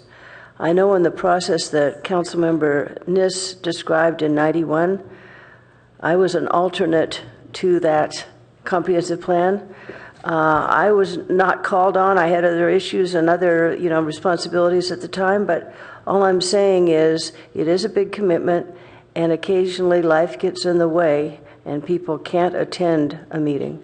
And I know many boards and commissions I've been on, they have an alternate.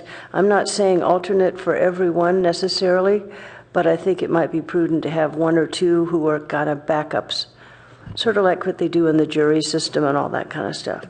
And another observation, the issue of age diversity. Now, I know, it's hard to get the perfect composition, but I think if we're trying to sort of reach kind of different experiences, different perspectives, different sort of political sensitivities and views, I think these issues need to be considered. The other question I have, are we precluding or not stating the issue of if someone is currently on a board or commission, are we seeking individuals that have that experience or not? Or are we trying to look beyond those currently on boards, commissions, or special task forces? Because there is the natural tendency to have similar spark plugs show up and get involved in other activities, which has, some value, but it also then precludes opportunities for others. So if you could respond to any of those observations, that would be helpful. Thank you, Councilmember Price. I think these are all great points. Of course, we will take your suggestions about diversity of membership in the group and the idea of having some alternates, I think, is a good suggestion.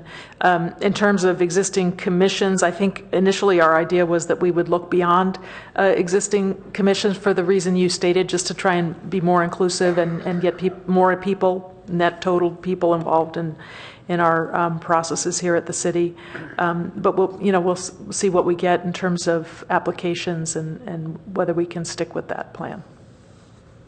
And if you all concur with Councilmember Niss's comment, by what time should we make, not recommendations per se, well, people that might be interested in such being considered for such an appointment? Well, presuming we have concurrence to move forward today, we'll disseminate an application form, and with a deadline, it'll be sometime towards the end of this month, and we'll make that explicit. Councilmember Klein.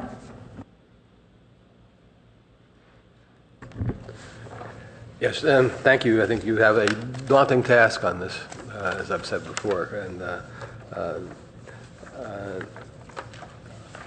I really like the idea of the street stalls. I think that was one very good idea as to how we're going to reach out to beyond the usual suspects. And in the same sense, I hope we're not going to just wait for people to apply for this leadership group. I think that the staff or the manager who are going to have to reach out and ask people. It's sort of like job applications. It's the person who doesn't want to apply for the job that's probably the best candidate for it. There are any number of groups here that I think are not yet mentioned that I think ought to be considered for inclusion on the committee or need to be reached out to. I don't think that there's enough mention of churches. By churches, I include all denominations and just using that as a generic term. I don't see companies and other employers mentioned. In the past, we've gotten very good service on various boards and commissions from people who've been, in effect, nominated by their companies. I think back, for example, on when we had the Green Ribbon Task Force on emergency preparedness and no, Red Ribbon, excuse me, that somebody from one of the companies in the research park was just a terrific member of that. And so I'd reach out to the companies for this part of our program. I was surprised not to see the Chamber of Commerce mentioned.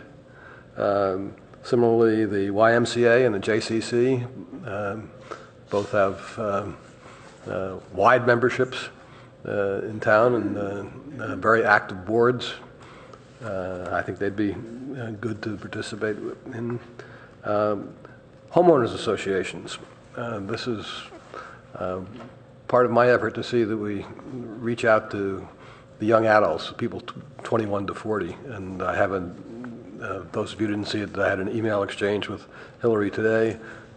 My concern in past meetings wasn't that we reach out to youth, okay to, but I don't see them as real participants on this. But I do really worry that we have the people in town who always get the press about, oh, all the young nerds who are making so much money and so forth, and but they do not appear before this body, and I really think they're an important part of the community, and I really don't see anything that would reach out to the 21 to 40 age group.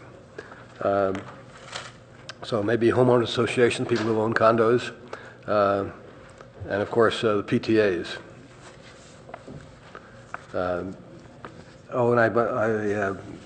Seniors also are sort of mentioned, but not very prominently. Avenidas, I think, needs to be part of this, and any other senior organizations. And here's my criteria for the so-called leadership group. And I really hope that it's not the usual suspects. I fully support the idea that it should not have members of our existing boards and commissions. I would be disappointed if I can recognize half the names on the committee. I really want to see new people, particularly people who can reach out to the areas of our community that don't come down to City Hall.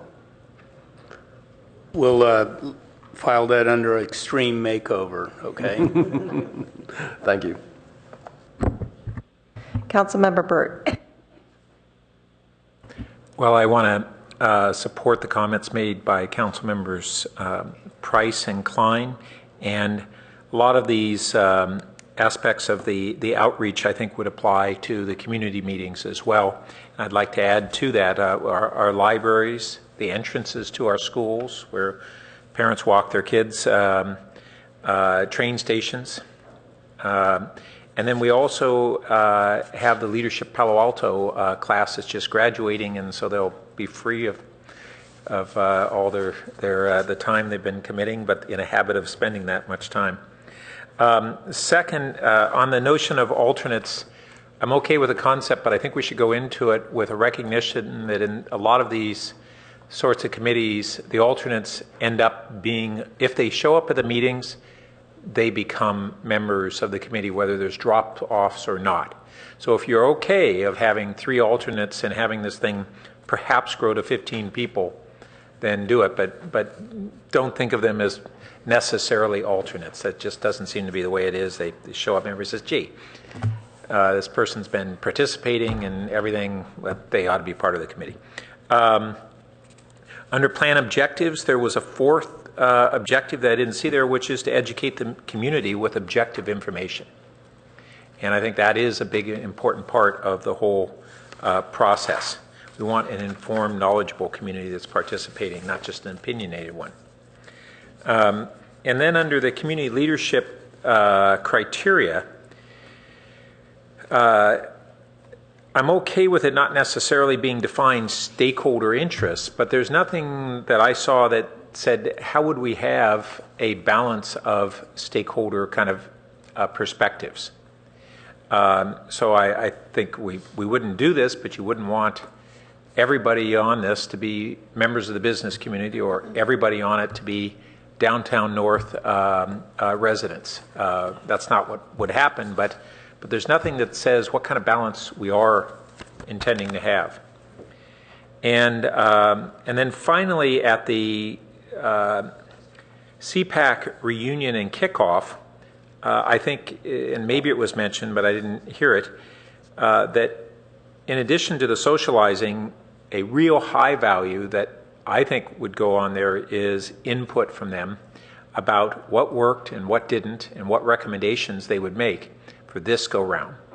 And I would suggest that you could have some of that be oral and give something a little more dynamic to the meeting, but also give them not just an opportunity but a request to then provide their thoughtful written comments. These people spend a lot of time and they all have their notions of this, and I suspect most of them would be interested in providing that to us.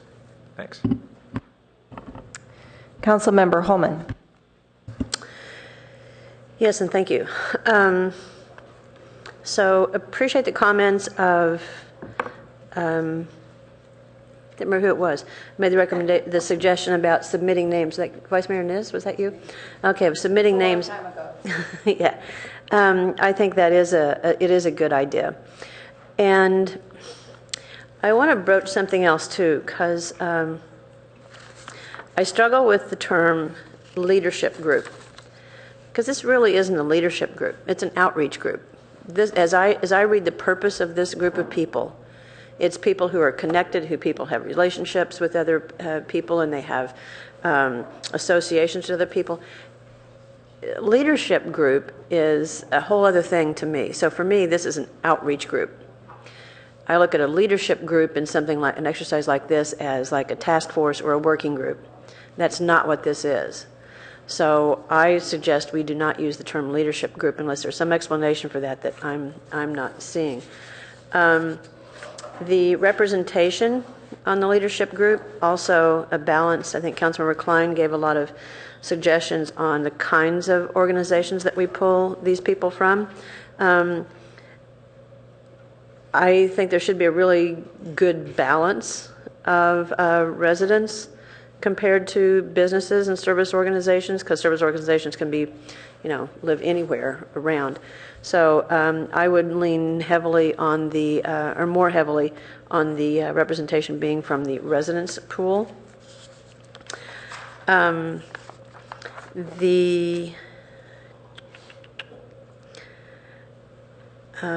on here just a second. I do have a lot of notes here.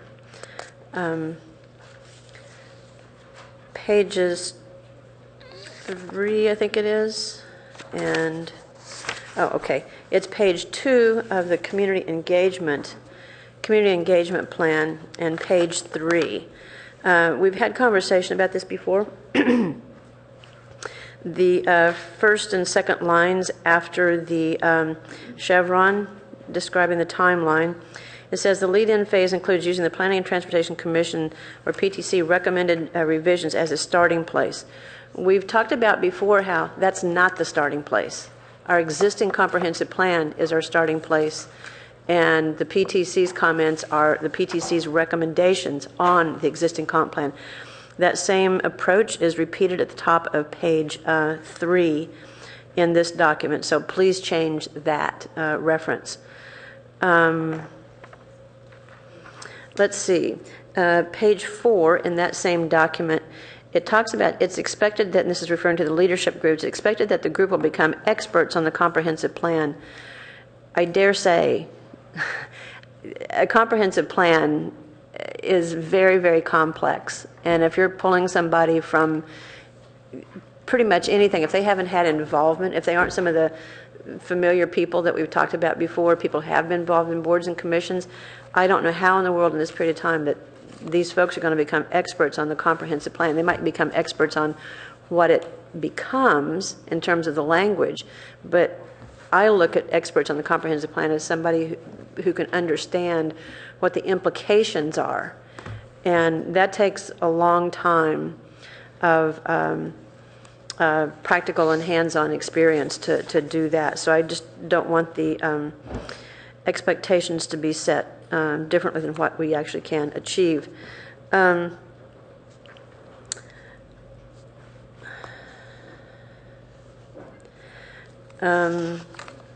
Moment here.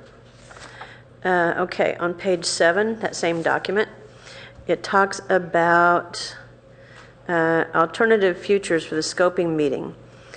and it says, it talks about breakout groups and such, and it says about in the middle of the page, right before the 3 bullets, it says groups will be given 90 minutes to work through the following questions and create 2 future scenarios, recording their decisions on the map. And the first question is, where are the key areas of opportunity in the city? Second bullet is, what type of mix of land uses make most sense? And the third one. So I guess, again, it's one of my comments that I made on the comp plan itself. It seems to direct towards redevelopment. And so I think this needs to be more balanced. That could be one of the questions. What are the key opportunities, key areas for opportunity for development in the city, or key opportunities in the city? But also it needs to be balanced with, what's your vision of, growth for Palo Alto, for instance. So some balance there. And then the other thing is, and Hillary, don't shoot me, but I mentioned last time this came to us that there's not a sleeves rolled up group. And I really do think we need to find a way to work into this chevron, even if it's only for 2 or 3 months. We need to work in a working group, task force, whatever you want to call it. Councilor Rennis slipped me a note, it said Comprehensive Plan Advisory Group. That's not exactly what I was intending for this, but so for instance on the... Yes, I understand that and appreciate that very much. But if there is a task force or working group or advisory group that could be a part of this, working with the consultant, for instance, that's a sleeves rolled up group that can help coalesce the comments from the public, everything that's been gathered, and again work with the consultant and hash out their recommendation or input, at least, to the council, to the staff and to the council. That would be most helpful, I think. I think it's great you're going out and getting all these individual comments, but it's not the same as having a group of invested people in the community rolling up their sleeves and doing this kind of work, even in the short term. So you can chew on that and answer back. Thank you. Councilmember Schmidt.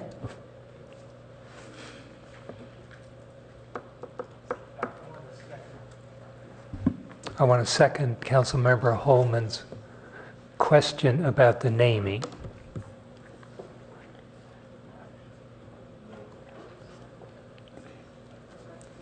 Yeah, about the name, leadership group.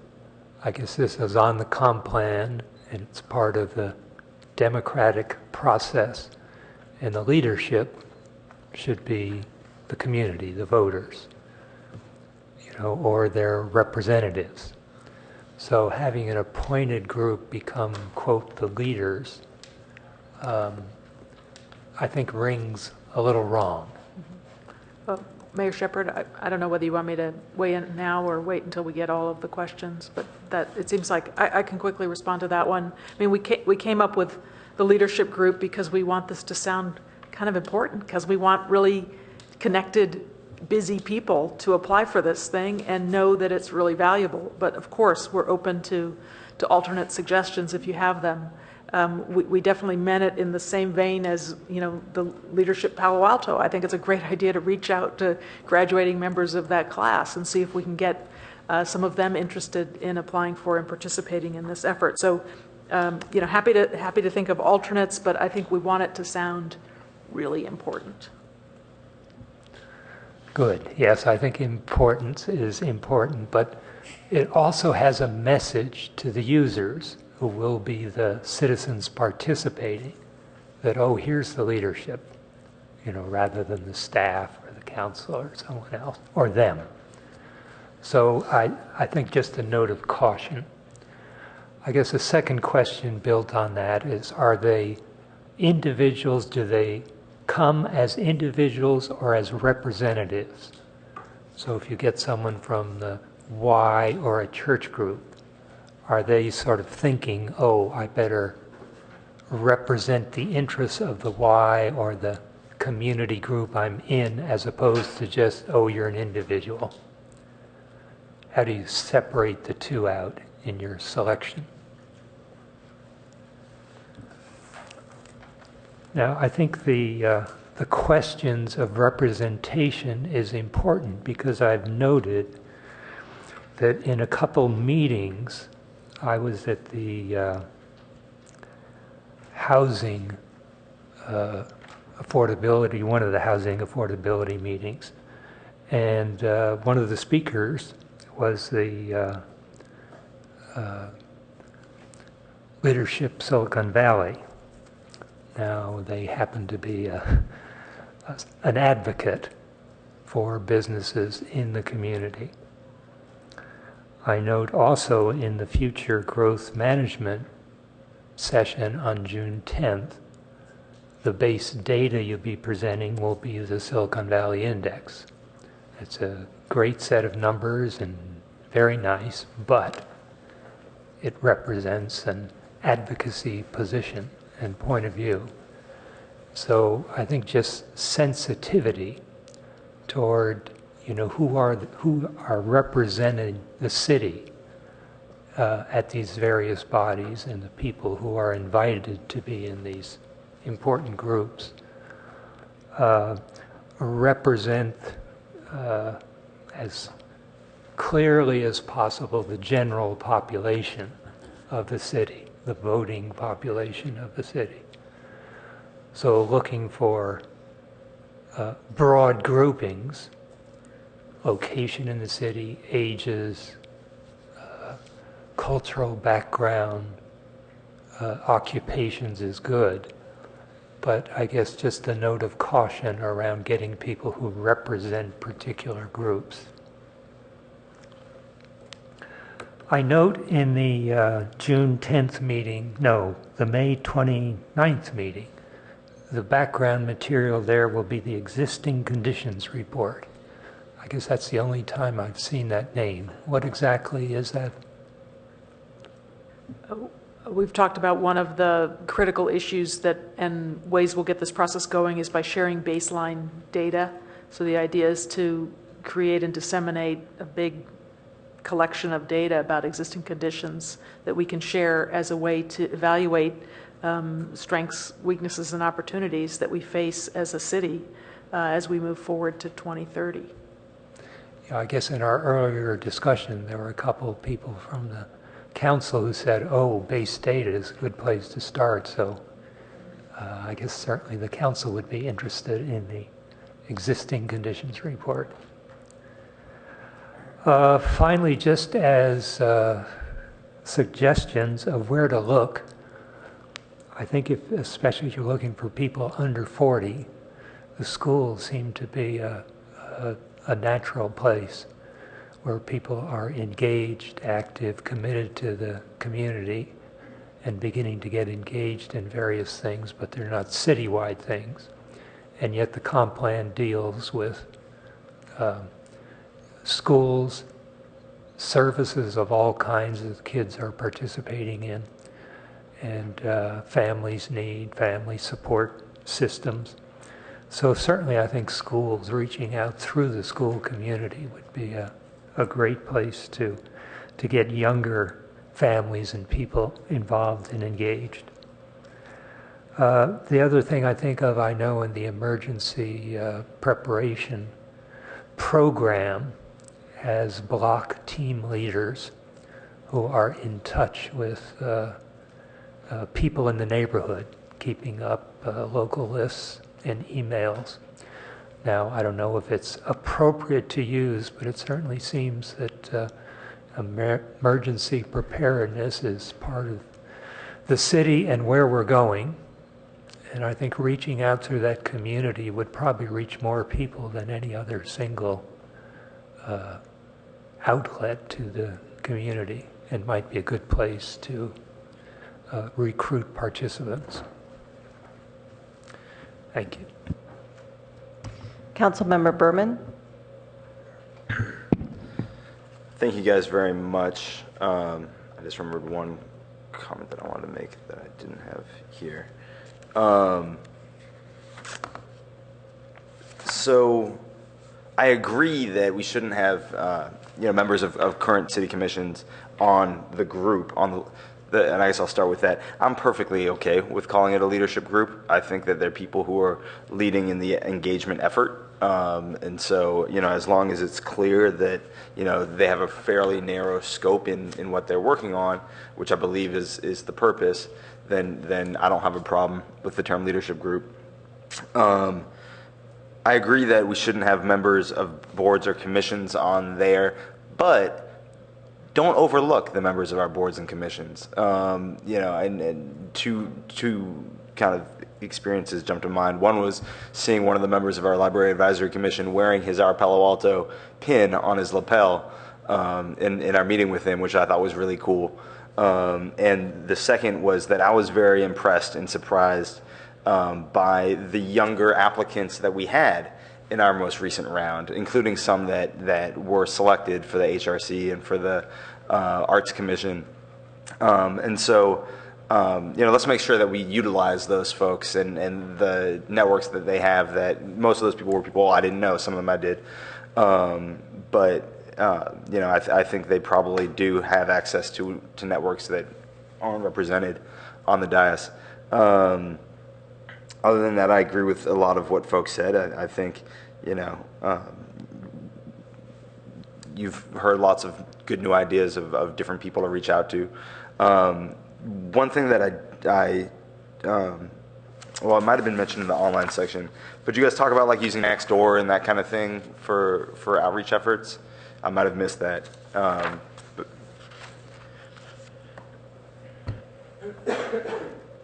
And I don't know if that's, I don't know what Nextdoor's rules are in regards to cities being able to do that. I know they do have pretty strict rules on things, but to the extent that we can do that, that's a great, that really seems to have blown up, and people seem to be using it a lot in the community, which is great.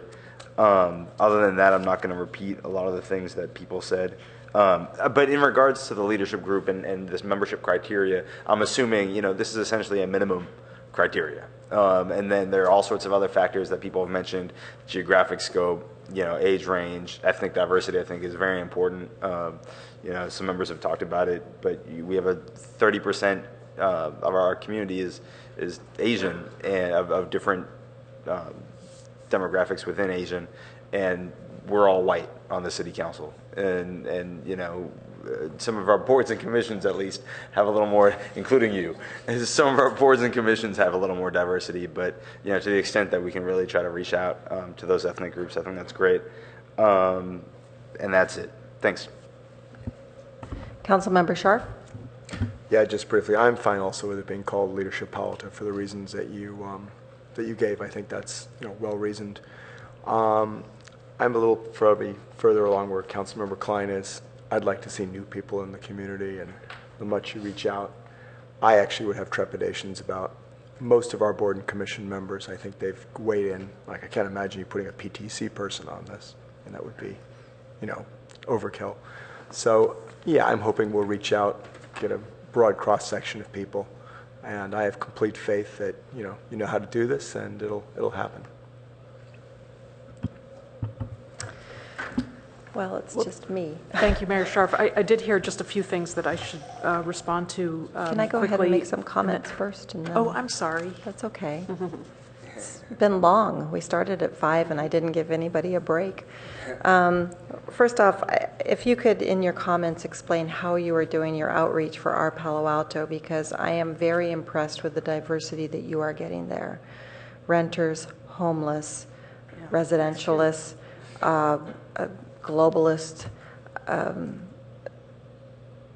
I'm really impressed by that. And if I were to take, if somebody wants to send me blogs to say this is what the community is thinking, or show up at an Our Palo Alto where people are showing up, facing it, listening to the data that's being given to them about learning that the housing element started in 1969. I didn't know that.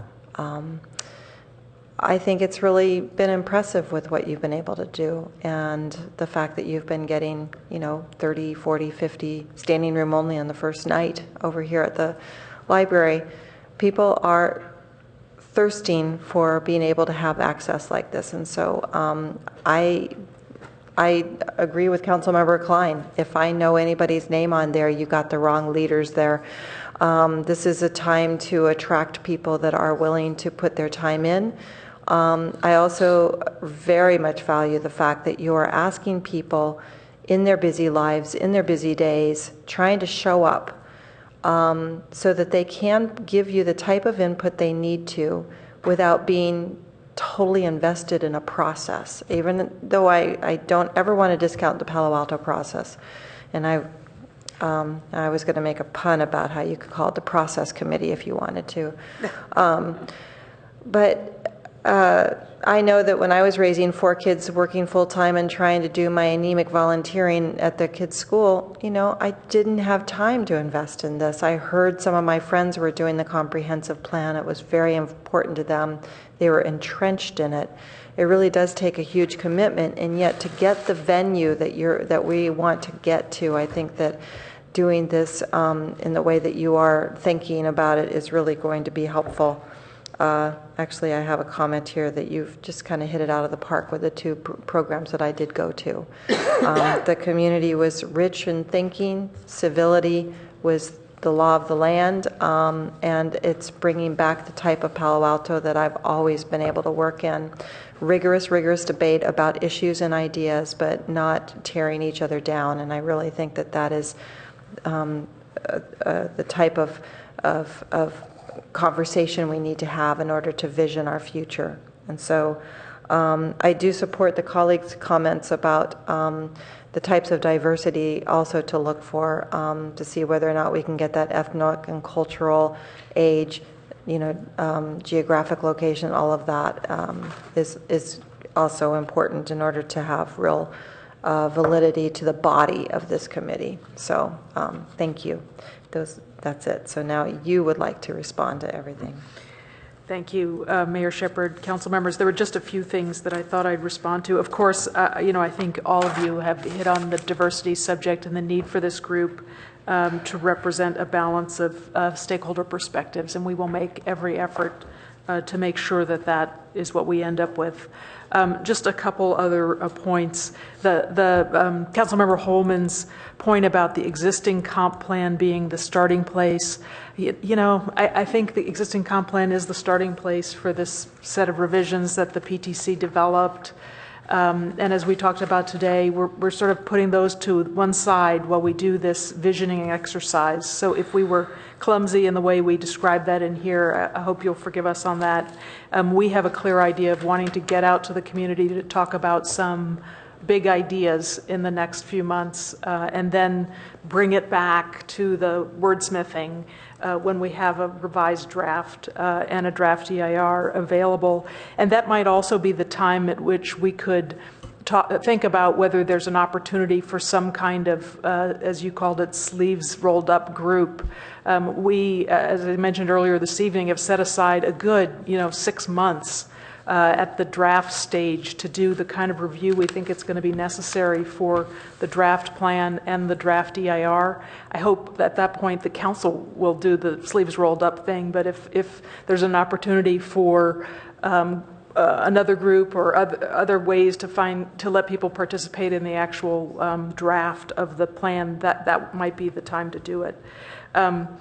Then the question about whether people on the committee, on the leadership group, would be representing themselves or their groups. We are looking for people who have established networks in the community. So we would be relying on them to let us use their networks. So we would want them to agree that we could, through them, reach the people that they know and interact with.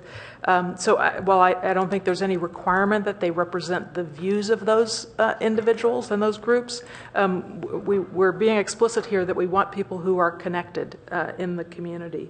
Then I think there was one more. That was on my list. Of course, we've heard various things about the name of the group.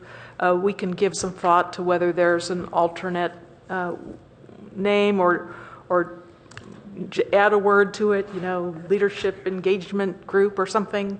But we'll give that some more thought as we put together an application form and start to get the word out and make some calls. Thank you, and I'm really looking forward to one question that we're going to have to ask everybody when I get to ask them is if they're selected for this group, will anybody on the city council recognize you? You know, that'll be a curious question. Yeah. Exactly. They'll be wearing wigs. Yeah. So that's it, I guess. Well, I just put my light on with one question.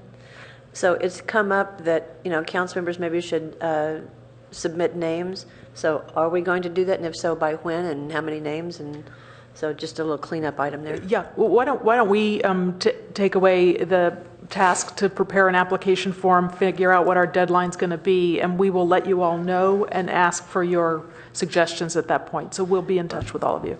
Thank you. Can you just cover what we're allowed to do and not allowed to do? Because I certainly wouldn't want people to have to fill out that 700 form. So are we allowed to submit names? Yes, that's fine. That's fine. You're simply submitting names for the planning director to conduct outreach, and she'll be doing lots of outreach to lots of folks and encouraging them to apply, and then they'll go through this process under the city manager. Okay. And even though on the next agenda item, I'm going to conclude this agenda item now.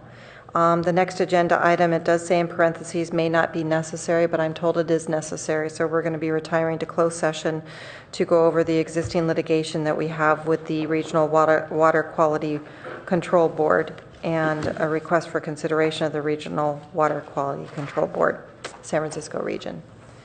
Thank you. Anything else?